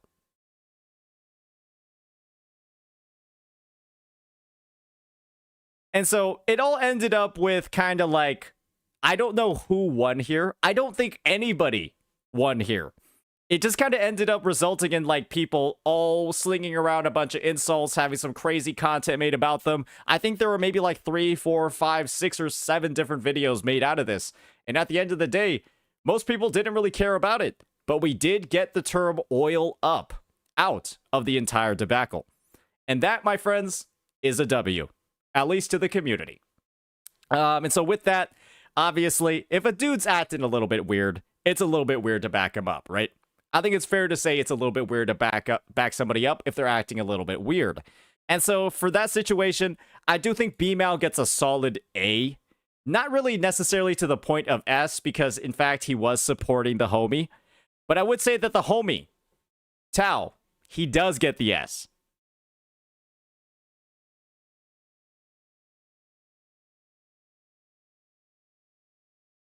What is this?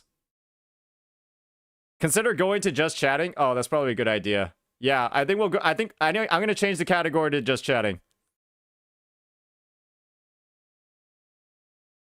Sorry, WuWa. We've lost all the viewers now. All right, we're now in just chatting. We're now in just chatting to fix some stuff up. All right, cool. So, we've got these two ranked now. Pretty much a bit of a crazy situation. I do believe every time anybody ever says oil up, they are referring to this gentleman over here and some of their actions, their debacles, their diabolical procedures in the past. Next up, we've got Box 2. If you all are familiar with Box 2, there is one truth when it comes to Box 2. And that is that Box 2 is not very good at video games. In fact, his entire brand at this point seems to be focused around the fact that he is bad at them. To the point where content creators like Mr. Pokey have made incredible amounts of content just fixing the accounts that he's actively bricked. Let that sink in for a moment. Let that sink in for a moment. And so if that's kind of like the shtick that you have in the community, where the idea is that you can't play games and content creators are literally creating and curating content about how you can't play them and that they're helping you out, I think you do fit the bill for one of the biggest punching bags in Gacha gaming. But it does get the views, and he is a very charismatic, charming dude. It's just like, you know, he's like the himbo version of a Gacha player.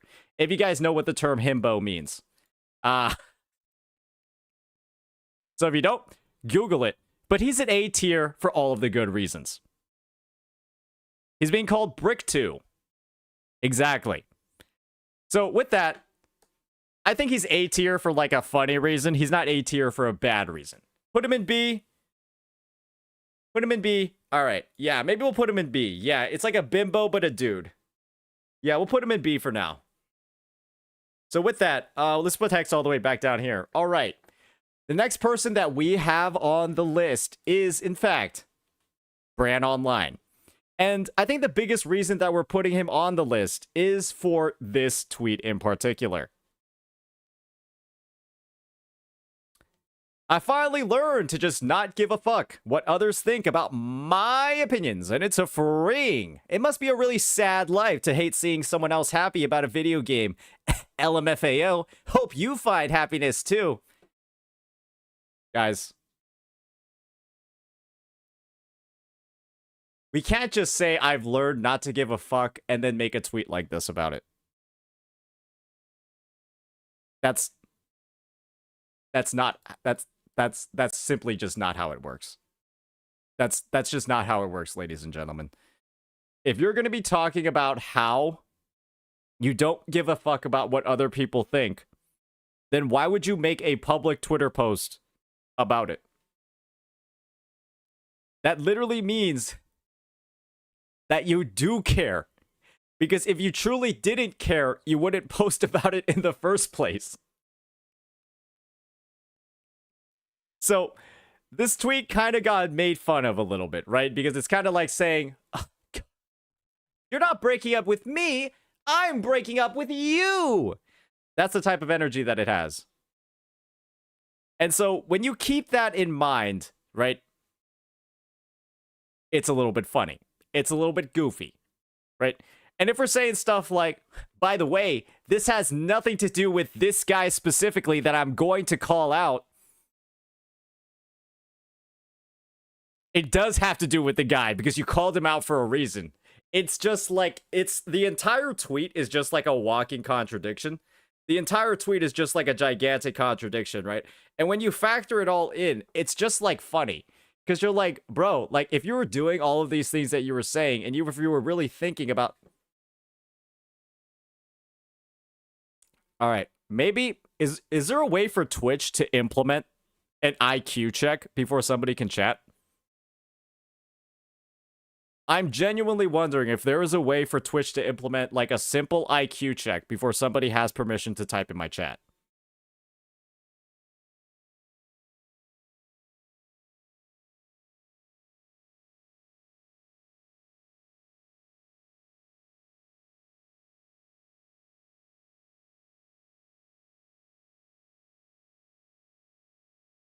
He didn't call him out, though.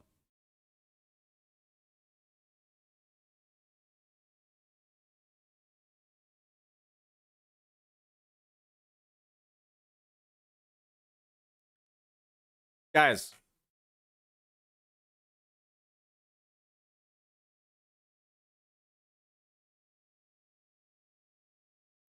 Guys.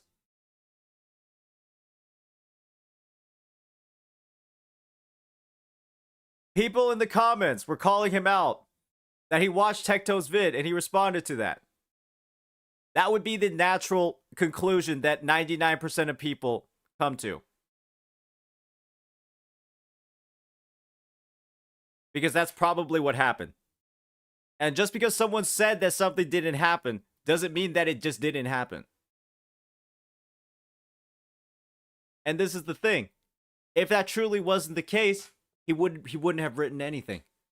He would have just said, this is in response to nobody in particular. That's what we would have said. This is like subtweeting him and then clarifying that you basically subtweeted him. Because then you would have just said, I'm not calling out anybody. I was busy flying. But then he also says, if the shoe fits.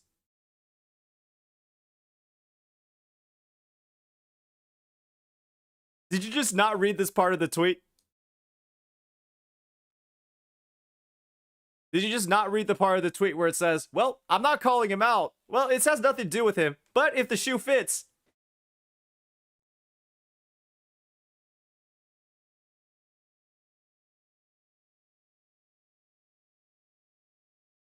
Well, I'm not really referring to him specifically, but, you know, it makes sense, right?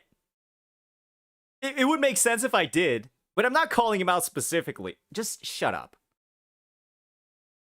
Just shut up. Like, it's just... Guys, this is why I think Twitch needs to institute some sort of IQ check into either account creation or the chatting process for specific creators, right? Because, my gosh... Is it just that you take everything at face value? And that there's like no ability for you to even slightly begin reading between the lines?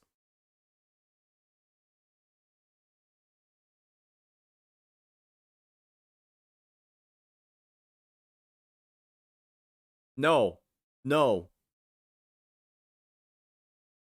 Yeah, probably not, because then you wouldn't be able to chat anywhere, brother man.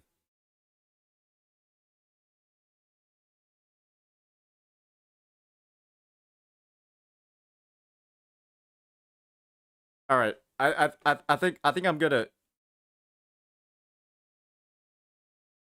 I think maybe I need to switch to the model. I think maybe I need to switch to the model for these chatters.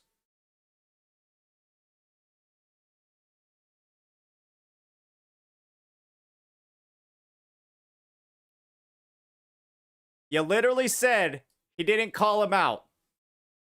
Okay, let's just go with what you said, buddy. You said he didn't call him out, and then he says, but it's also an if the shoe fits.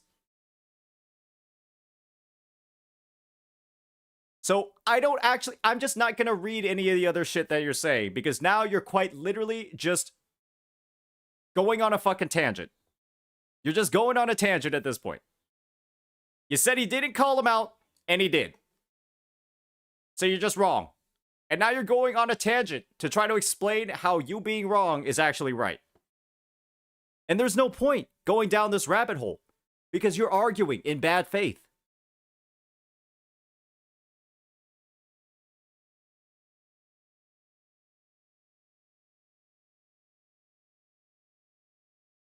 And so now, my friend, you're just typing for fun now. So I'm going to put you on a 5-minute break. Come back after your IQ has gone up by like maybe 1, 2, 3, or 4 points. I think if you read a dictionary, right, you're going to gain at least 10 experience levels.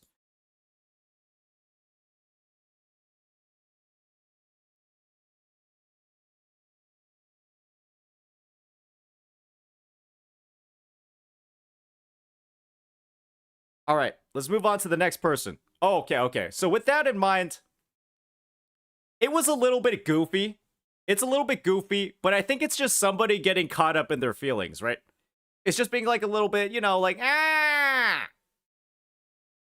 That's what the brand tweet kind of felt like to me. So I'll put him in either low B or maybe a C. A low B, maybe a C. Right? Maybe top a C, low B. Nothing too crazy, B for brand.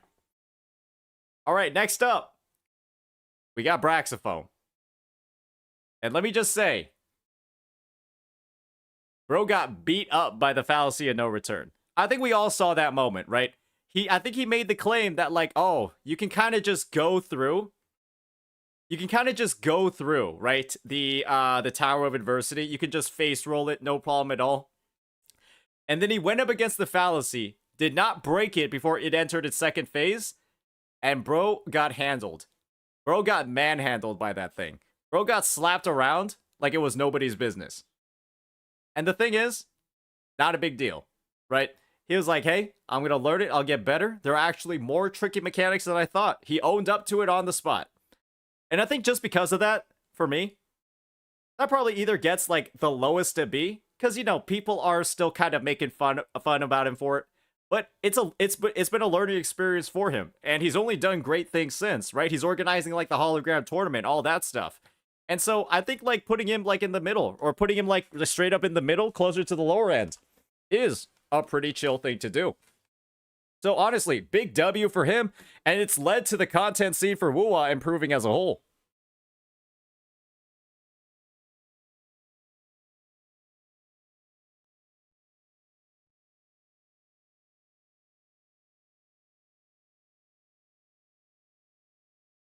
And he did play a fair bit of defense for Vars over here, but but you know what? Vars is just his friend, right? Vars is one of his friends, and that means if you're Brax's friend, right? He's gonna go out to bat for you, even if he doesn't have the full details of the situation, because he kind of backed off a little bit when he was just like, ah, shit. Well, maybe some of these claims aren't as maybe some of these claims aren't as good as we thought. So. Bottom of B, we'll maybe move into C. We'll see where everything shuffles, where the cookie crumbles from here. Next up, we've got the good old Captain Crash Out. And we're using that term because she had a bit of a situation during the Wuthering Waves 1.3 version. She went on a bit of a tirade. I'm just going to call it a tirade. She had a pretty spicy reaction to the 1.3 story quest and Shorekeeper as a whole. And what that eventually led to was her having a bit of disgust for the character due to their implementation in the story, and she didn't pull Shorekeeper. She proceeded to pull 4 additional copies of Jian.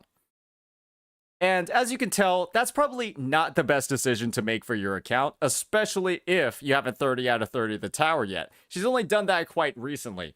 And so hats off to her for actually completing it. But I'm going to be honest. That was a bit of an L move on her end. First, letting the story blind you from the meta power of a character. And then second, pulling only up to S5 for a character. Why not just get S6 at that point? Why not just get S6 at that point? That might be the biggest clouding moment of the patch. The fact that you only pulled up to S5. B, do you think you should have been higher? Do you think you should have been higher?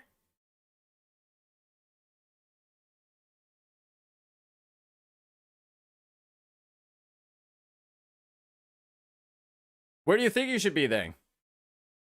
If not B. You want to be A?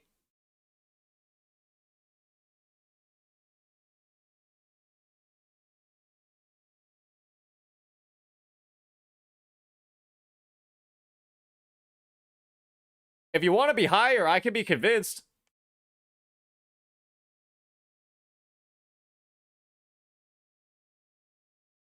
Okay, I guess she's decided to well, what do you think? If we're seeing people like Artumbo, Tao, and Atsu in S.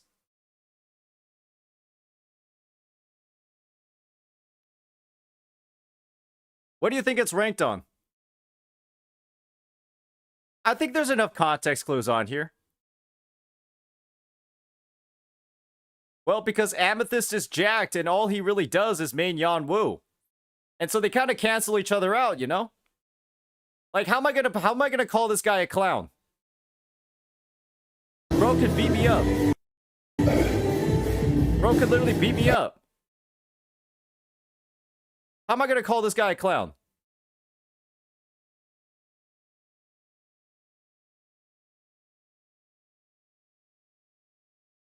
How am I going to call Amethyst a punching bag? He is the one that does the punching.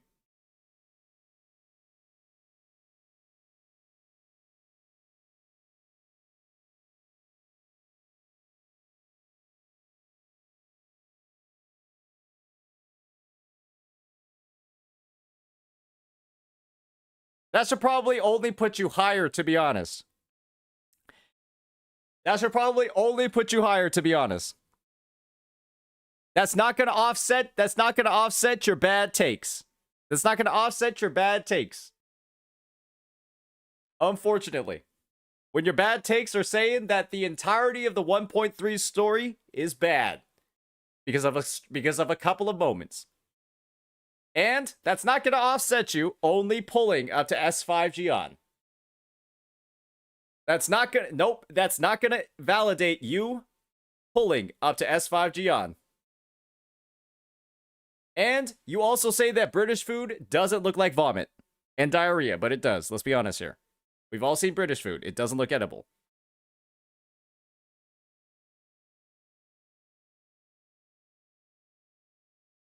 All right, next up, we've got Captain Crash Out in B.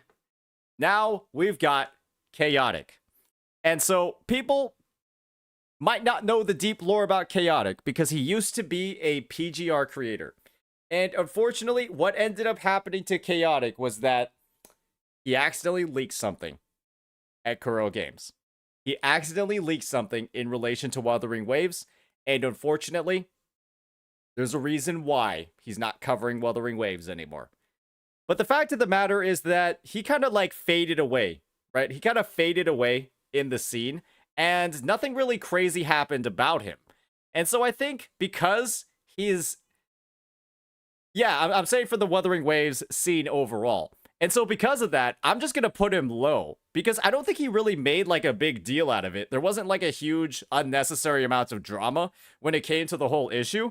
And it's not like people like are constantly bringing him back up. This might be the first time that you guys have ever heard about him, right? He just kept it quiet. He kept it under wraps. And, you know, he kind of just, you know, he took it on the chin and then just moved forward from there. So, I mean, because of that, I don't see any reason to rank him any higher than D because, guys, if you did something that was quote unquote bad and nobody's talking about it, I don't think you qualify as one of the biggest punching bags in the genre. I genuinely think you don't. So Chaotic is just going to be a D because of the, you know, the polite exit that he had. I don't see anybody clowning on him or talking about him from you know, that point forward. All right.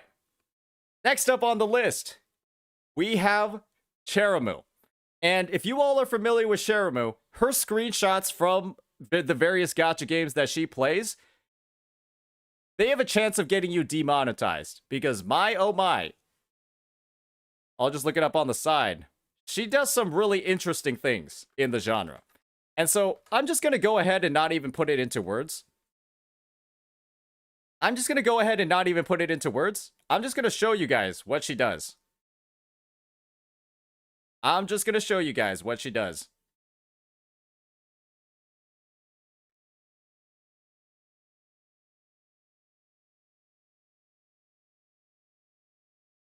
Where is it? My scroll wheel is breaking. Holy shit, she posts a lot. She posts a...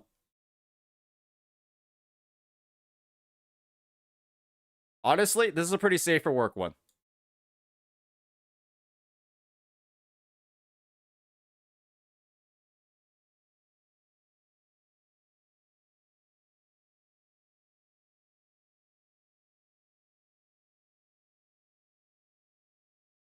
Holy shit, she has a lot of clips from Christmas. But yeah, VTuber who is, you know, a little bit up there in the genre. She posts a lot of very interesting things. She's one of the biggest gooners. But you know what? We can't really hold gooning too much against somebody. And a lot of people are saying based. And I don't think a lot of people really make fun of her for it. But you should at least have the context of what she bases a lot of her content around. And so with that, we're going to put her in W.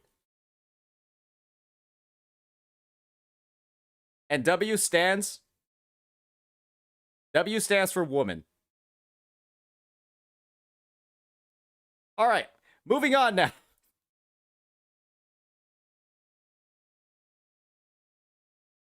And I made W its own separate category because, ladies and gentlemen, I respect women. That's why. And that'll be where most of the people go because, let's be honest, a lot of the women creators in the space, they don't really do stuff that's too particularly crazy. They do a couple of goofy things on the side, but if there actually is, you know, something that they are and have been frequently, you know, been made fun of for, they will actually be on the tier list. But I don't think Cheremu's done anything. So that's why she's going in that category. All right, next up, we have Sayu VTuber. And let me just say that this whole situation over here, there's been quite a lot going on with not even VTubers. You can just ignore the VTuber part of the situation. There's been a lot of stuff going on with VAs in the space. And when it comes to Sayu in particular, he's taken quite a bit of a stance against AI. You know, been very public about like the strikes, about supporting people, blah, blah, blah. But the fact of the matter is, ladies and gentlemen, he has garnered quite a bit of flame. Not from people that support VAs, from the people that play the games. Because of the strike that he is actively supporting, many of your favorite Hoyoverse games have not had English voiceovers in like literally fucking months. And so from that point of view, right, you can have the perspective of, oh my gosh, he's literally lowering the quality of our games. there's like no point in even using the EN language anymore. We might as well just only play in JP because only 10% of the characters are voiced. But the weird thing is, and I've never actually seen this explained, is that half of the characters, or like 90% of the EN characters are not voiced in like the Hoyo games. But his characters always are. And so, again, I have no idea what's going on here. I just think that's like a little bit goofy, right? That's a little bit funny, right? That's a little bit like, huh. If he's supporting the strike, why are all of these EN characters not being voiced, but then his always are?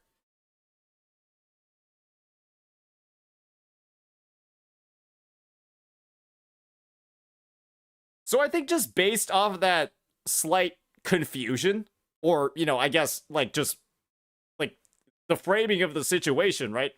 I do believe that he's gotten a little bit of a response from that.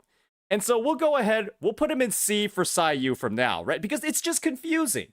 Obviously, we don't know the full details of it, but it's just like, wait, if you're supporting the strike and then the strike is leading to characters being unvoiced, why are all your characters voiced?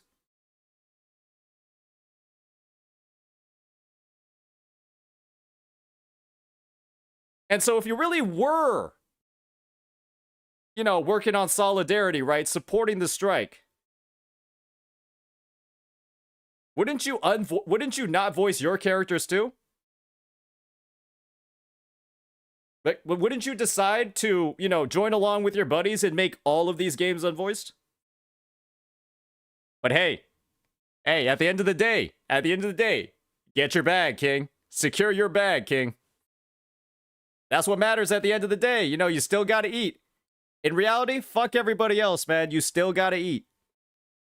You still gotta get that bag.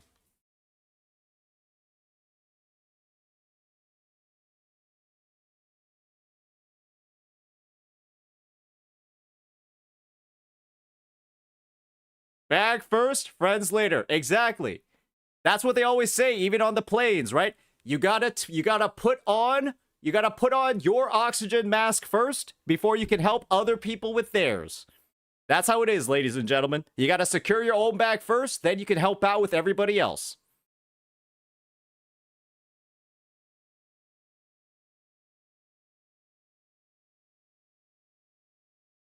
I think all his voice content was recorded 8 months in advance. That's kind of crazy if he's voicing stuff like in the most recent patch. I would assume that's a little crazy if he's voicing stuff in the most recent patches.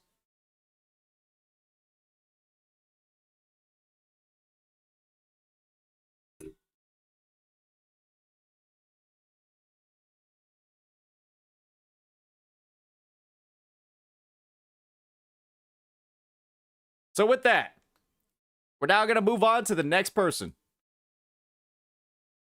Our next person is Dawei. And I know Dawei isn't a content creator. But the fact of the matter is that bro deserves an S. You cannot be serious in telling me that you're going to cry about Natland. Talk about how you're listening to all the players. And then proceed to make the worst region in the history of the game with the most predatory, awful business practices we have ever seen. You cannot tell me that you're going to cry about the game, cry about how you've been addressing players' concerns, and then proceed to release the worst and shittiest artifact selector in the history of gacha gaming. You cannot tell me that he was telling how closely he was listening to the player base, and then he proceeded to release a quality of life update, not through the general player base, but through the gacha. Every single patch, where at the end of it all, after people have already pulled for Mulani, for Kanish, for everybody else, right? You then release Mavuika, who does everything that those prior characters do, and basically just invalidate all those prior purchases. You cannot tell me that this guy's crying was genuine, and he gets clowned on pretty much every single update at every single opportunity, and for a good reason. Because holy shit, how do you promise the world and not even deliver a crumb? That is just insane. That's a little bit goofy. Let's be real here, ladies and gentlemen. Hoyo, I didn't want to put any non-English speaking CCs because I don't, unfortunately, I don't know them that well. I don't know the deep lore with you guys, unfortunately. But Hoyo, why don't you make one of your own? You should use this as inspiration to make one of your own, man. That'd be fun. All right. So, Dawei has certainly earned his S. And so next up, ladies and gentlemen, we've got some more deep lore on the Atsu man himself. And that's because we have Dish. And so, Dish is a content creator that got very popular during Genshin Impact. She was one of like the premier Genshin Impact content creators. And she had a very close relationship with Atsu. Did a lot of stuff in person, blah, blah, blah, that sort of thing. And what ended up happening, ladies and gentlemen, is that a couple of things came to light. She kind of got backstabbed live by this guy. There's a reason why he's in the S tier of S tier. He took Dish down with her. He basically, on his live stream, right, or actually through a bunch of various different tweets, Dish basically talked about the truth of the situation, about how Atsu had, in a lot of ways, right, told her to do specific things. Not like commanded her, but highly suggested that she do specific things. And she expressed remorse to creators like Brax, right, about how she kind of wishes she hadn't put so much sway into his words and had, you know, kind of gone more with her gut instead of listening to his suggestions. And he felt betrayed by her, right, when she was telling the truth of the situation. And as a result, he spilled some of the beans. And kind of threw her under the bus, did a little bit of backstabbing. And for me, just the sheer fact that, you know, you are associated with somebody that did all of this to a degree, it's like, you're going to have to at least be in the C tier for that. You're going to have to be in the C tier for that. Because she did clap back at him, but it's also like a little bit of, oh my gosh, you are associated with him, right?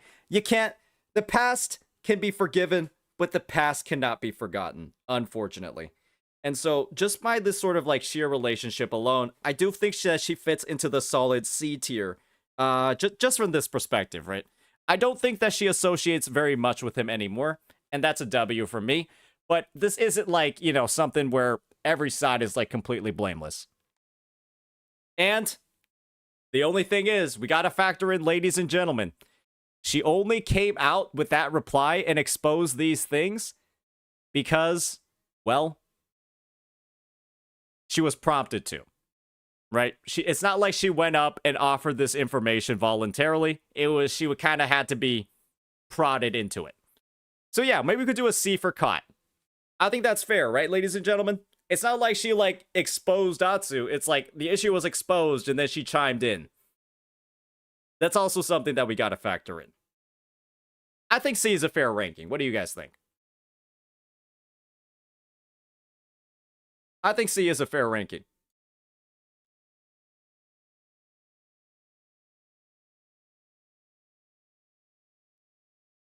All right, next up, ladies and gentlemen, we've got our good old friend, Doro44. And let's just say, I don't know how genuine this smile is. Bro seems to have a love and hate relationship with the Wuthering Waves. He seems to have a love and hate relationship with the Wuthering Waves. He always talks about how amazing the patch is, how awesome every single update is, how enamored he is with the combat system, yet he proceeds to never play the fucking game on stream. Why the hell not, man? If the game is so good, if the updates are so insane, if everything's going great with everything that's going on, wouldn't you want more people to play it too, so you could make more content about the game that you like? That's kind of how it works in content creation, right? Part of the reason why you talk about a game or play it on stream or do all this stuff, right, is so that more people can play the game that you like playing, and so more people will watch the content of the game that you like playing. And I think because of that, ladies and gentlemen, because he talks about how good WuWa is, but then never proceeds to play it and try to grow its player base so that he can make content about a game that he likes, it seems like a little counterproductive, right? It's just that's the way content creation works. If you like a game and you love it, you make content about it, you'd want more people to start playing it so your content can do better. And the fact that we're not seeing that for WuWa when he talks about how much he loves the game, it's a little weird, right? It makes him easy to make fun of for a lot of people because they're like, well, Doro44, why aren't you doing any WuWa content? Why aren't you ever streaming the game? Why do you only play when you're sponsored? Which one is it? So that's why we're going to put Doro in a solid A, because he almost seems like at a bit of an impasse in the present moment, where he talks about patches like Genshin Impact 5.3 being one of the best we've ever seen. The best ever. But it's like, is it really? Do we really think that, or are we being paid to say that? And we'll never know. We'll never know. And that leaves him open, right? Especially when you consider the whole dynamic he has with WuWa, that leaves him open to quite a bit of jokery in the scene. And we've already seen a lot of content creators jump in on it. All right, next up, we've got Dreamy, or as they like to call themselves now, Lazara Scarlat.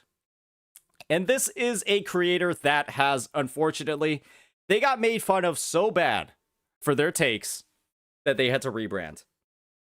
And ladies and gentlemen, believe me when I say that having to rebrand because your takes were so caustically bad, because you ended up trying to fight with other creators in the scene when you didn't really have a leg to stand on, and then you lost all your battles, that's gonna make you very exposed to being made fun of. And what that means, ladies and gentlemen, Lazara Scarlet's gonna get an S. Because my gosh, you should have learned from the fight with good old Teclis, and you didn't learn. And then you proceeded to fight with Mr. Pokey. And do you want to know why Mr. Pokey decided to go after Dreamy? Because Dreamy was talking shit in private DMs. And I know somebody else that's been talking shit in private DMs.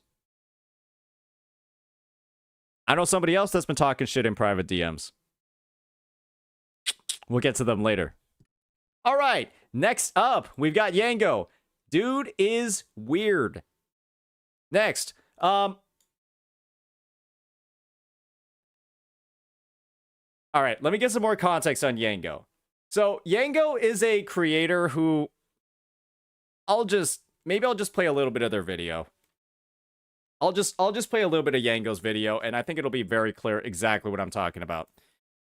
I think it'll be extremely clear exactly what I'm talking about.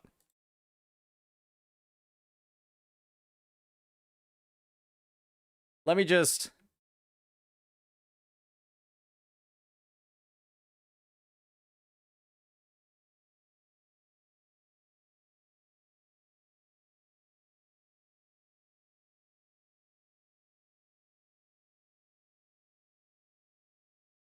Yeah. Yeah. Yango had like an arc. Yeah, it's... Do I even need to play any of the videos? It's kind of clear what I'm talking about, right?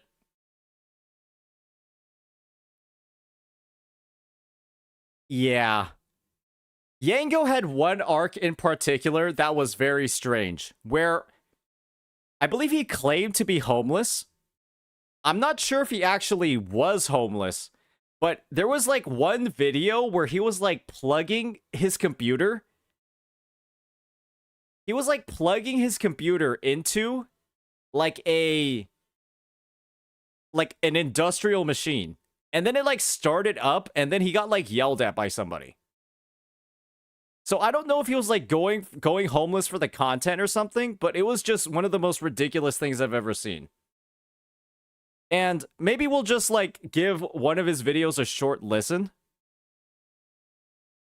Gosh, do we have the homeless video on here?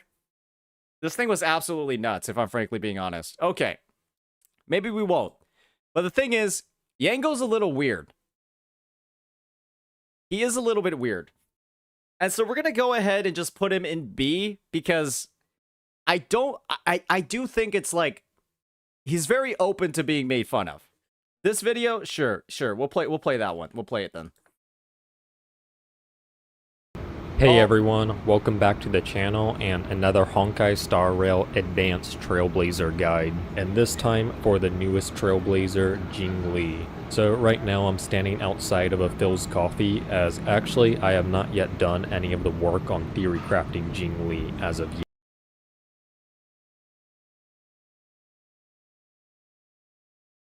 That way I will not need to manually wire up copper for miles like I had to back in my Kafka analysis. Alright, so the script is complete. Just to summarize what the plan is here, basically I have a calculation node back at my new theory crafting lab, but in order for that calculation node to run, we're going to need a lot of power. So what I'm going to do is capture power into a capacitor network. I will wire up here in a sec, and I think again I will be borrowing this power from the same trash compactor I used last time, as I'm pretty sure that thing is abandoned, so it should be okay. Anyways, another Regu Starlight Relive opponent Slade. This That's what I meant by has truly industrial put me in machine. a good mood to head out with now. Alright, let's see if this works.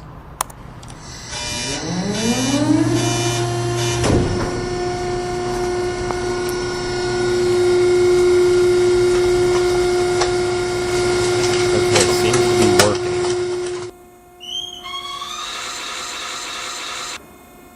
Hold on, I think someone is here.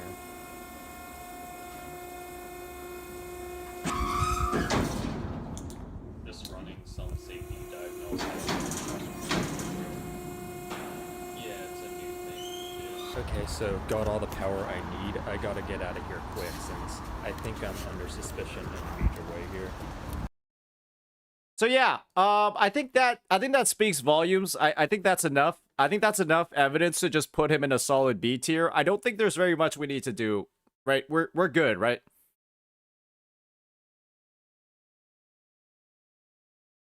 We're good, right?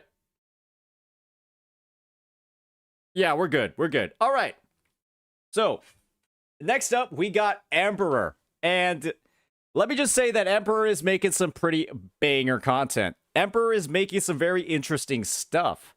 And what he does is a lot of Wuwational geographics. But the problem with his Wuwational geographics videos is that bro has got to improve at least a little bit when it comes to the production quality. He has, in some situations, right, he's pretended to be a scientist, or he's acted as a scientist, but he doesn't even have a white coat. And so because of that, I'm going to have to put him at maybe the top of D. Because, bro, it's just that easy. Go to a college and go steal from one of the chem labs. Just grab one of the coats and just walk out. They're not going to care. They're not going to care. You know, cease this coatless behavior. And, you know, just get it going. Get it going. Improve your videos. You can be a real scientist, man. Hey, Emperor, buddy boy. Just pull an Artumbo, okay? Just equip your 4-piece thief relic set from Honkai Star Rail and go walk to your nearest university. It's no big deal. All right. Next up, we've got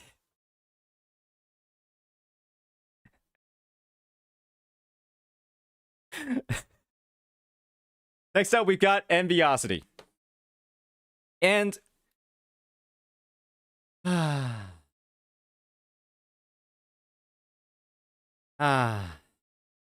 well,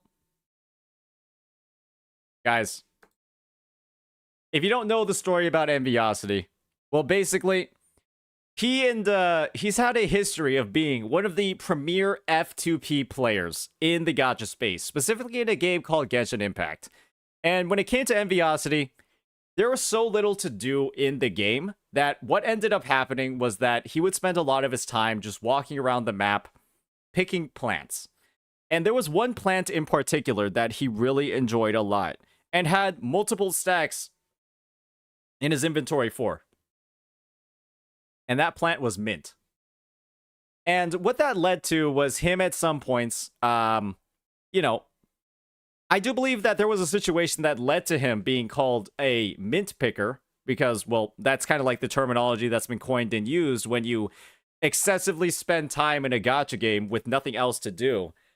But the reason why he was coined the term mint picker, or why the term mint picker was coined for him, was because of one moment in particular, where the whole Genshin Impact community rose up in flames and got very, very, very upset because for their Lantern Rite last year, the Chinese New Year, they were only given 3 pulls. 3 pulls. 3 pulls for 3 years of commitment to the game.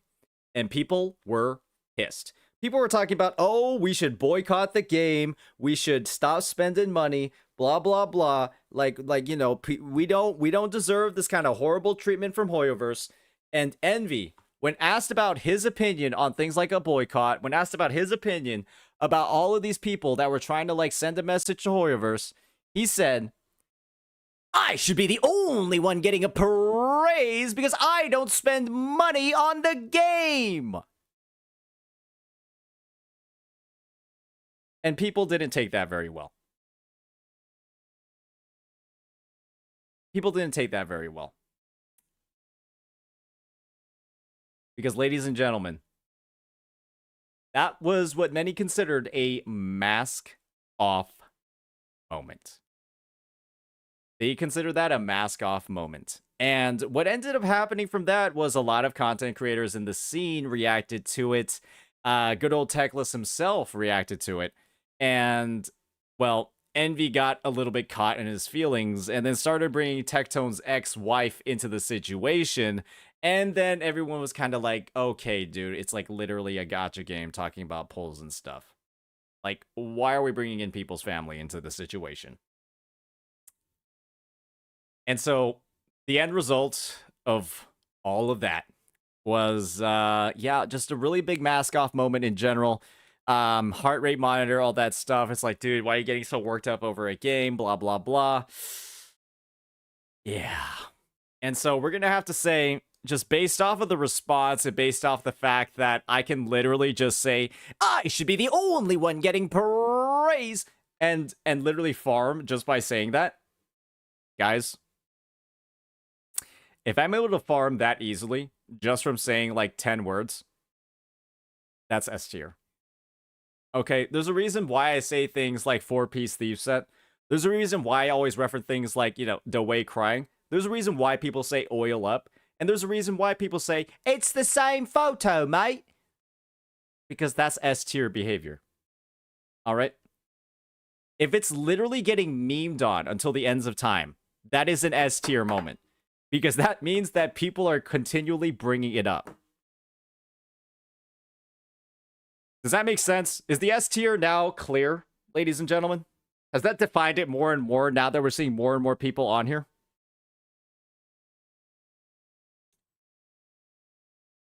It's when you retain relevancy, despite not necessarily wanting to be relevant for that thing anymore. It is, in some ways, forced relevancy. And so with that, there's a couple of creators that will be joining them in the S tier rankings. And we're getting to them very soon. We're making some good progress on this list. Oh.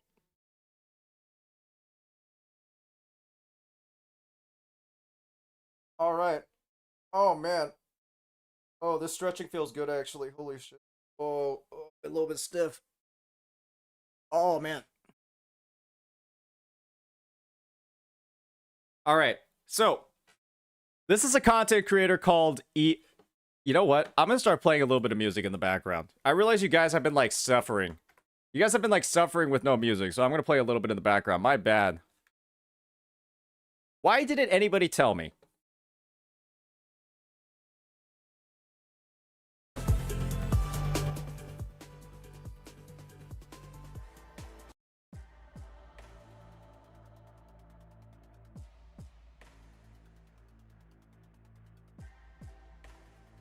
All right, there we go. We got some TFT music playing in the background. Awesome. All right, ladies and gentlemen, let's talk a little bit about Ethan. His name is quite literally on Twitch E-Thin. And so if you actually have seen Ethan ever stream before, and he admits to this himself, so I'm not calling him out for this. That is one of the most ironic names in Gacha gaming, because Ethan is anything but thin. I'm just going to be real about that right off the bat. I'm just going to be real about it. Bro's got some mass. Bro's got some size to him, but he owns it. He literally twerks on stream. He does all of these things. He does a lot of stuff, right? And he owns it. He accepts it. And I respect him for it. But Ethan is a really ironic name.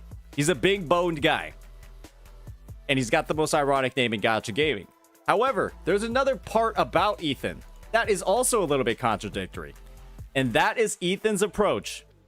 That is Ethan's approach to Kuro Games. Ethan was way back nearer to the launch of Wuthering Waves. He was a bit of a contradictory person. He would criticize creators, including myself, for our Kuro-bottish tendencies. He would talk about how we were being a little bit too supportive of Kuro Games, how we were overlooking the critiques, how we were pointing out problems, you know, making comparisons to genres like Genshin Impact, when maybe we probably shouldn't have been. But now, Ethan saw more and more of Natlan. He saw the release of Chaska, and he was like, holy fuck, Saint, you were right. Genshin is, in fact, a little trash. And now he's made the transition over into becoming, quite possibly, the number 3 Kurobot. Who else would host a 2-hour podcast talking about the fucking game on their Twitch? He is now quite possibly one of the strongest Kurobots in the genre. And because of that, because of the switch he's been making, I'm going to put him in C tier. If he was still contradictory, right? If he didn't own the spot of number 3 Kurobot, he'd probably be higher, right? He was a little bit confused, but he's turned over a new leaf. Did you watch the podcast yet? It's too fucking long. I'm trying to find the time to do it, but it's too fucking long.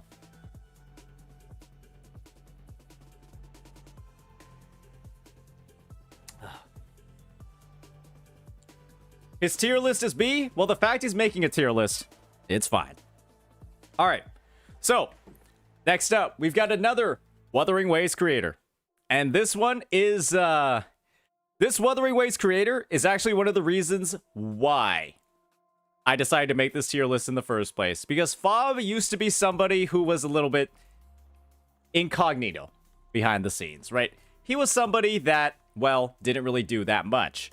You know, he kept to himself, didn't really have too many hot takes. He made sure to flame Hoyoverse and Kuro Games with equal opportunity. But in some recent months, because my videos really tickled him the wrong way, he got a little bit angry. Or maybe not angry. He got a little bit caught up in his feelings, and he made some bad takes. A lot of them. Repeatedly. Multiple times in a row. And it kind of all culminated with this one final take of the characters Jinsei from Wuthering Waves and Chang Li from Wuthering Waves playing exactly the same, despite them being quite literally anything but that. With this argument basically boiling down into, well, they both press buttons and deal damage, so they're kind of like the same. You can understand that that is a take that people have been clowning and are still clowning to this day. And because of that, Bob, maybe before all this, you would have been in D or C, but now you're a solid S, buddy. I'm sorry, but you're now a solid S. Because I think the whole Jinsei equals Chang Li thing, I think that's going to stick with you until the end of time, buddy. And the thing is, you own it. But my god, that might be one of the worst takes. Worst takes anybody has ever made. That's like me saying basketball and football are basically the same sport because they have points and balls.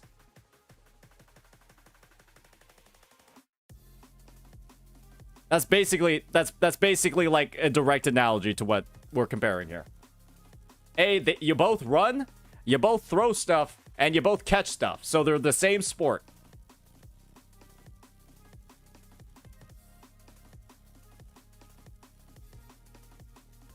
And the thing is, that take was so universally bad that I don't think any person ever agreed with you. I don't think there was a single person that agreed with you ever.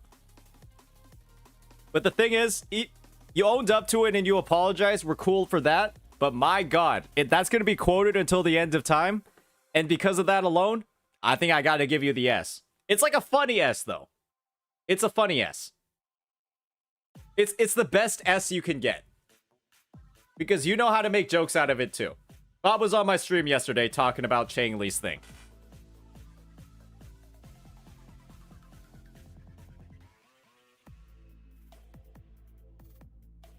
So with that, now that we covered Fob Master, it's time to cover somebody else whose name starts with F.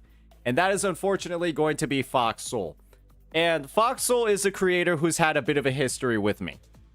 And I do believe they are a Chang Li main, but this is not related to the discussion. But they had a bit of a crash out. A bit of a crash out on their live stream. Got a little bit caught up in their feelings. We've hashed it out at this point. But what ended up happening was a creator, Itoma, made a video on them. They struck the video. And then a lot of stuff happened where like a bunch of creators in the space started making videos about him. And he ended up making some apologies. And the whole thing got really messy, real fast. I was more of an observer on the sideline. But the fact of the matter is, it was pretty bad. It was pretty bad. I don't think to the point of being an S tier, because we had to like, you know, I don't think people are like quoting it very frequently or making it mainstream. But it was pretty bad. So we'll be putting it in S. Or we'll be putting it in A. Next up, we got Gacha Gamer. And Gacha Gamer is somebody who, well, for all intents and purposes, is a walking advertisement. Makes a guide for basically every new character in the space. But every new character is good. And so I guess at this point, it's sort of just like, well, if I want Gacha Gamer's take on something, it's just going to be that the unit is good, it's amazingly powerful, it's exceedingly effective, it's undoubtedly extraordinary. And so, you can't really make fun of a guy too much for liking stuff and saying that they're good. But hey, you know, it's kind of like, you know, Big Corpa, right? And so we'll put him at the bottom of C for Big Corpa. I think that's a fair placement. Bottom of C for Big Corpa. You can make fun of somebody for being Big Corpa. But not too much because he doesn't go overboard with it. It's not like he's being disingenuous with it. That would place him higher on the tier list, but yeah. Any questions about that? I think that's a fair placement.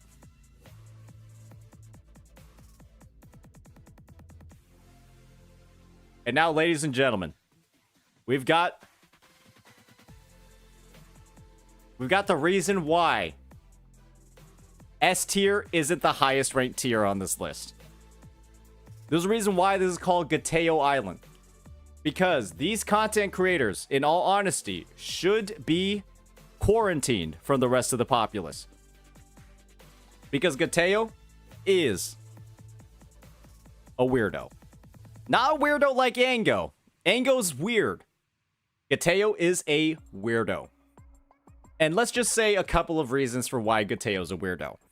90% of Gateo's content focuses around watching the streams or videos of other creators and then picking apart arguments or picking apart things about their streams when he's not prompted to in any way. The reason why he does this is because he has a hate for every gacha game that isn't Tower of Fantasy because nobody plays Tower of Fantasy. And so what ends up happening with him is that he just goes into streams of people liking or enjoying games and then just proceeds to insult them. Either their appearance, the amount of revenue that the game is making. He basically just tries to insult every single person he comes across. For absolutely, honestly, no reason at all. It's confusing. And so he does all this, right? He gets called out, and then he gets excessively offended for being called out for his behavior. But wait, there's more. He also is a bit of a weirdo. Not because of his interactions with other Twitch streamers, but because of his interactions with children. Specifically, video game children.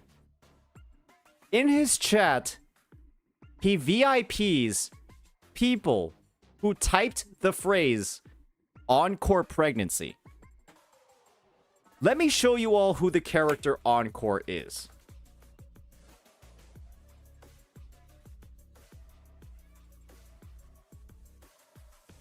This is Encore.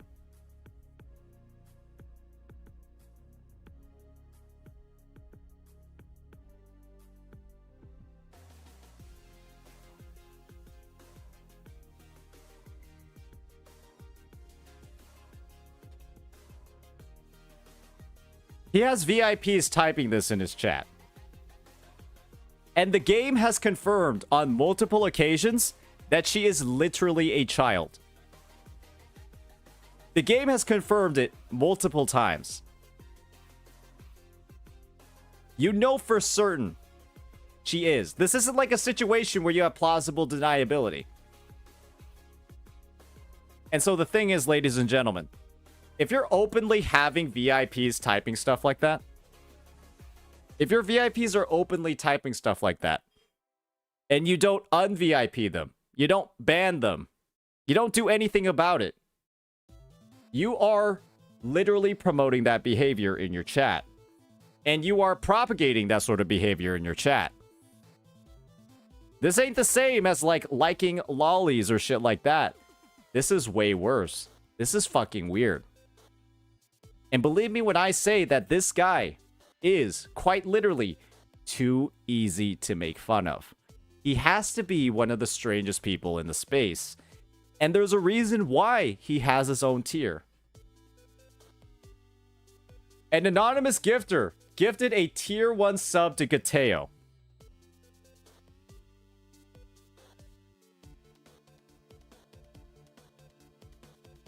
Man, I've got to say, I've never been this unhappy to get a sub before. I've never been this unhappy to get a sub before.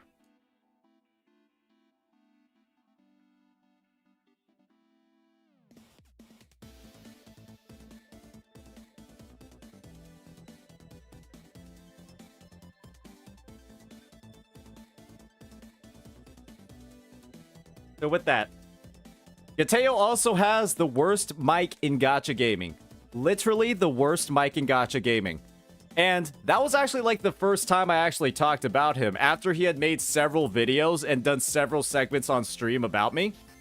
I proceeded to go into his chat the next day and I told him, blessed to hear the worst mic in Gacha gaming. And then he permanently banned me. But he can't seem to get me off of stream though. He literally cannot seem to get my avatar or my face off of his stream after banning me for a joke. You are softer than your fucking cheeks, buddy. And those are flabby as shit. And so after culminating with all of these different things, right? After fucking, incorporating all of his different flaws, both as a person, both in his head, and thirdly, in his sexuality, and even his technical equipment he's using to stream. I don't know if you've seen his chat before. Holy shit, his chat is literally not visible. You send a 10-word message, and it gets broken up into 30 lines. Don't tell me how that happens. Ask Gateo how he does it. Bro is in a category of his own, because it is, you make fun of this guy without even trying. That's how easy it is. And because of that, you make fun of him, you make fun of his chat, which I've coined Gateo Island. If y'all aren't familiar with it, y'all know who Jeffrey Epstein is. Y'all know who Jeffrey Epstein is, and y'all know he had an island. And so Gateo, his chat is the island. And it's full of weirdos. And that's why he gets his own special category here on this tier list. Congratulations, buddy. You've won. And guess what? his favorite game is also EOSing. I didn't even mention that. This is what I mean. It's literally so easy to make fun of him. It's ridiculous. It's so easy to make fun of him, you don't even need to try. TOF isn't oh, right. Tencent, the biggest investor in the CN space, is just pulling out of the project. My bad. Right. That's right. Sorry. It's about to EOS. Let me correct myself. It's about to EOS. It's not EOSing at this very moment in time. It's about to. So next up, we've got Gib. And I don't know about you guys, but Gib is somebody who's been a bit of a weirdo. Not to the degree of Gateo, but Gib has been a bit of a freak. He has basically gone into my stream. He went into my stream and he clipped me out of context 40 times, trying to badmouth me. He made a video about me and used his out of context clips as ammunition. And you want to know what happened? I cooked him. I cooked him over the Christmas flame. And bro has just not seen any relevancy since. And so you guys might have the deep lore about him. I haven't posted the video about it because frankly, I don't see a reason to. But let me just show you all what he was doing on my channel. Let me just show you all what he was doing on my channel. This should be enough evidence for you guys to be like, this guy's a bit of a weirdo. Gib. That's four clips right here. He starts again.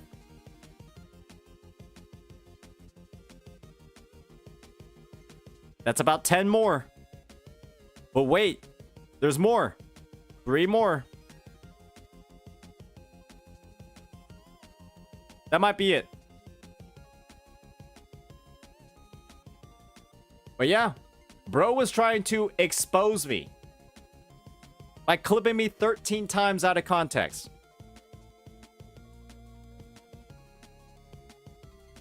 But the thing is, he isn't big enough to basically have people know about the weird shit that he was doing. And so because of that alone, he's not going to be rated super high. I'm going to put him in A tier for now. Because it's weird ass behavior, but it wasn't too crazy. Because, well, it didn't get a lot of airspace. But it is weird as hell. And people should know what happens when you're weird as hell. Alright. Next up, we've got Gigook. And some people might be familiar with him because he is one of the biggest YouTubers in the space for anime. And he made a bit of a splash in the Wuthering Waves scene. Because of his contributions to the community by talking about how good Wuthering Waves was. However, he then proceeded to never play the fucking game again.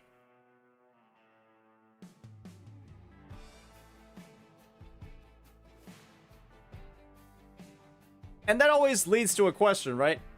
Bro, do you only play games when you're sponsored? That's not very cash money, man. But because of that, I think he only deserves a C. It's not like he's doing anything crazy, but it's just like, hey, if people know that you're enjoying a game, they want to see you play it. Don't get bullied by your chat. Don't be a Mr. Pokey. You could do better than that. Alright. I don't even know who this is. Oh, this is Glaive. So next up, with Glaive Keo. Ladies and gentlemen. Glaive's been on a bit of a warpath. Lately. I do believe he has been making amends. But it seems like bro is basically put a double-edged sword into each hand, and he is just slashing. He's just slashing at everything possible. He is dual-wielding double-edged swords. And the thing is, while I respect the man for doing that, I've got to say it's a little bit dangerous. There's a difference between calling out people that have called you out first, and there's a difference between calling out people that haven't called you out first. And Glaive, I think you've been doing a little bit of the latter, being a little bit destructive. You've been using abilities that deal self-damage. But I think you have been winning a lot of fights. However, man, it might be time to take a chill pill. It might be time to take a bit of a chill pill. Even if we are being very base-ed, even if we are making some really great points, it could be time for us to take a chill pill. Just because we're Kuro bots doesn't mean we have to be Suisai bots. Okay? We can be more relaxed and composed, buddy. But because of that, I think Glaive either goes into maybe the top of C for now. I think Glaive can go into the top of C for now. Yeah. We'll see. Maybe he gets upgraded in the future.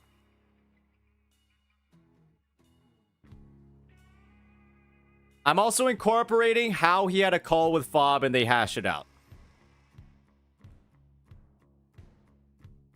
Alright. Now, we've got Dawei in S. Right? We've got Dawei in S. And now we've got Solon Lee. And let me just say, bro is the opposite of a punching bag. He goes in the bottom of D. And you want to know why? Because this CEO is quite literally the best CEO we've probably seen in the gacha space. Ladies and gentlemen, he's crazy. In a good way. Because all he does is make promises. All he does is talk about how happy he is that the community likes his game. And all he can talk about is how he's going to improve it more and more into the future. And so, he was a punching bag for Hoyoverse players. And look what happened to his body. This is what happened to his body after he was a punching bag for the Hoyoverse players. And believe me when I say, if these two met one-on-one, I think I'd know who would win. Bro promises and bro delivers. Bro cries and then destroys his game. Bro smiles and then improves his game. Who's doing better? Who deserves to get made fun of more? I haven't seen anybody making fun of Solon. Because to do that, you would be disingenuous. That's a dev diff. That's a CEO diff right there, buddy. Alright. Next up, we got God Dagos. God Dagos. And let me just say, this guy has the weirdest profile picture in gacha gaming. And what I want to show you guys is a little bit of footage from him. God Dagos WuWa. There we go. God Dagos WuWa.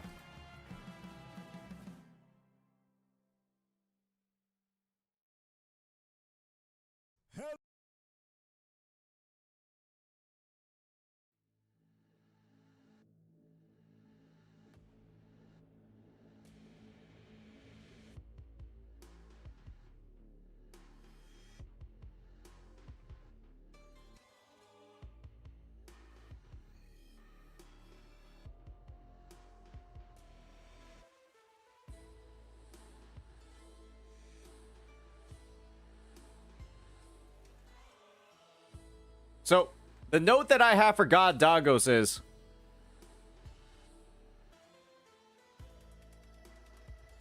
shirtless for no reason. Why are we shirtless?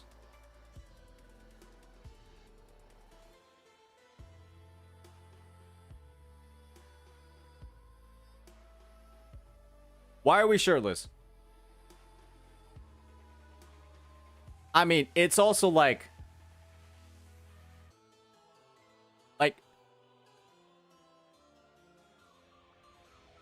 If it was hot, he'd be sweating. If it was hot, he'd be visibly sweating. I'm just like, I mean, bro, if we're gonna be shirtless, let's have a reason for it. Man, why go on stream and then just show the world how small we are? Nah, man. Nah, man. It's just, unless you're targeting an audience. Unless...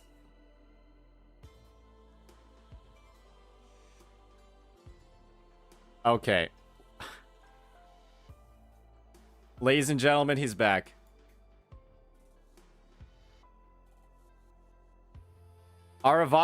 Avaratros is back. He didn't even try hiding it.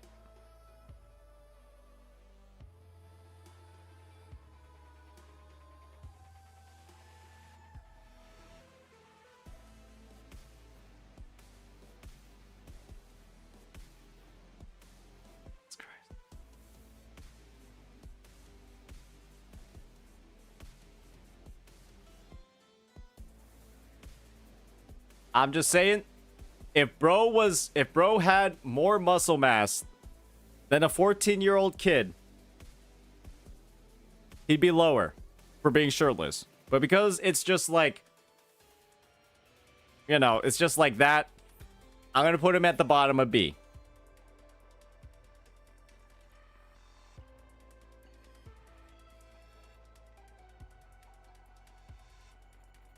We've got another creator on the list over here.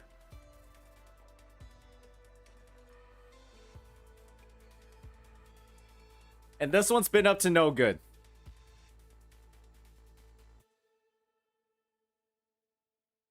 That, ladies and gentlemen, is Gojiki. Some of you might have been familiar with Gojiki. This man has attempted to make a career out of shitting on games and shitting on content creators. And I had a bit of a heart-to-heart to him when he appeared in my chat. I told him, brother, you've made 65 videos and you have 306 subscribers. I think it's time to recognize that you might make content, you might make videos, but nobody likes them. Nobody likes any of your videos. Because at this point, after making 65, you should have more than 306 subs. That's what I told him.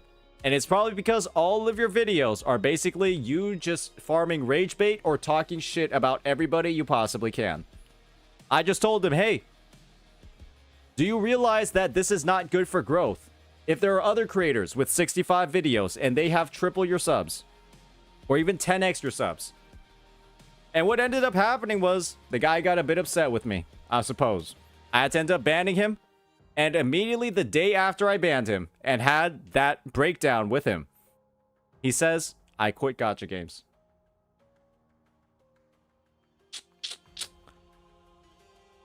I do believe I may have ended his career.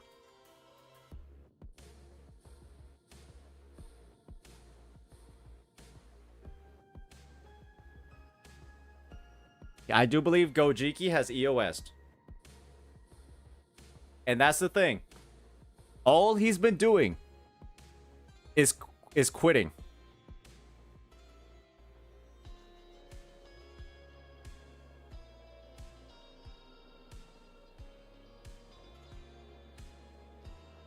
And honestly, if all you do on your channel is talk about how much you don't like things, that was probably the best bet for you anyways. Right? All this guy could talk about was how much he didn't like things and all the problems that he had with people. And it's just like, my gosh. When are you happy, brother man? When are you not upset? And so, honestly, not too crazy, not too bad. Maybe he'll come back. But I think he's in a solid B tier as well. He's in a solid B tier as well. Next up, we got WuWa certified. And this individual, WuWa certified, has a phrase that's been made very common. And that's holy back reading. That's because WuWa certified was defending Artumbo without fully knowing the context of what Artumbo was doing. And when somebody basically called him out for that, his response was holy back reading.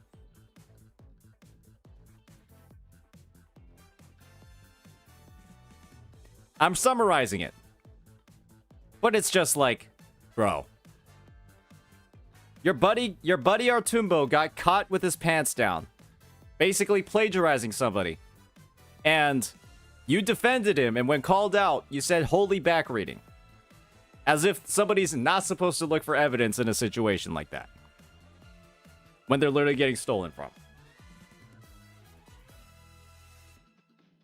And so, people ended up calling him things like, oh, Lil Bear, holy back reading, WuWa uncertified, or it's like plagiarism certified, blank blank blank certified, a bunch of things. And so, I don't think it's S tier, but I do think it's top of A tier. I do think it's top of A tier. For sure. Because, man, when people are able to look at this and then have like a good little giggle about it, you've made your mark. You've made your mark, Lil Bear. It's not as big of a meme status as 4-Piece Thief, because he apologized for it and he minimized the damage. Who is this? Who is this? Wait, let me remember who this is. We can leave this person for later. All right. Next up, we've got I Am Rivenous. And if you guys are familiar with I Am Rivenous, he is actually a former WuWa creator who basically quit the game. And their reason for quitting the game was basically, I don't have early access to the characters, and so I can't make guy content anymore.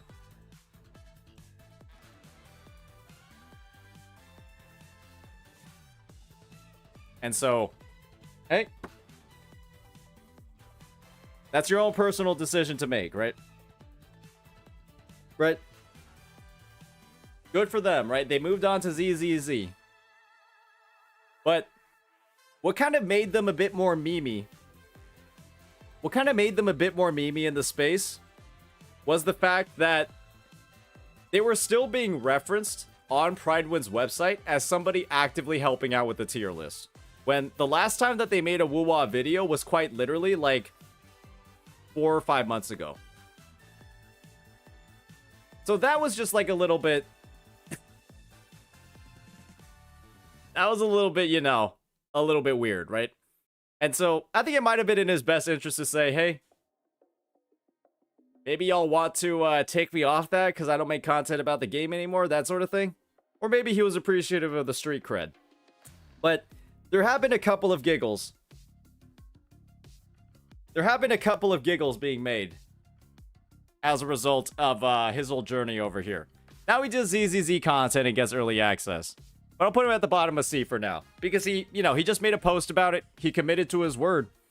And then, you know, he just straight up quit the game. Alright, so Avaratras is now on his 4th account. He's sending messages that nobody can see. He's about to go to account number 5, unfortunately. Guys, do you remember when I said that Changli mains are unemployed? This is what I meant.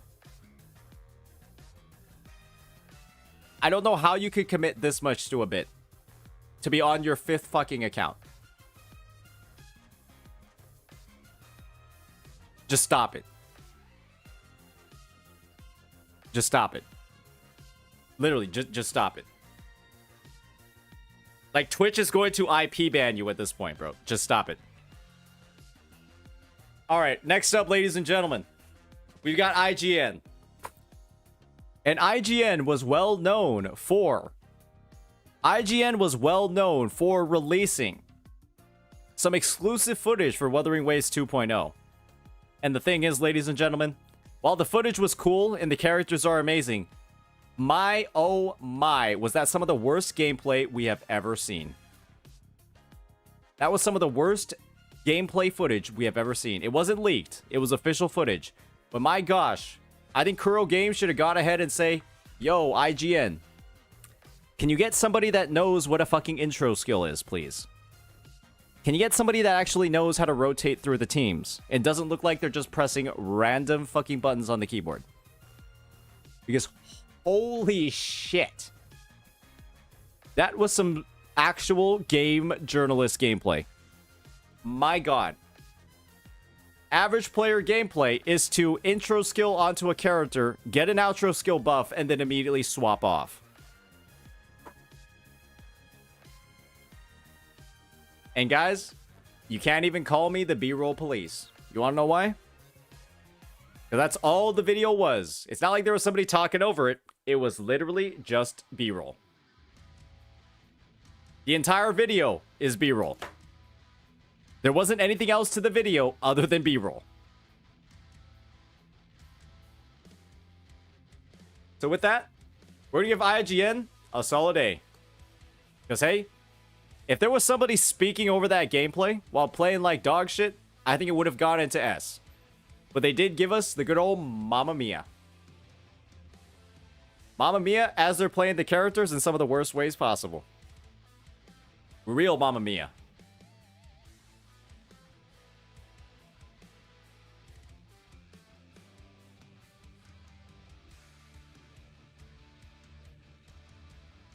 Oh, man.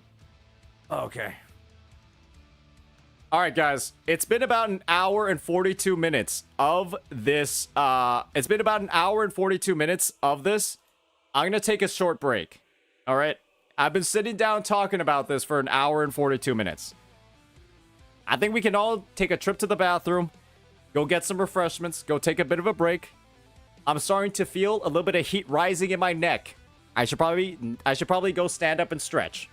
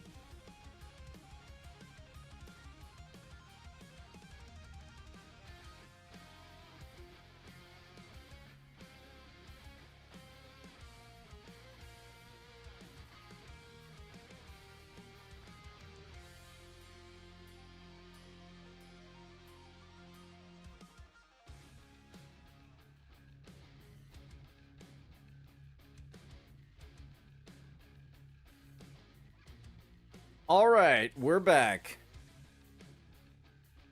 We are back. Okay.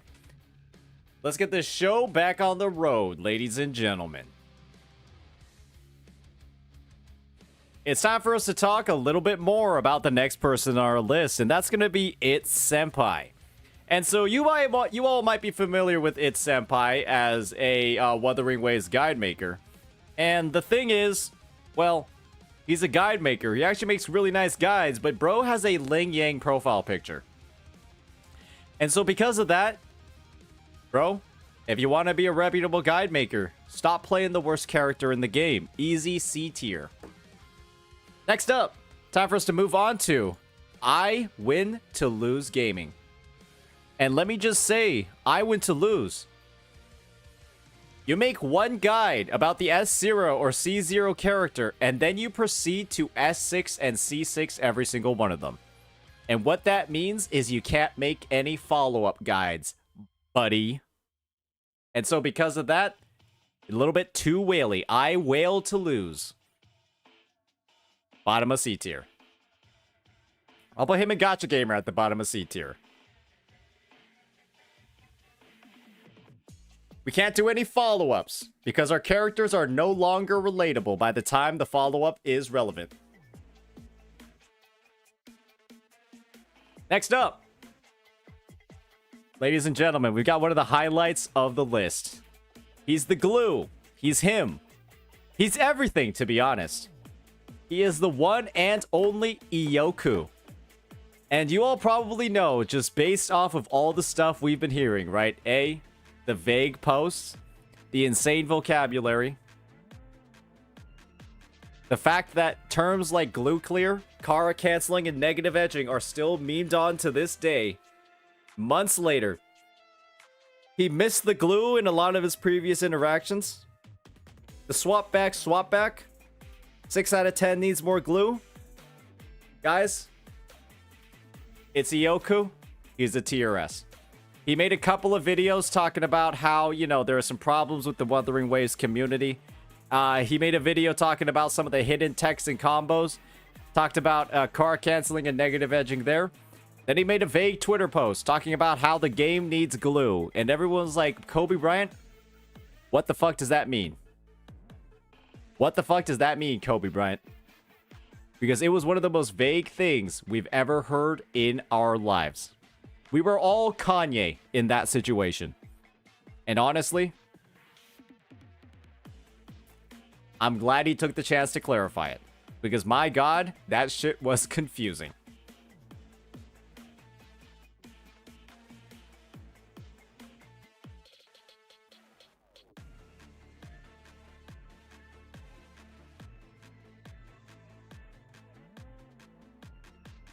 Alright, I think that's a better sorting of S. Alright, next up, we got Jello Impact. And let's just say, Jello Impact is only on here because, my gosh, this guy is tied to Genshin Impact. He's a relatively successful creator in the space, but holy shit, he only makes Genshin Impact videos. And believe me when I say, that game, my friend, is going downhill. And so my recommendation is, we gotta start diversifying, buddy. We gotta start diversifying, but hey, maybe he already is. Maybe he already is. Because bro is on the grind. 405 videos. It's almost all on Genshin Impact. And I've gotta say, respect to the man for being able to create so much content about a game that kind of doesn't have that much content anymore. Maybe he took some inspiration from Envy in this situation. Oh my gosh. Alright. I need to ban some people in chat.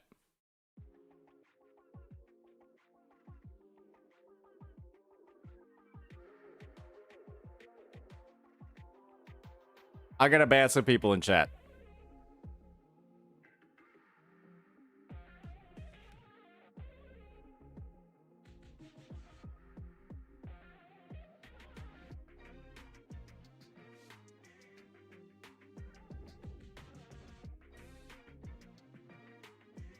I'm a little bit occupied right now. Maybe we can take a look at your music later, man.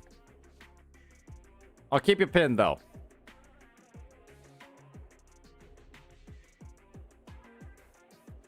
Anyways, where were we?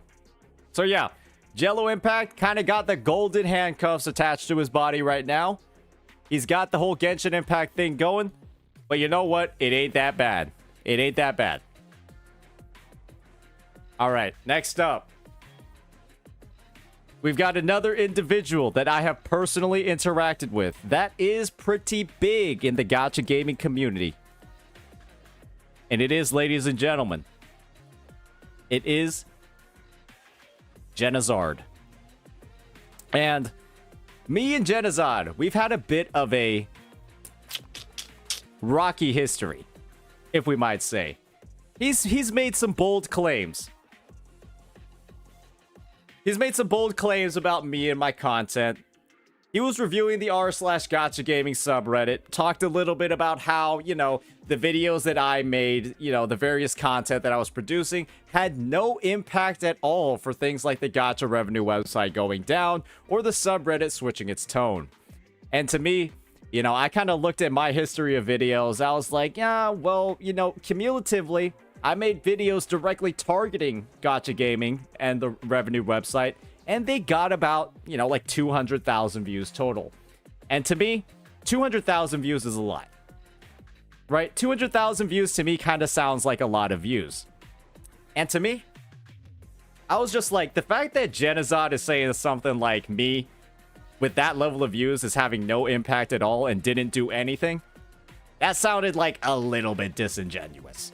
And that led to me coining the nickname Jelazard. Because I was like, that makes you sound like a little bit jealous. If you're going to say that that level of views and that level of content had no impact at all, had even good old Dicktone reacting to it as well, contributing his own slice of like 80k to the pie. And I was just like, huh, if I'm able to call out these websites and then they're making changes and updates based off of my suggestions,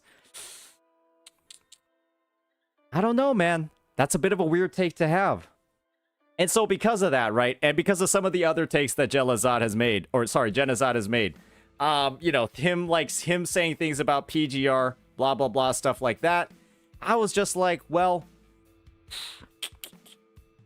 maybe if Genazard, maybe if people are going to your chat, they're not necessarily from mine. They're just seeing that you had a bit of a bad take, and then they just decided to tell you in chat that you had a bad take.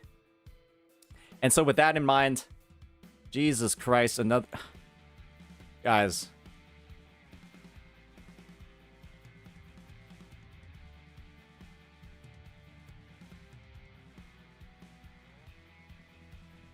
I know that's Avaratras. I know. I don't even think this is a Chang Li main anymore. This is just somebody that's mentally ill. It's not a Chang Li main anymore. It's literally a mentally ill, mental illness. Oh my god.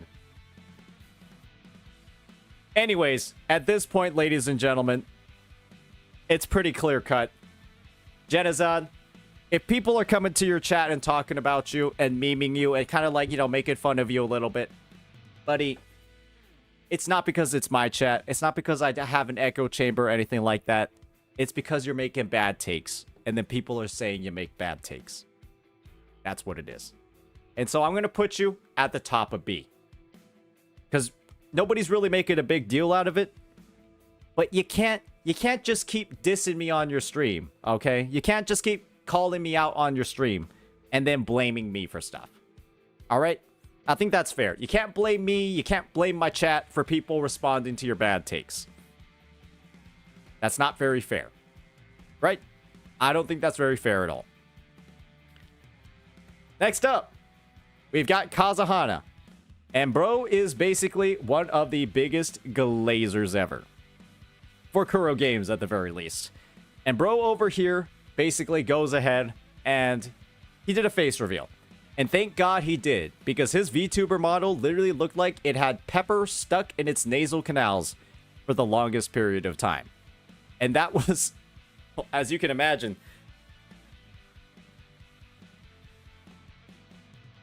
Bro always looked like it was permanently about to fucking sneeze. And I feel like that got in the way of people focusing on your content. And people were literally making fun of your VTuber model at every single opportunity that they could. And so just based off of that fact alone, I'm going to have to put you in B. I'm going to have to put you in B.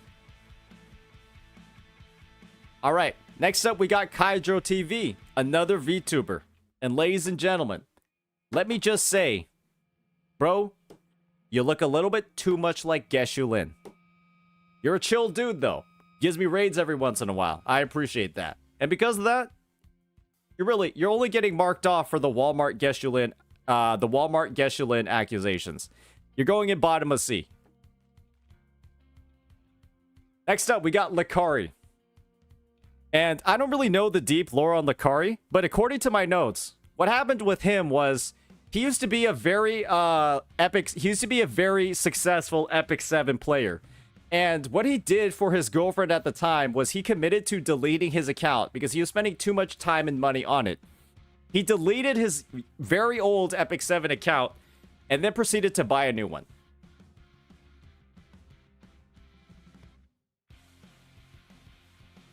I think that deserves people making fun of you. If I'm frankly being honest, easy A tier. Why the fuck would you do that? That's just like, what the fuck are you doing? What are we doing here, man? What are we doing here, man?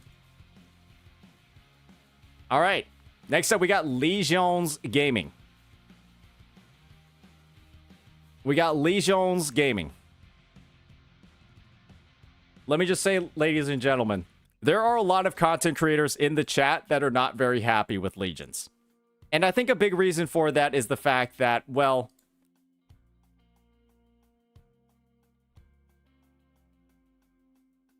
he does have a bit of a tendency. He does have a bit of a tendency to be a bit of a hypocrite sometimes. I'm seeing over here Hypocrite Gaming. I see a couple of those CCs chiming in, ready to type out their thoughts. He's one of those guys that has taken the stance of, I am holier than thou because I don't do these things. And then they proceed to have evidence shown that they are doing those things. And that is, to me, just a really odd stance to take, right? When you're kind of implying that you're higher quality or that you do things better than other people because you're not doing certain things, and then you proceed to get called out for taking that stance and then proceeding to do the exact same things that you're calling out people for. And obviously, I don't think Legions is like kind of like at the point where he was like big enough to be explicitly called out and kind of like named and shamed for it. But man, let's be honest here. Criticizing people for doing React content and then proceeding to do the exact same thing or have evidence that you've done the exact same thing is a bit of a weird move. And a lot of people kind of had the stance of like, bro, you are being a little bit weird. And because of that, I think we're going to have to put you in A tier, man. If you were bigger, I think you'd be an S. So think of like the lack of size being an actual benefit here.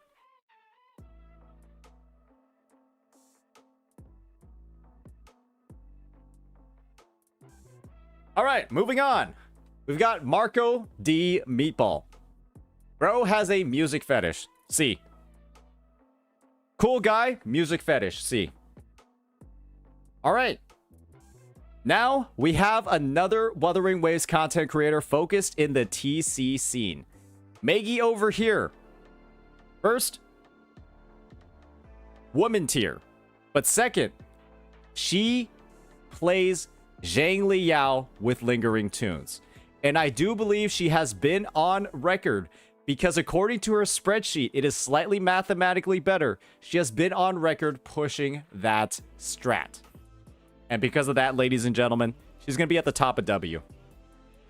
Not because it's a win, but because that is where I put women that really haven't done anything wrong. I do recognize her Zhang Liao vid also pushes lingering tunes. And I'm like, hey, well, I don't really like that. And I understand the numbers are slightly higher, but ladies and gentlemen, I prefer higher DPS. Damage per screenshot.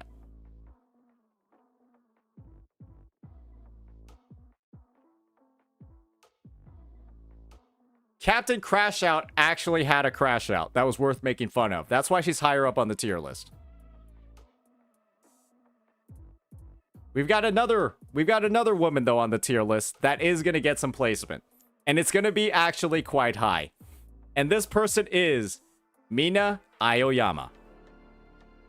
I don't know if you all are familiar with the deep lore, but she has also been a creator that's had some kind of hypocritical takes. He's also had some hypocritical takes. The one that we're going to focus on in particular was her stance on Firefly being waifu bait. Because it was, in fact, Kalis in Firefly's trailer. The thing is, she basically was talking about how Firefly was being reduced, her complex character was being reduced into waifu bait. And then somebody pulled up a clip of her basically fangirling, gooning over Robin, who was kind of doing and was reduced to the exact same thing. The only thing was, Robin was talking to a woman. And so it was like, yes, queen, cook it. And the thing is, guys, well, if it's bad because guy, but then good because girl, that's a bit hypocritical, isn't it? And so people rightfully made a little bit of fun about her. Not a little bit. People made a lot of fun about her. And the thing is, she didn't really make a big deal out of it. She didn't, like, really excessively defend herself. It was Black Swan and Acheron, maybe something like that. I forget. It was like one of those things. It was just a very hypocritical thing, right? And so because of that, I'm going to have to put her below Legions, but still in A tier. I might have gotten the example wrong, but I got the genders right. And that's what matters in this situation, literally. All right. Next up, we've got Malo Zhang, the voice actor of the most power creeped character in Gacha gaming. The most power creeped character in Gacha gaming. And ladies and gentlemen, let me just say that she is actually going to be going into the W tier. She's mainly on here because of the fact that her character is now non-existent in the meta, but also because she has lost every single 50-50 I do believe that she's ever pulled in her life. Maybe that actually deserves C. Because losing every single 50-50 on stream is absolutely nuts. And I do believe that it's not your fault. It's not like you did anything, but you're still going to get made fun of it. And the fact that I know that, despite like not really actively engaging with her content, is pretty substantial in my point of view. I think that is something worth talking about. So with that, we're going to put her in C for now, and we're going to continue moving on. She also has a fish for her VTuber model. She lost her 50-50 on Miyabi's banner off stream too. That sounds about right. With all the money that she's spending on Hoyo games, I feel like her salary kind of just evens out.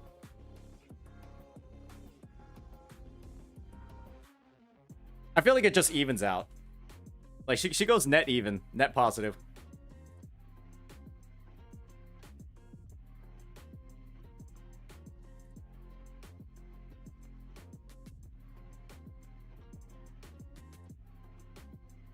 All right. Next up, we've got Mormont. One of the most try-hard content creators in the WuWa space. I do believe that he is one of the only people, along with Wallensteins, who actively makes content about 4 Death Messenger Calcharo rotations. And let me just say, that's a bit sweaty, dog.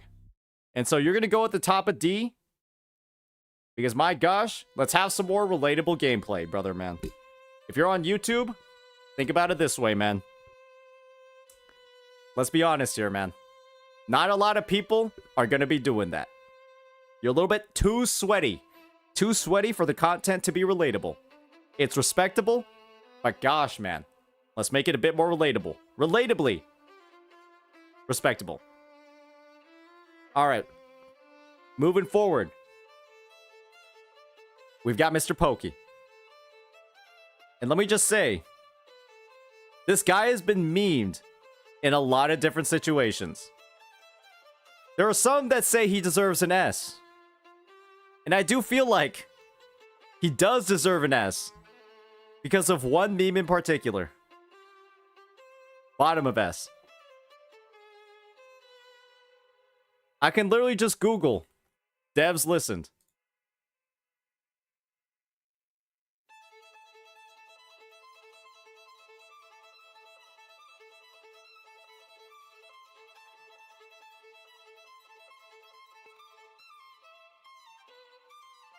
Need I say more?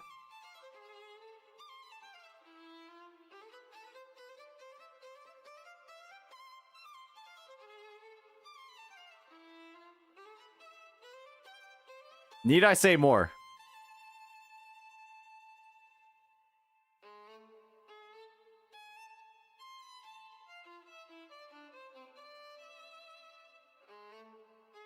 There's more that went into the situation, right? He quit buggering waves. He quit wuthering waves. Despite actually being pretty decent at the game. Bro got bullied by his chat into quitting the game. But it looks like for 2.0, as long as Hoyoverse doesn't clap him by his cheeks, he might be coming back to the game.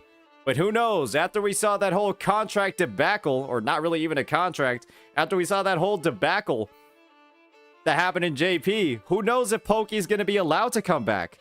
Maybe they're going to give him a stern word and say, no, no, no, nothing but HSR for you, buddy boy. Nothing but HSR for you, buddy boy. Or you're going to lose access, your early access to ZZZ and Honkai Star Rail. No more early access videos for you, buddy. We'll just have to see what happens.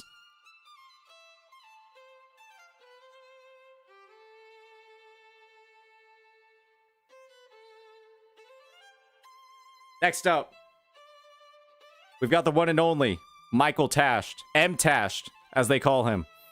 And he has built up a reputation for talking about the updates that have changed everything.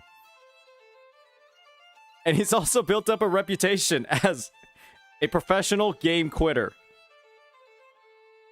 Bro has not said a word about Wuthering Waves 2.0, despite him quite literally enjoying the game. But honestly, we'll just have to put him, I do believe, at the top of A. Because he hasn't made a big deal out of it. He's owned the fact that he quits everything. And then I guess he's just kind of quietly exited the gacha space. And so, the fact that he's been willing to fade away is the reason why he's not in S. He's come up with some good taglines, though. He's kind of in A for changes everything. This changes nothing. And I do think he's happier for it because of it. I think he's found the game he's wanted in PoE too. So I'm happy for him. He has been exiled on the path.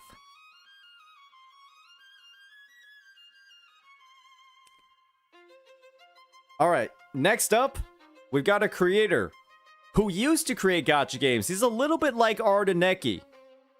But now all he does is talk about Korea and harasses VTubers. That is Mujin. And so we're going to place him quite similarly to Ardeneki. Just kind of like at the top of C. Sold out. Now all he does is talk about Korea's president and shit talks VTubers. Enticing stuff. He also giggles quite potentially more than Gacha Smack.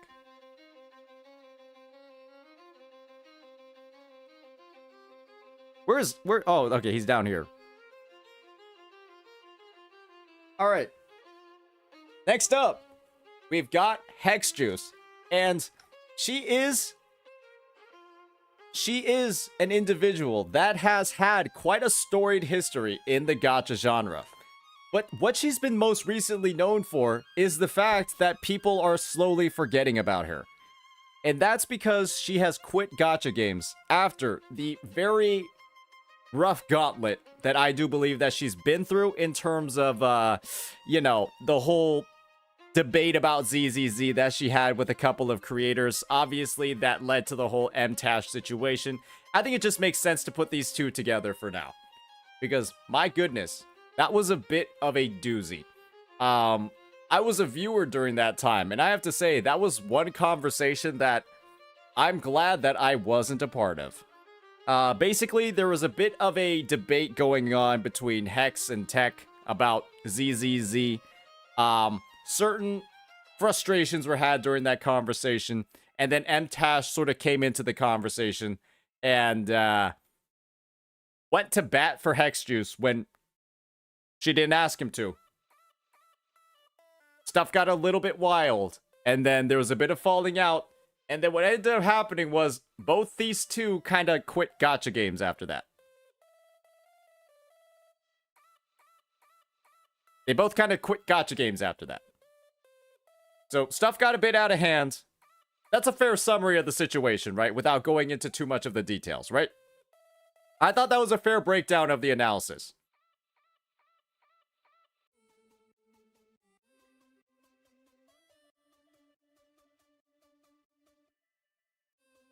So yeah, that happened. Both of them quit gacha. M-Tash moved on. But then Hex kind of stopped content creation for a while. Pretty sure there was a reason for that. But it looks like she is coming back for Wuthering Waves 2.0. But that was one of the biggest things that rocked the gacha space earlier back this year. During ZZZ's release during the summer. So yeah, that's a bit of the deep lore there.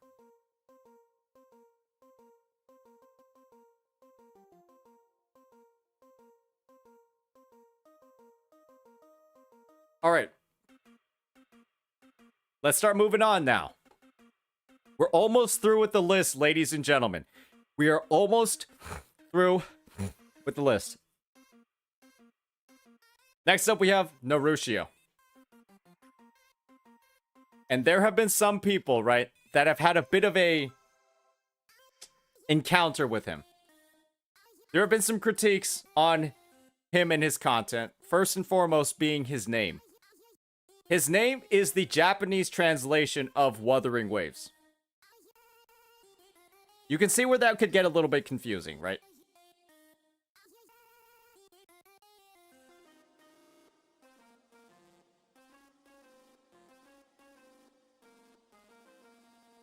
Yeah. So that's the first thing. And then second, nothing against it, but a fair amount of his content that he produces, right, is kind of like reposting. It's kind of like reposting official materials, right? Like OSTs, blah, blah, blah. I've seen how he collects it. Sometimes, like, he's literally sat in the game and then recorded, like, the full background music. So it's not like, he's, like, going in and just, like, like, ripping stuff, right? So it's just, like, things like that. He's had a history of, like, I think striking people that have, like, used his footage and then, taking the strike back, that sort of thing. And so that has, like, led to, like, him, at least on the Western side of things, right? Not having the best, perception by certain members of the community. I personally had no, real interactions with him. And, I think he kind of keeps to himself. Obviously, he has, like, sometimes does, like, some defense moves for WuWa on Twitter. Has, like, some kind of, like, hot takes. That sort of thing. But, overall, he keeps his head down for the most part, right? He doesn't do anything too crazy. But, nothing, like, too groundbreaking in terms of the content side. A lot of the stuff is, like, again, like, official materials that we are kind of, like, reproducing and then making more available to the public. So I think based off of that, I am surprised by the amount of controversy that he's been in, so I will just put him into B. Because you wouldn't expect somebody that, with that type of content, to be wrapped up in controversy. You know what I mean? And so I think it's almost like the shock factor for me, is why I'm putting him into B tier.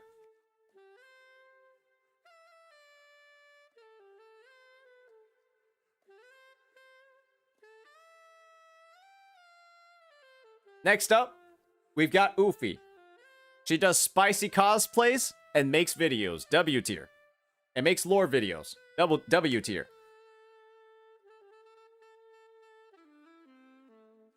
Alright. Next up, we've got Pixel Tree. And what this gentleman does over here is he makes videos. He's made a couple of videos about me. He does quite a few reacts. But the main thing is that this guy, he's got a pretty interesting, mature point of view. But he is Australian, so he's going to go in D tier.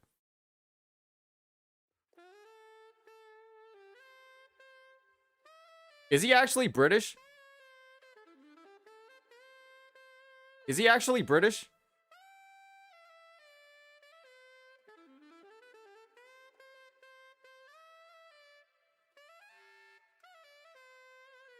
Okay. I've assumed he's Australian. And I was just like, you know what? That time zone by itself deserves a D. I thought he's Australian too. No, that's what I've been saying. I've thought he's Australian. All right. Moving on. We'll readjust this ranking if he's British. He's going to go higher if he's actually British. He's actually going to be higher up if he's British. Next up, we've got Pridewin. And while Pridewin isn't a content creator, ladies and gentlemen, Pridewin has been causing some problems.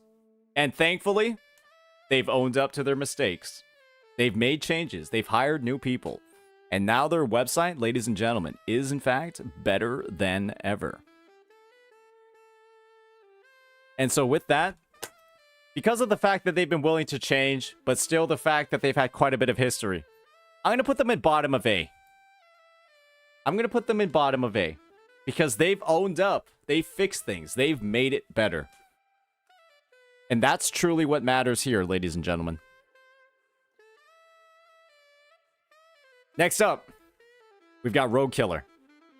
And believe me when I say that Rogue Killer, ladies and gentlemen, they're a little bit interesting. They do quite a bit of things.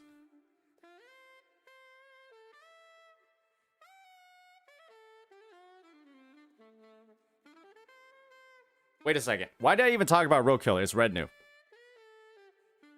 We've got Red New. And unfortunately, Red New even made a post about it himself. Let me go find it.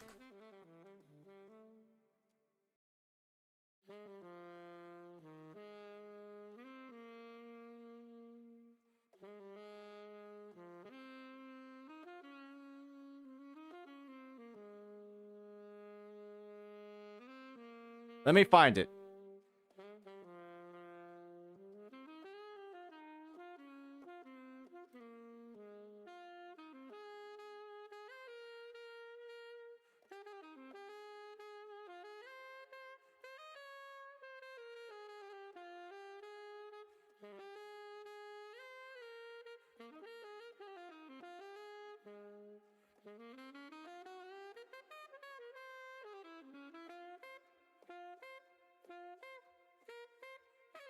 That's a crazy thing to write.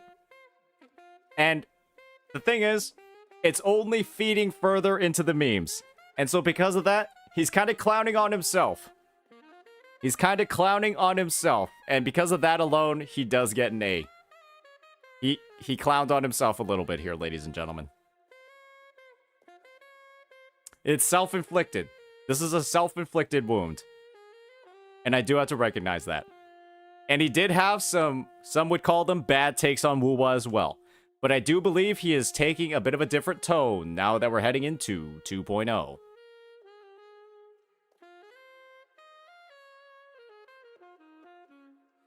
And now,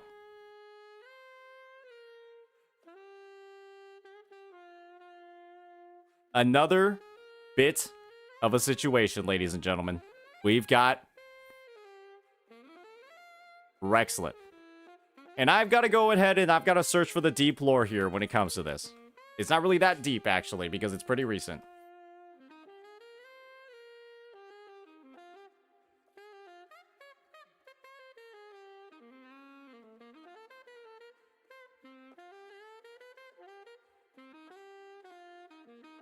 I've got to find it.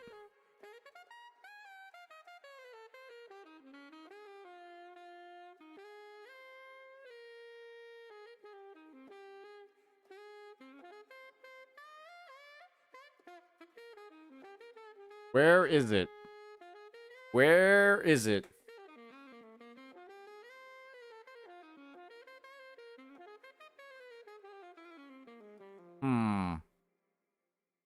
I can't find it yet. Maybe it's in recent, latest. Ah, here we go.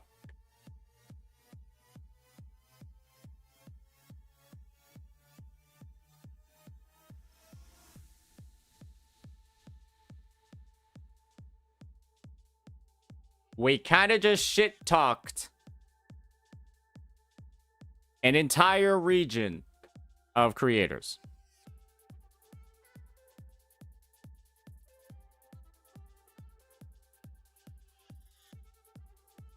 And I'm gonna be honest. Let me go find the other one. There's a part 1 to this. This is actually part 2.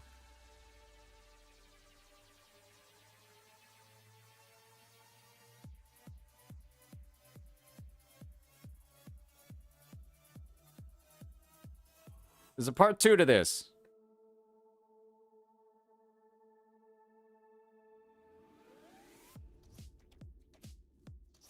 I am finding it. Give me 1 second, ladies and gentlemen. I know the exact date it's from.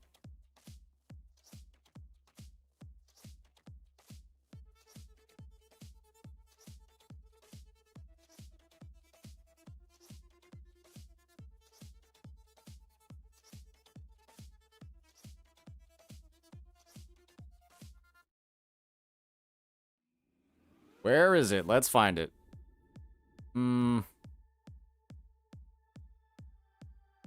Here we go.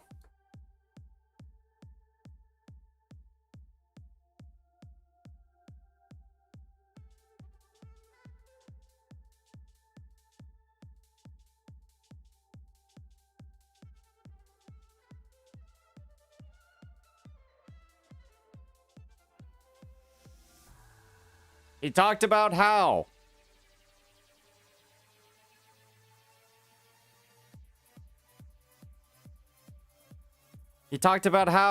people are being put on pedestals in the West.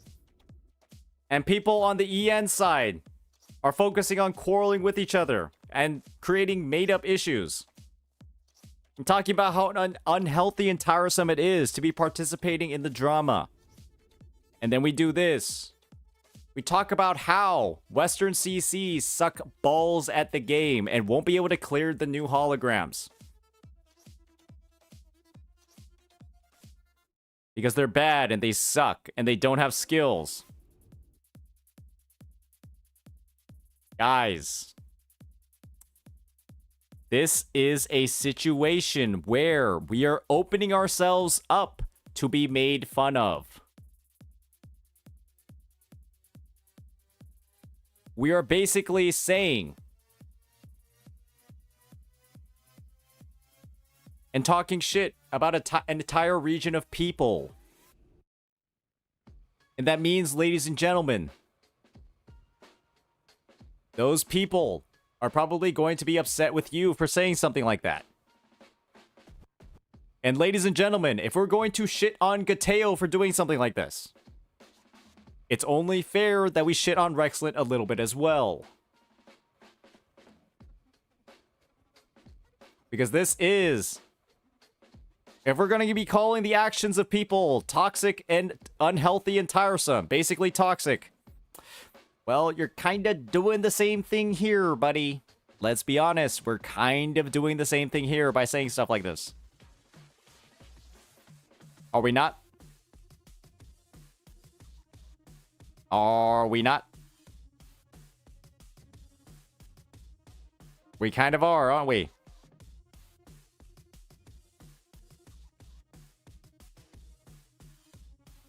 We had some fun trash talk, but I don't think it's necessary to shit talk the entire region. That's a bit up there.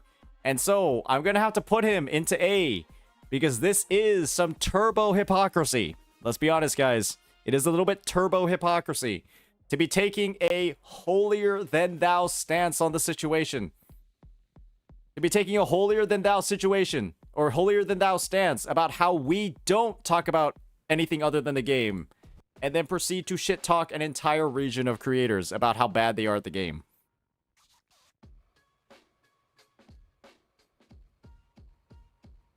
Imagine how many Western CCs now, because Rexlet said this, they're gonna have chatters as they face the new holograms, saying that they suck balls at the game every time they wipe, and how they're trash, they don't know what they're doing. Because Rexlet said that they're trash and they don't know what they're doing. Is that going to breed stuff that's unhealthy and tiresome? Because now, Rexcellent and his community has the preconception that we suck balls and that we're not good at the game. I think that's a fair take to have, especially being a Western CC, right? And so because of that, I'm going to have to put him in A. Because rules for thee, not for me. Rules for thee, not for me. That's a bit of what we're seeing here, right, ladies and gentlemen? And that is something that you kind of deserve to get made fun of for that. Remember, if you don't have anything to share, if you don't have anything nice to share, don't share it. Unless you're willing to take some of the heat for what you're saying.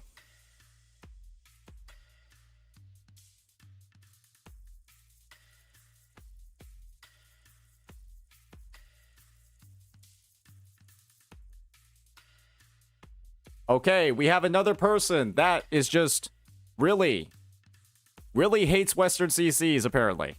Or thinks they're all bad at the game. Why do we do this, guys? It's quite literally like there's some level of bias here that's a little weird. Isn't it? It's a little weird, right? It's gonna be like, what do you have against Western CCs in particular?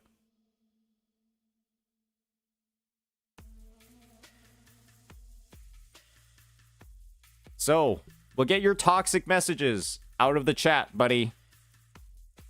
For 5 minutes. Reflect on your actions. Become a better person.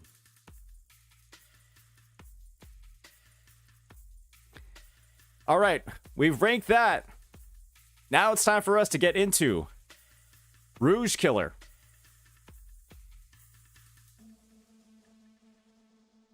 Let's get into Rouge Killer. Bro is making EXEs in 2024.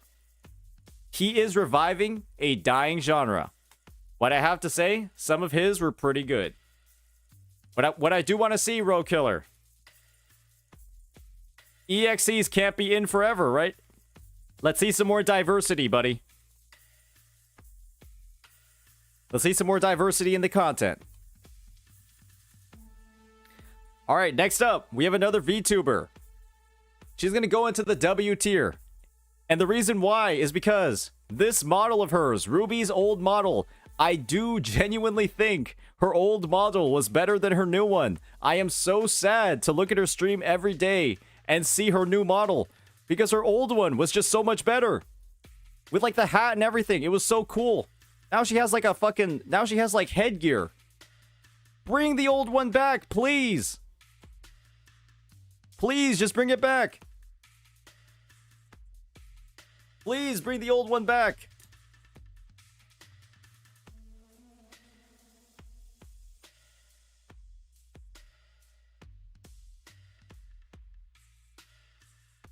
All right. And now, we've got the man, the myth, the legend.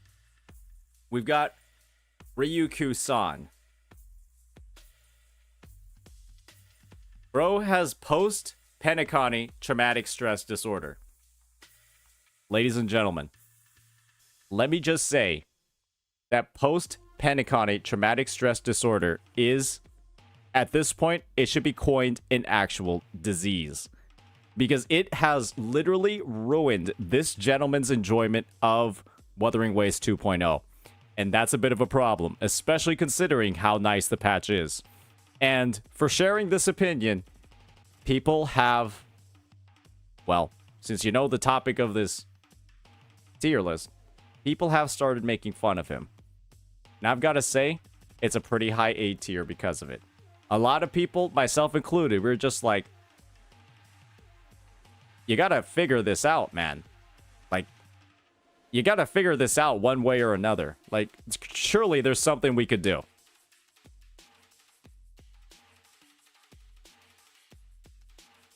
Right? Surely there's something we could do to figure this out. Actually, maybe we'll go bottom of A. We'll go bottom of A for that. And he keeps saying that he lives in Japan. And so every time Ryukyu talks to me and he says that he lives in Japan, I'm just like, Arigato gozaimasu, Ryukyu-san, watashi wa. And then he stopped saying that he lives in Japan. That's how you can get him to stop saying it, by the way, guys. If you're ever on VC with the guy.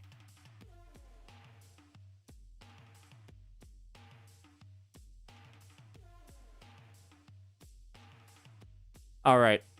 Ladies and gentlemen. This tier list has been going on for quite a while. And so what I think I'm going to do right now is we're going to take a bit of a pause.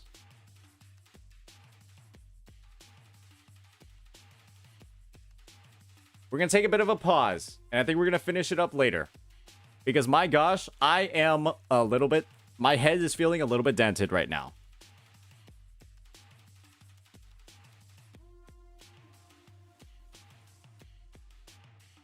I'm going to save it. We're going to save it. And we'll pick it up next time we stream. Guys, Avaratras is on account number 6 and he's still spamming.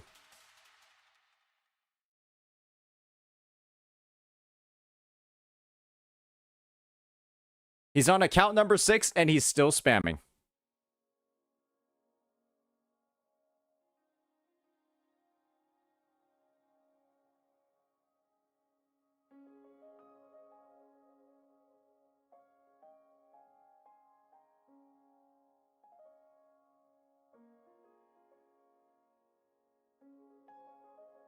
The Chang Li mains are absolutely out in full force today, ladies and gentlemen.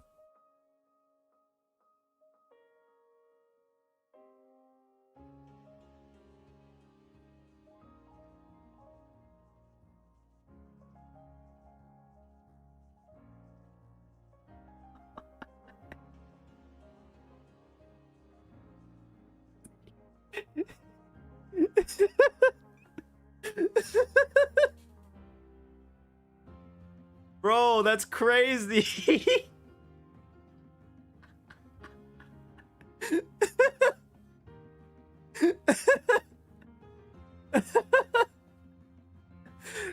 Like, how does the guy with the most broken English have literally the best bars? I don't get it.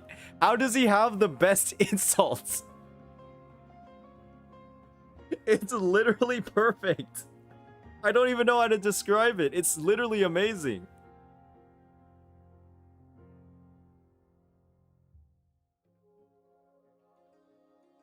It literally called him a primitive.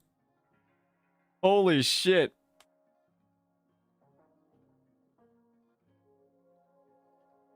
Oh my gosh. All right. All right, ladies and gentlemen. You know what time it is, right? So now that we've covered as much as we could on that list, it's time for us to actually start playing some games. Time for us to start playing some games. For the first time. I know, crazy, isn't it? Crazy. I'm actually gonna play some games. We've been warming up for 6 hours. I'm about to first try Inferno Rider again. Ladies and gentlemen. Anyways, guys. We're about to do it. We're about to destroy. We're about to destroy this beast. I am, in fact, getting ready for the Brax O-Phone Tornamento.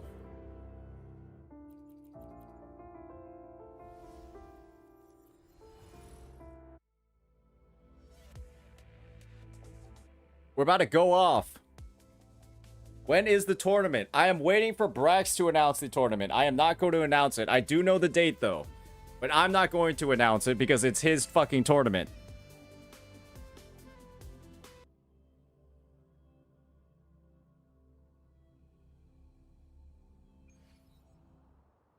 Oh, shit.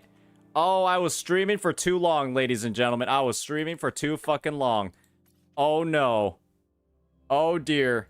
Oh, my account is bricked. 7 months in, I overcapped. My account's bricked. Ah, damn. Oh, quick.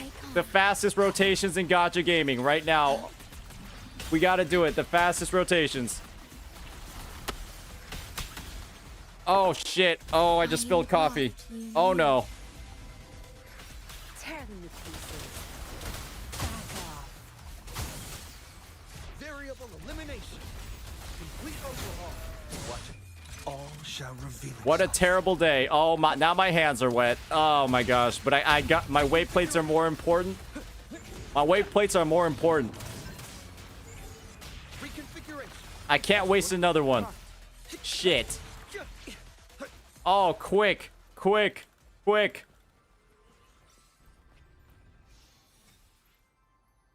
Oh, fuck. Oh, my God. Oh, this is... what a... Terrible... What a terrible day. Oh. Oh, no. Oh, jeez. Oh, jeez. Oh, man. Like the model's not coming back. It looks like the model is staying for the rest of stream. Oh, God. I didn't spill on my keyboard, but I did spill all over myself. Okay. All right. Let's go clap some glizzy rider cheeks. Let's do this.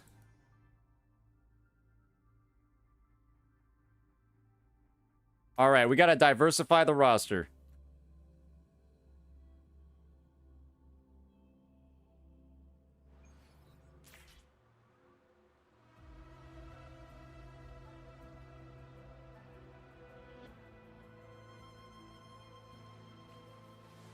Good. There's no time to waste.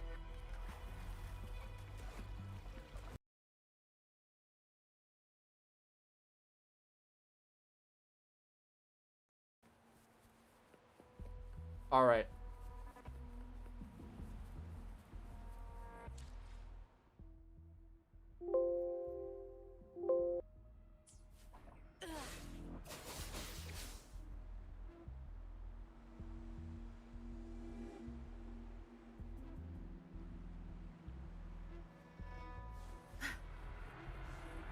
Let's just check the equipment out real fast.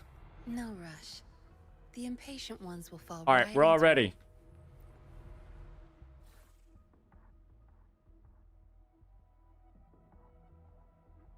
What the hell's wrong with my...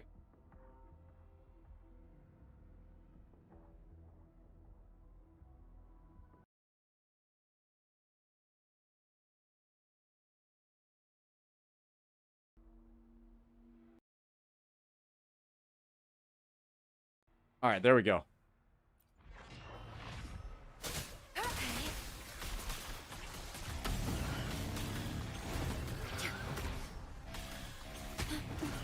Oh, we already took one hit.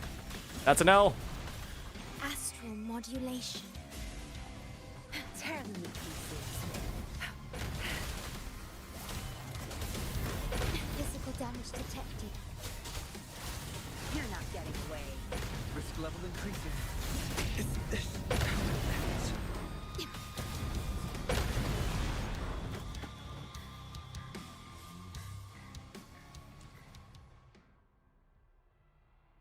All right, let's switch back to the WuWa category real fast. Augment our viewers again, you know what I mean? Sorry, guys. My headphones are like broken. They're not working.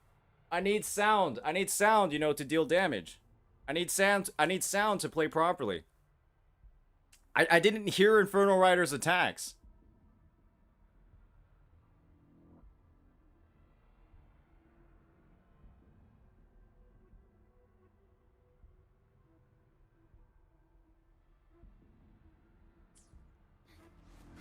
All right, that's better.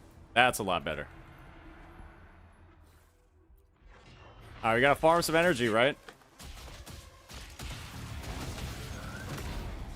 Disruption. Faster. Conditions optimal. Risk level increasing. Conditions up. Leave it to me. Variable elimination. Faster.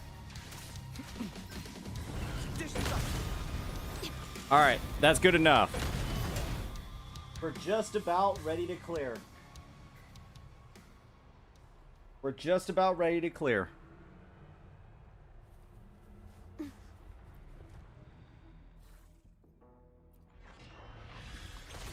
Guys, crownless is easy. I don't even need practice to do crownless. Crownless is super easy. I engraft you new. Whoa, Kydro, thank you for the raid, brother, man. Appreciate it. Good. There's no Zap string. It's our curtain call. My field of expertise. I can't keep going. Variable elimination. Complete overhaul.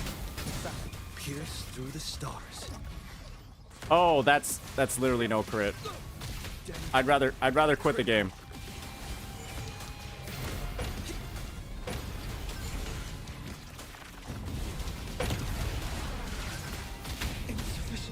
You know what? Let's play a different team.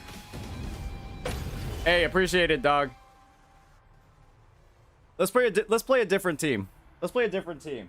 Dang Li Yao is he's awful for holograms. He's the worst character you could possibly use in the hologram game mode, right? We can all agree on. There's plenty of other better picks you can use. Right? He's awful. Right? The 13th excuse? When did my chat get so mean?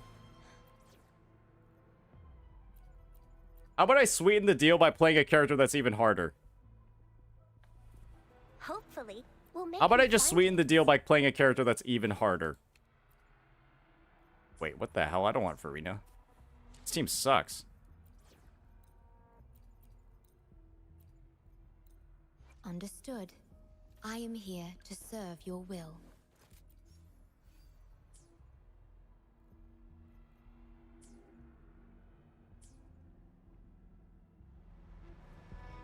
Bust out the Alto? Mortifi's a little bit faster from the testing that I've done.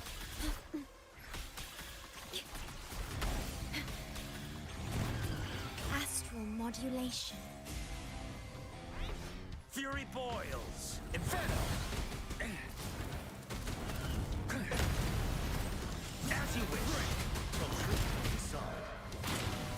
Feel my Okay, looking good. Let's do this and you're wide open. I have no energy.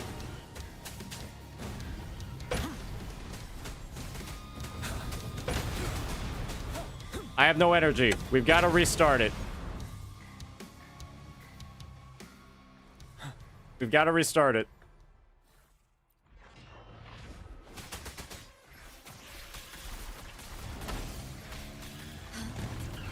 In war with time. Fury boils.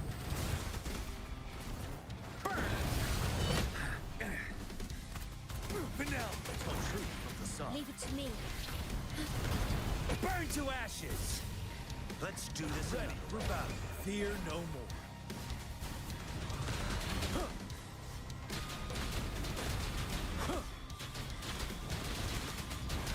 I can take it.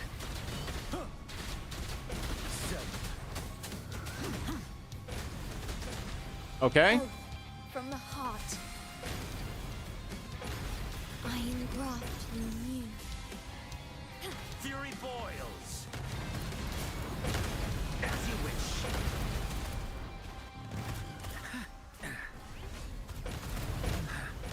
Break. Tell truth from the sun. Silence. You're wide open.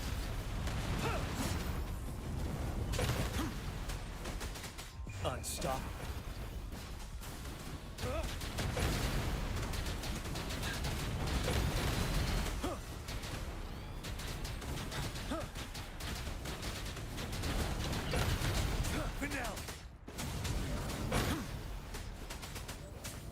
Okay. Vow from the the soul. Looking good. Looking good. Physical damage Okay, detected. that part's not definitely not looking good. Physical Nope, damage that's not looking good at all. Oh, bro's about to do the thing. Oh, he's about to do tricks on it. In war with time. Fury boils. Burn.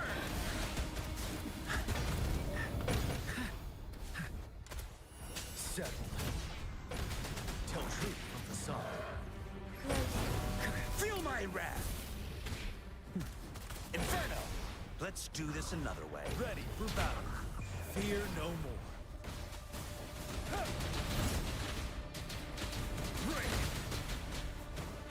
I can take it.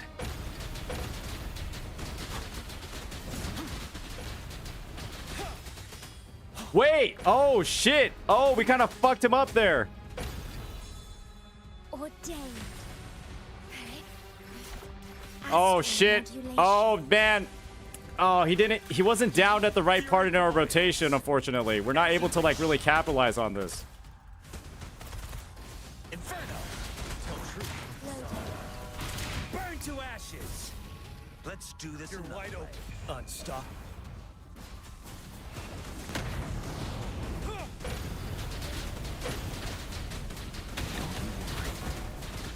All right, we got it.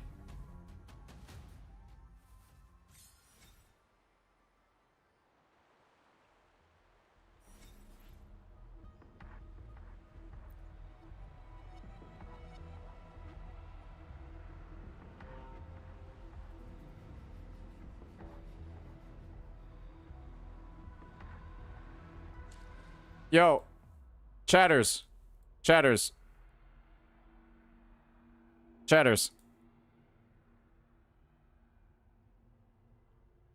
I got one thing to say to some chatters. How do we find the time to type in Twitch chats with our mouth wrapped this deep around Rexland's cock? How do we find the time to type in Twitch chats knowing this?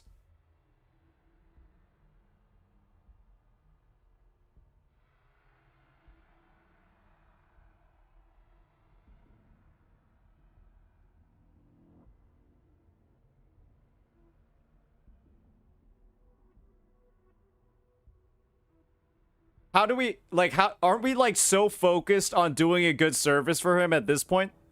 How do you manage to find the energy to type? I'm wondering.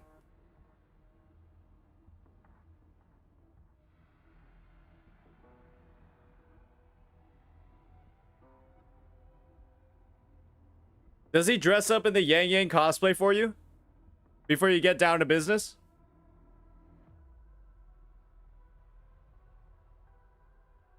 Does he dress up for you, bro? What does he do? How does he do that?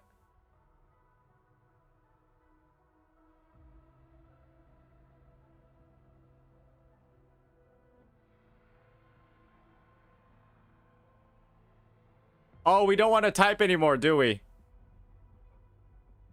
Are we done chatting? We don't want to chat anymore? What happened?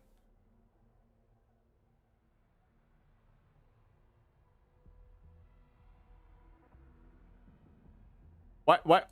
Cool Pika, why don't we want to chat anymore, bro? Okay. Alright, that's fair. That's fair. He's just shit stirring, ladies and gentlemen. He's just shit stirring.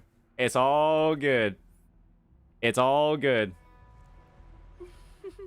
Would you like a fun game? Alright, now we gotta see Between the what two of our us? Camellia team can do. We actually just raw dog first timed it last time with Camellia. I was more surprised than you guys when it happened. I was more surprised than you guys when that happened. I'm gonna be honest.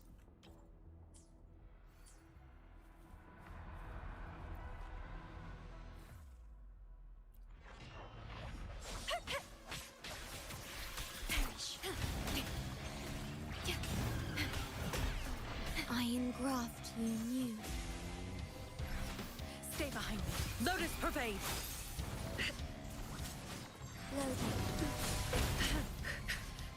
Reborn from ancient, feed my blossoms. All right. Self-deceivers. Sprout.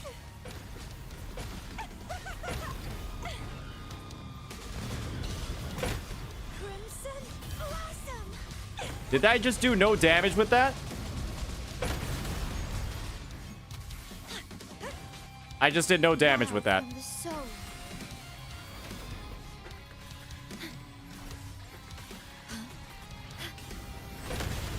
That's crazy. To a building wall with That was time. crazy. Stay behind. Yo, me. does Shackles be gone. Glizzy Rider have iframes or what? Be alert. Does he have iframes?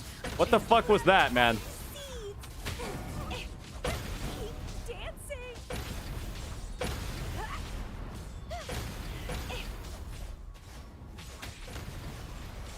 Grafting, suffer.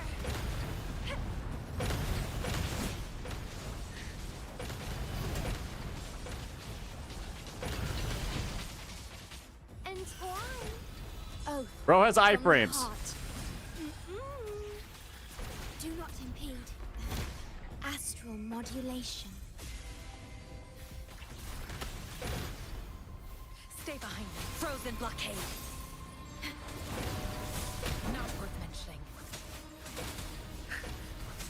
Bloom from ashes. Don't run. I'm at 0 Keep the stamina. dance going. Let's have fun.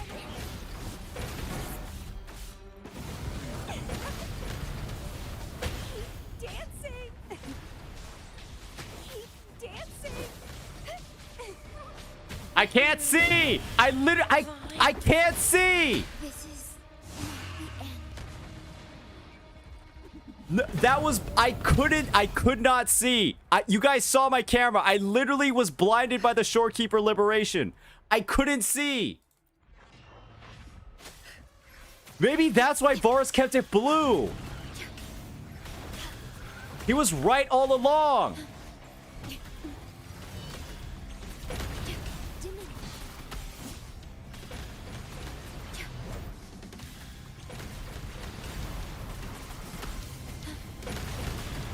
Oh, that was so that was so disgusting. That was actually one of the most disgusting things I've ever seen. I literally just lost that clear because I couldn't see. In war with time. Stay behind me. Lotus pervade. Loading. Sprout of budding seeds.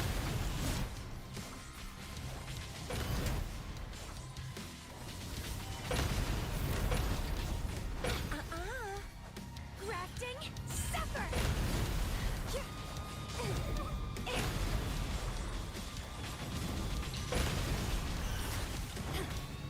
What?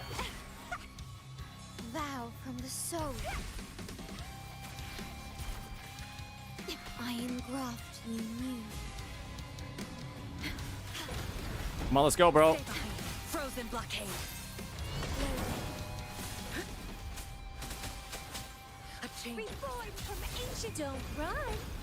Keep the dance going. Let's have fun.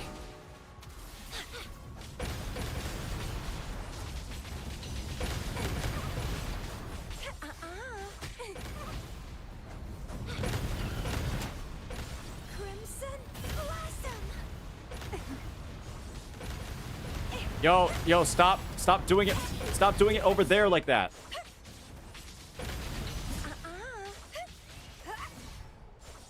Sprout. Ordained. An astral modulation.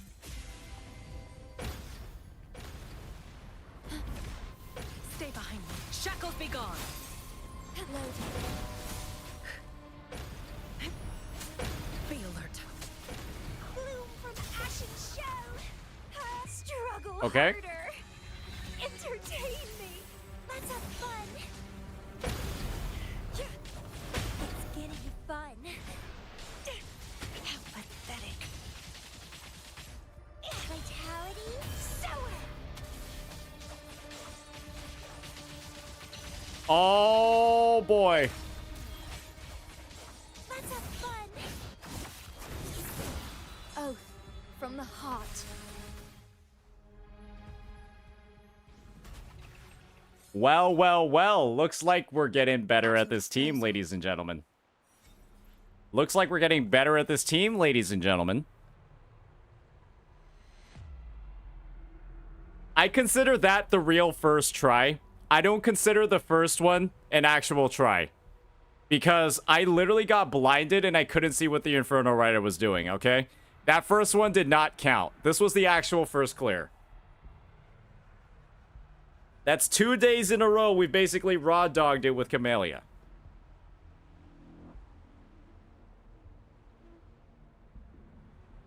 Two days in a row. Understood. I should try to smile. This is my Sanhua's build. Like this?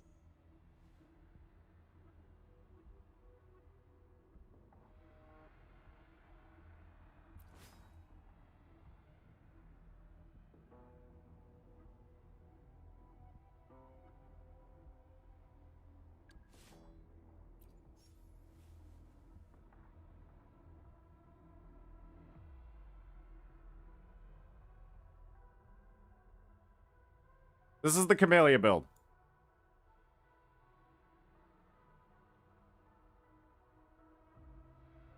I mean, the Sanhua, she just has like random shit on her. It's like random crit damage, random glacio. This is a pretty cool piece. I like this piece. Yeah, and then just like some random moonlets. She's not really here to do damage. She has buffs active. Wait, does she even have buffs active? Yeah, she has like rejuvenating glow active.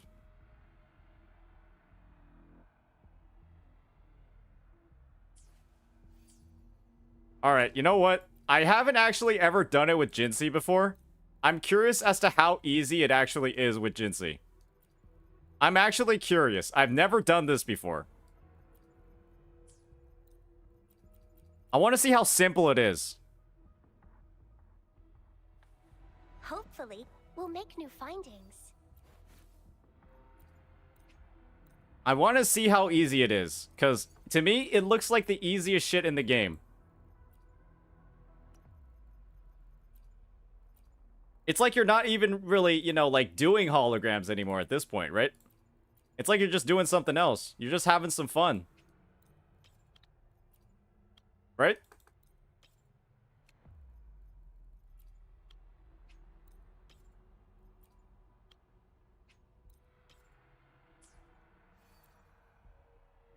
You're just being a little bit goofy, right?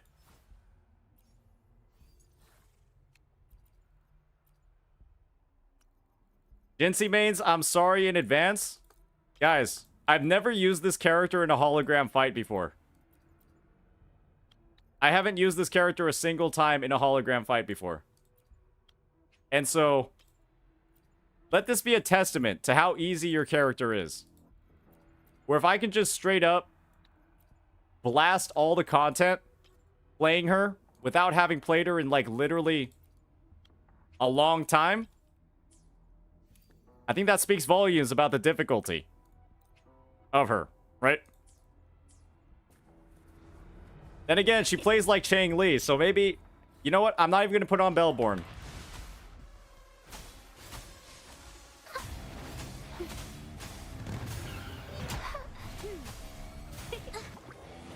Wait a second. I'm not even doing this correctly. Embrace the change.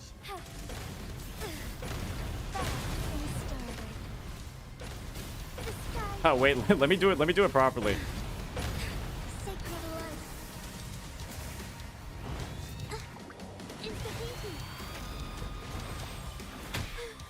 Oh, shit. Capture the spark.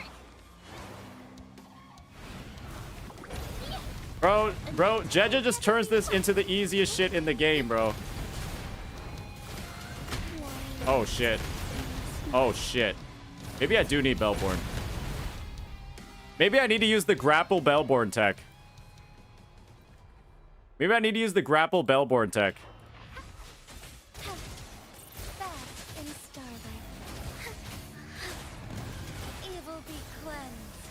Just grapple tech?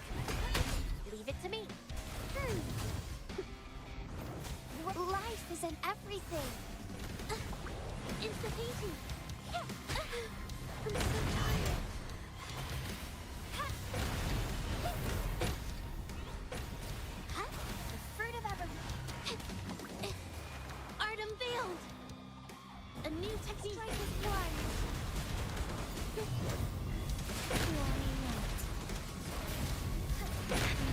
Oh shit.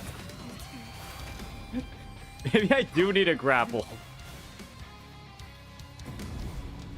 Those mines are kind of nasty. I think you do have to grapple so the things don't blow you up. Because it's hard to move on her.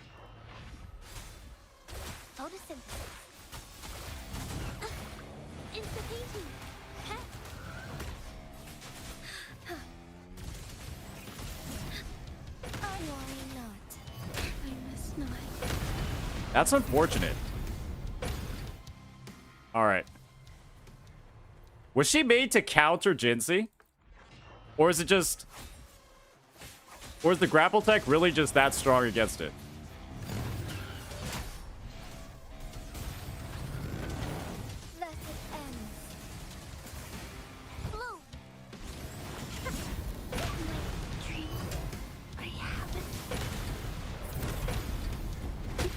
My Verena is dangerously unbuilt. My Verena is dangerously not built.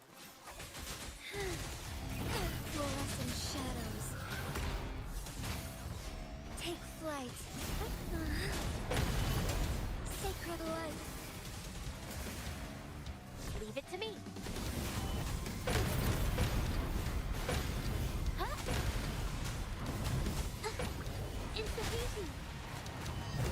Did I mess it up? Capture the spark!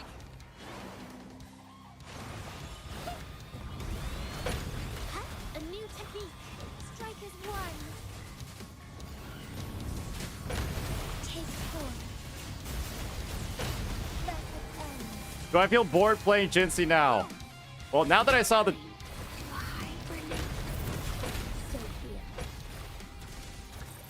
Maybe I should build my Verena. Maybe I shouldn't bring my Verena into this holograph fight.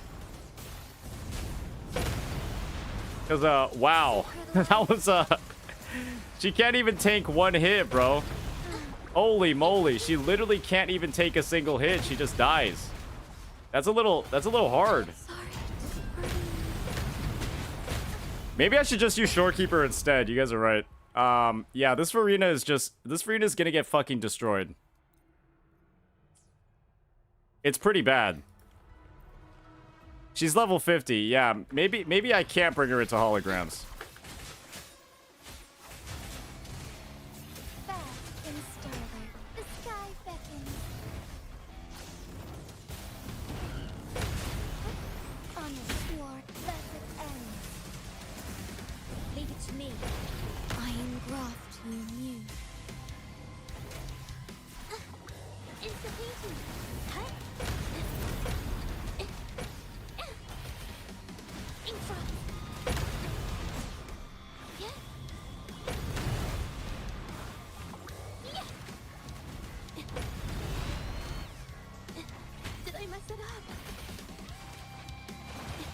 Witness the art's true form.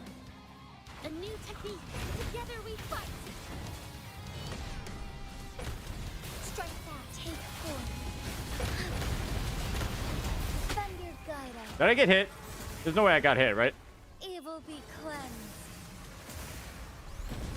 Oh, that lack of crit is diabolical. Ordained. Worry not. Diminish. In war with That lack of crit is diabolical, if I'm being honest.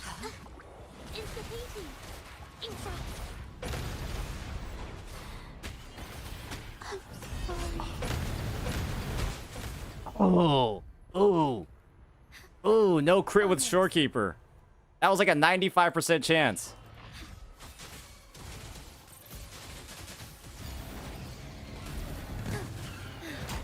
Take flight. Worry not. Sacred light. Leave it to me.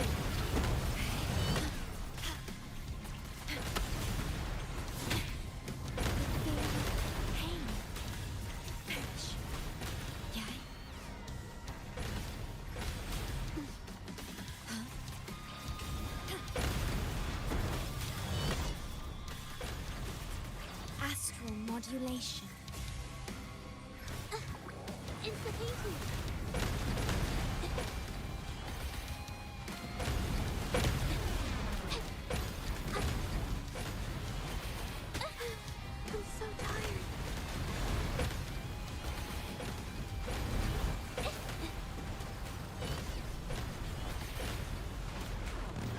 You know, I think I might just reset. I need some fucking energy. That Jeja was ridiculous. 20k HP Jeja is diabolical? Why? What's wrong with my Jeja having that much health? Fast and starlight. Strike fast. Let it end. Leave it to me. My Jeja's a little chunky, okay? There's nothing wrong. There's nothing wrong with that.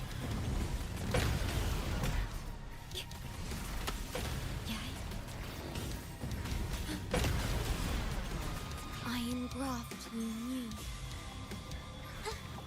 Instantly capture the spark.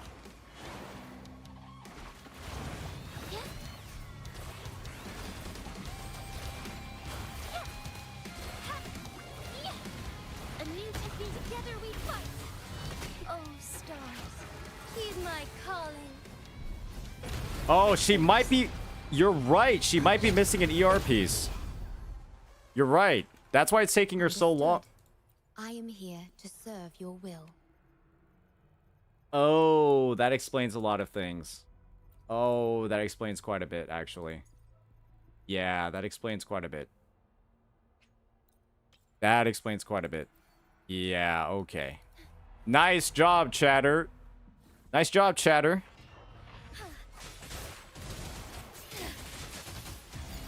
The sky beckons.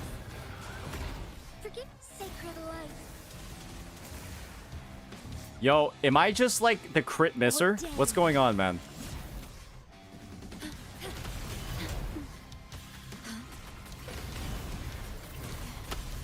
Why can't I land a single crit? Apto, thank you for the gifted sub, man. Appreciate it. Art unveiled.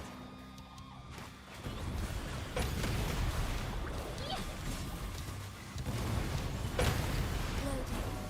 A new technique, strike as one.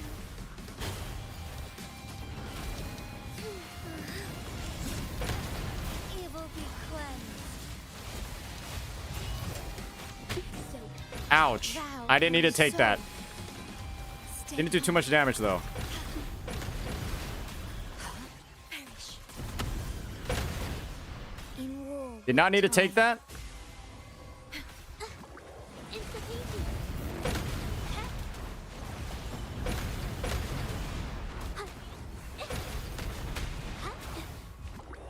Witness the art's true form.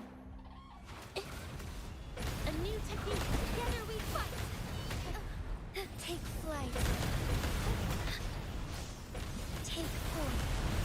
Heaven ordained. Okay, okay. Now, bite and blast his ass. Let it end. Oh, from the heart. I framed that shit. Easy. Astral modulation. Loading. Insta-peasy. I'm so tired.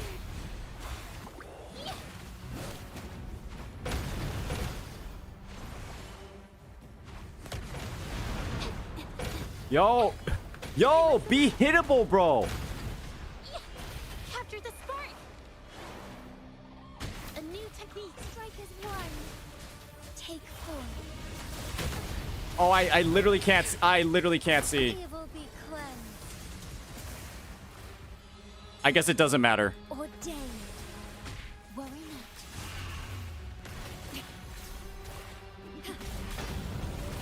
Durability lowered. I engraft you new. Loading. Insta-peasy.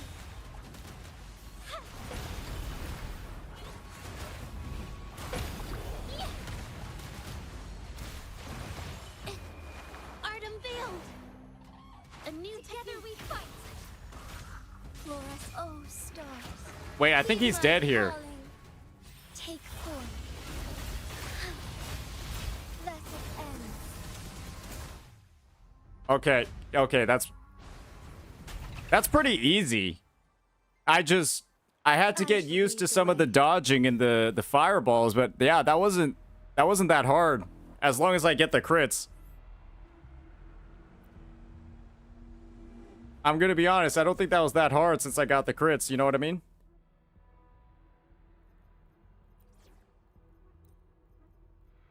That's basically every DPS character and combo except for Chang Li. And obviously Chang Li's not gonna work.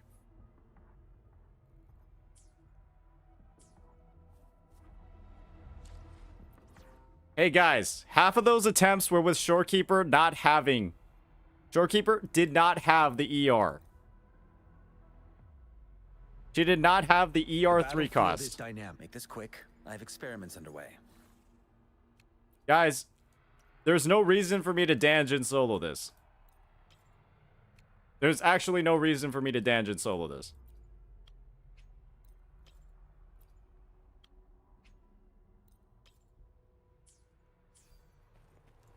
Because I would be using a full team in the competition, so why would I solo with any character?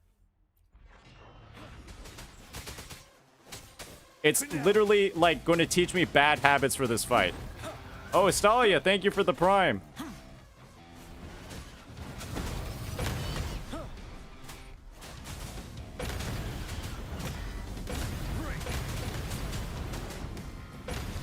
It will only teach me bad habits for the fight. Double healer DPS is actually for babies.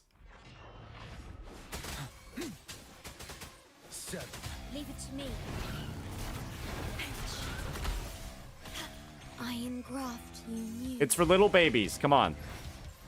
Do I look like a little baby to you? As you wish.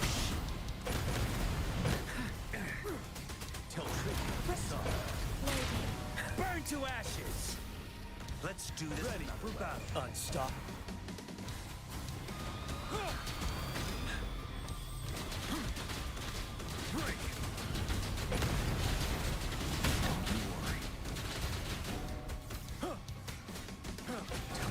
Oh my god, he's almost fucking cooked. Hey, but at least I saved a lot of stamina. I saved a fuck ton of stamina because I didn't dodge anything. Okay, that's unfortunate. That's unfortunate.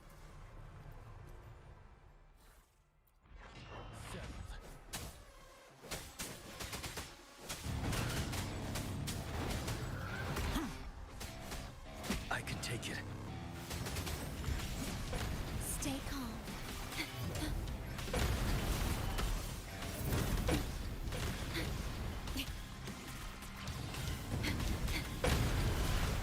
Alright, let's restart it.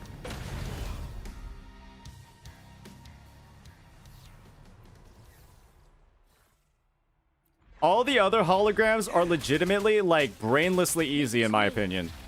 At this point, for me.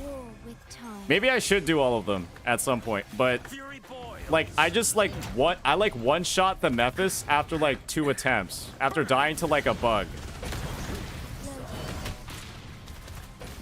Like Mephis was super easy for me. Let's do this. You're wide open. Oh, nice. Okay, Wind Rider.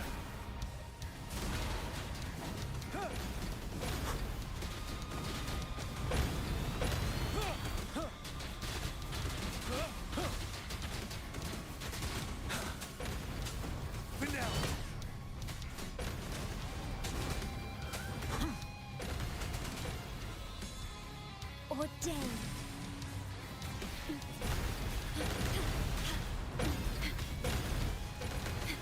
Iron graft, you knew. Fury boils. Inferno.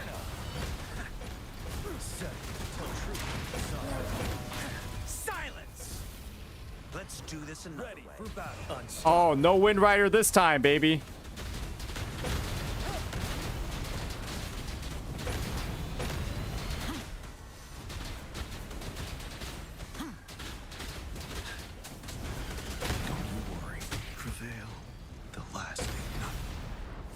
Oh, getting hit by that move actually just makes me feel embarrassed. I'm not even joking. Getting hit by that move is actually so fucking embarrassing. I've dodged it like 3 times. I've dodged it every time up until now. I just got fucking biked. Oh, that feels so bad. I can take it. A momentary reset. Oh, I'm just building up energy and I died. That feels bad.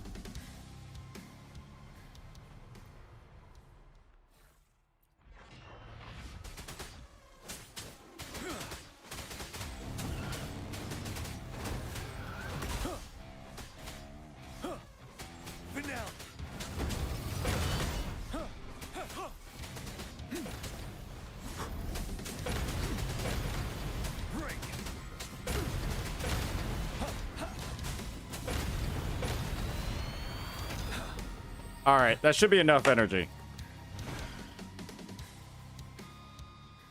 Guys, I already cleared it with Gian today. We're just doing some more practicing. I've got to decide who I'm comfortable with Leave it to me. in the actual runs. Astral modulation. It would be wild to win the competition using Gian, right? All power creep allegations beaten. I can take it. Silence! Let's do this another way. Ready for battle. Fear no more.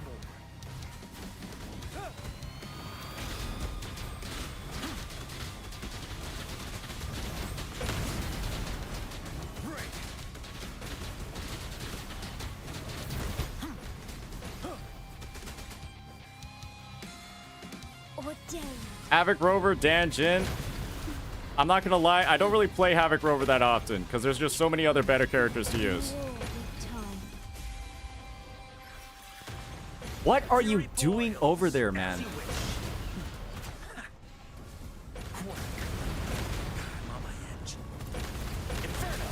I can take it. Feel my wrath. Let's do this. Wide open. Unstoppable. My last breath. Oh, I literally can't see.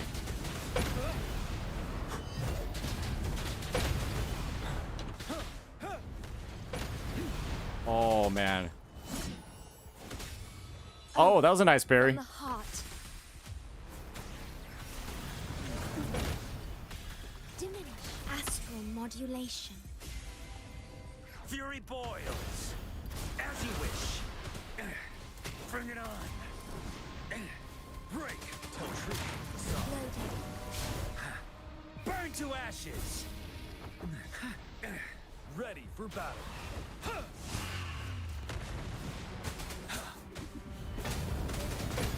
Huh? Where's my stamina? Till my last breath. Wind Rider. Oh, and into a Wind Rider? Oh, that was diabolical. That was diabolical. Hey, what's up, Arcanal?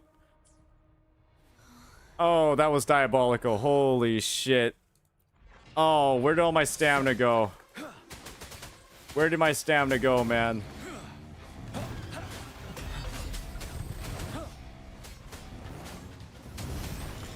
I can take it. Leave it to me.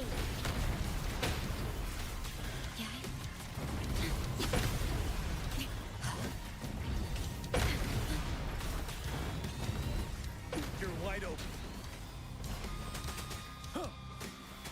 All right, we got enough energy.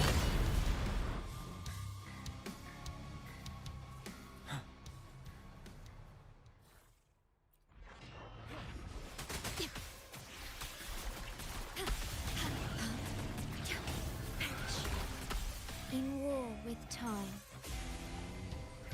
Fury boils. Burn. Inferno. Silence. Let's do this. Ready for battle. Unstoppable.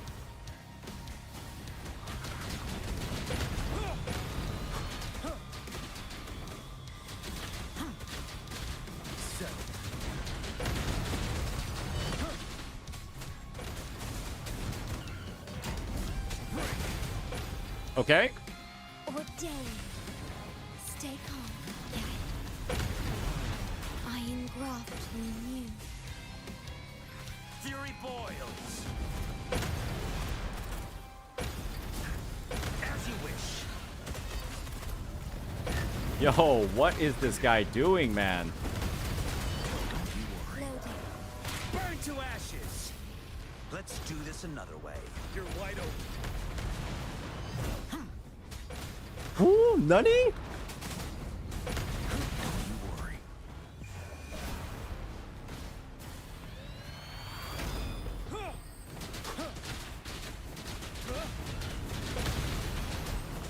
Till my last breath. All right, I'm just like, you're kidding me.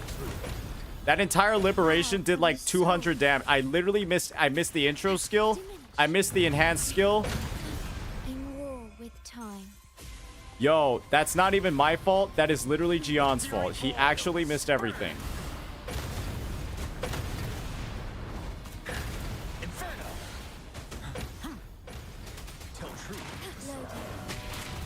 Feel my He actually just missed everything. Yo, please get out of the goddamn fire. Unstoppable.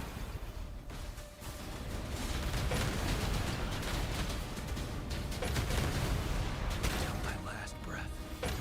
A momentary setback. All right. All right. We're not beating the stamina loss allegations here. We're not beating the stamina loss allegations here. Not even a little bit.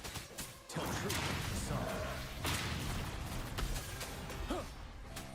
Finale.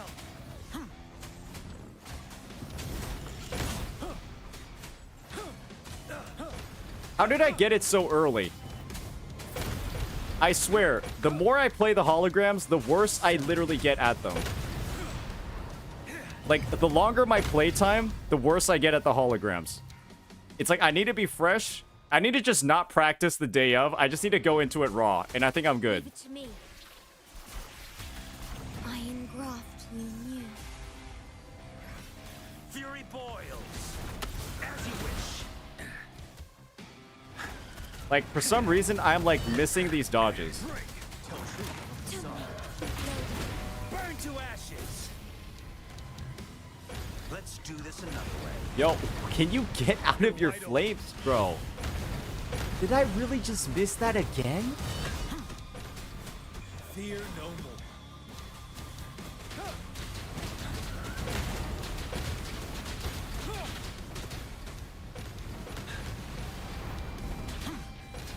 Till my last breath. How do I do anything? Leave it to me.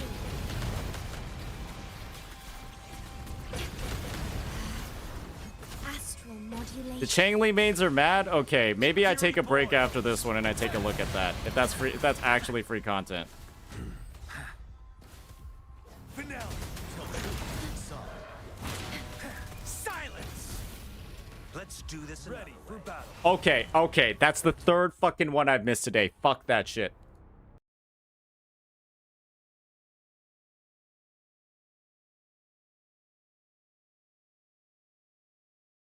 What is going on here? The the Changli mains are mad. What is this? Oh, the Gacha Godfather?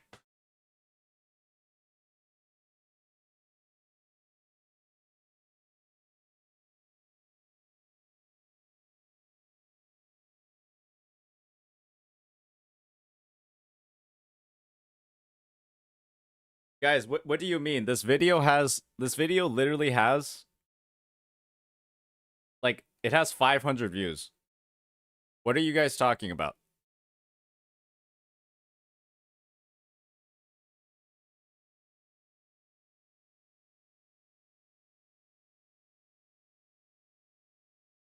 Maybe we'll think about watching this later. Yeah, we'll think about watching this one later. I don't think there's anything too crazy with this. They're just kind of like talking about the roles that she's playing and then giving some thoughts on it. I think for now, I've been streaming for a minute, so I think I'm just going to end stream. Let's find somebody to raid. Let's find somebody to raid for now.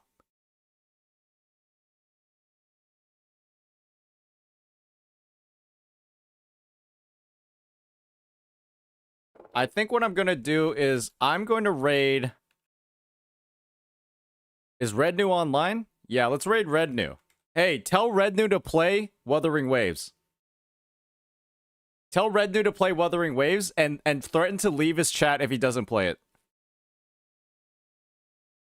All right, peace out, guys.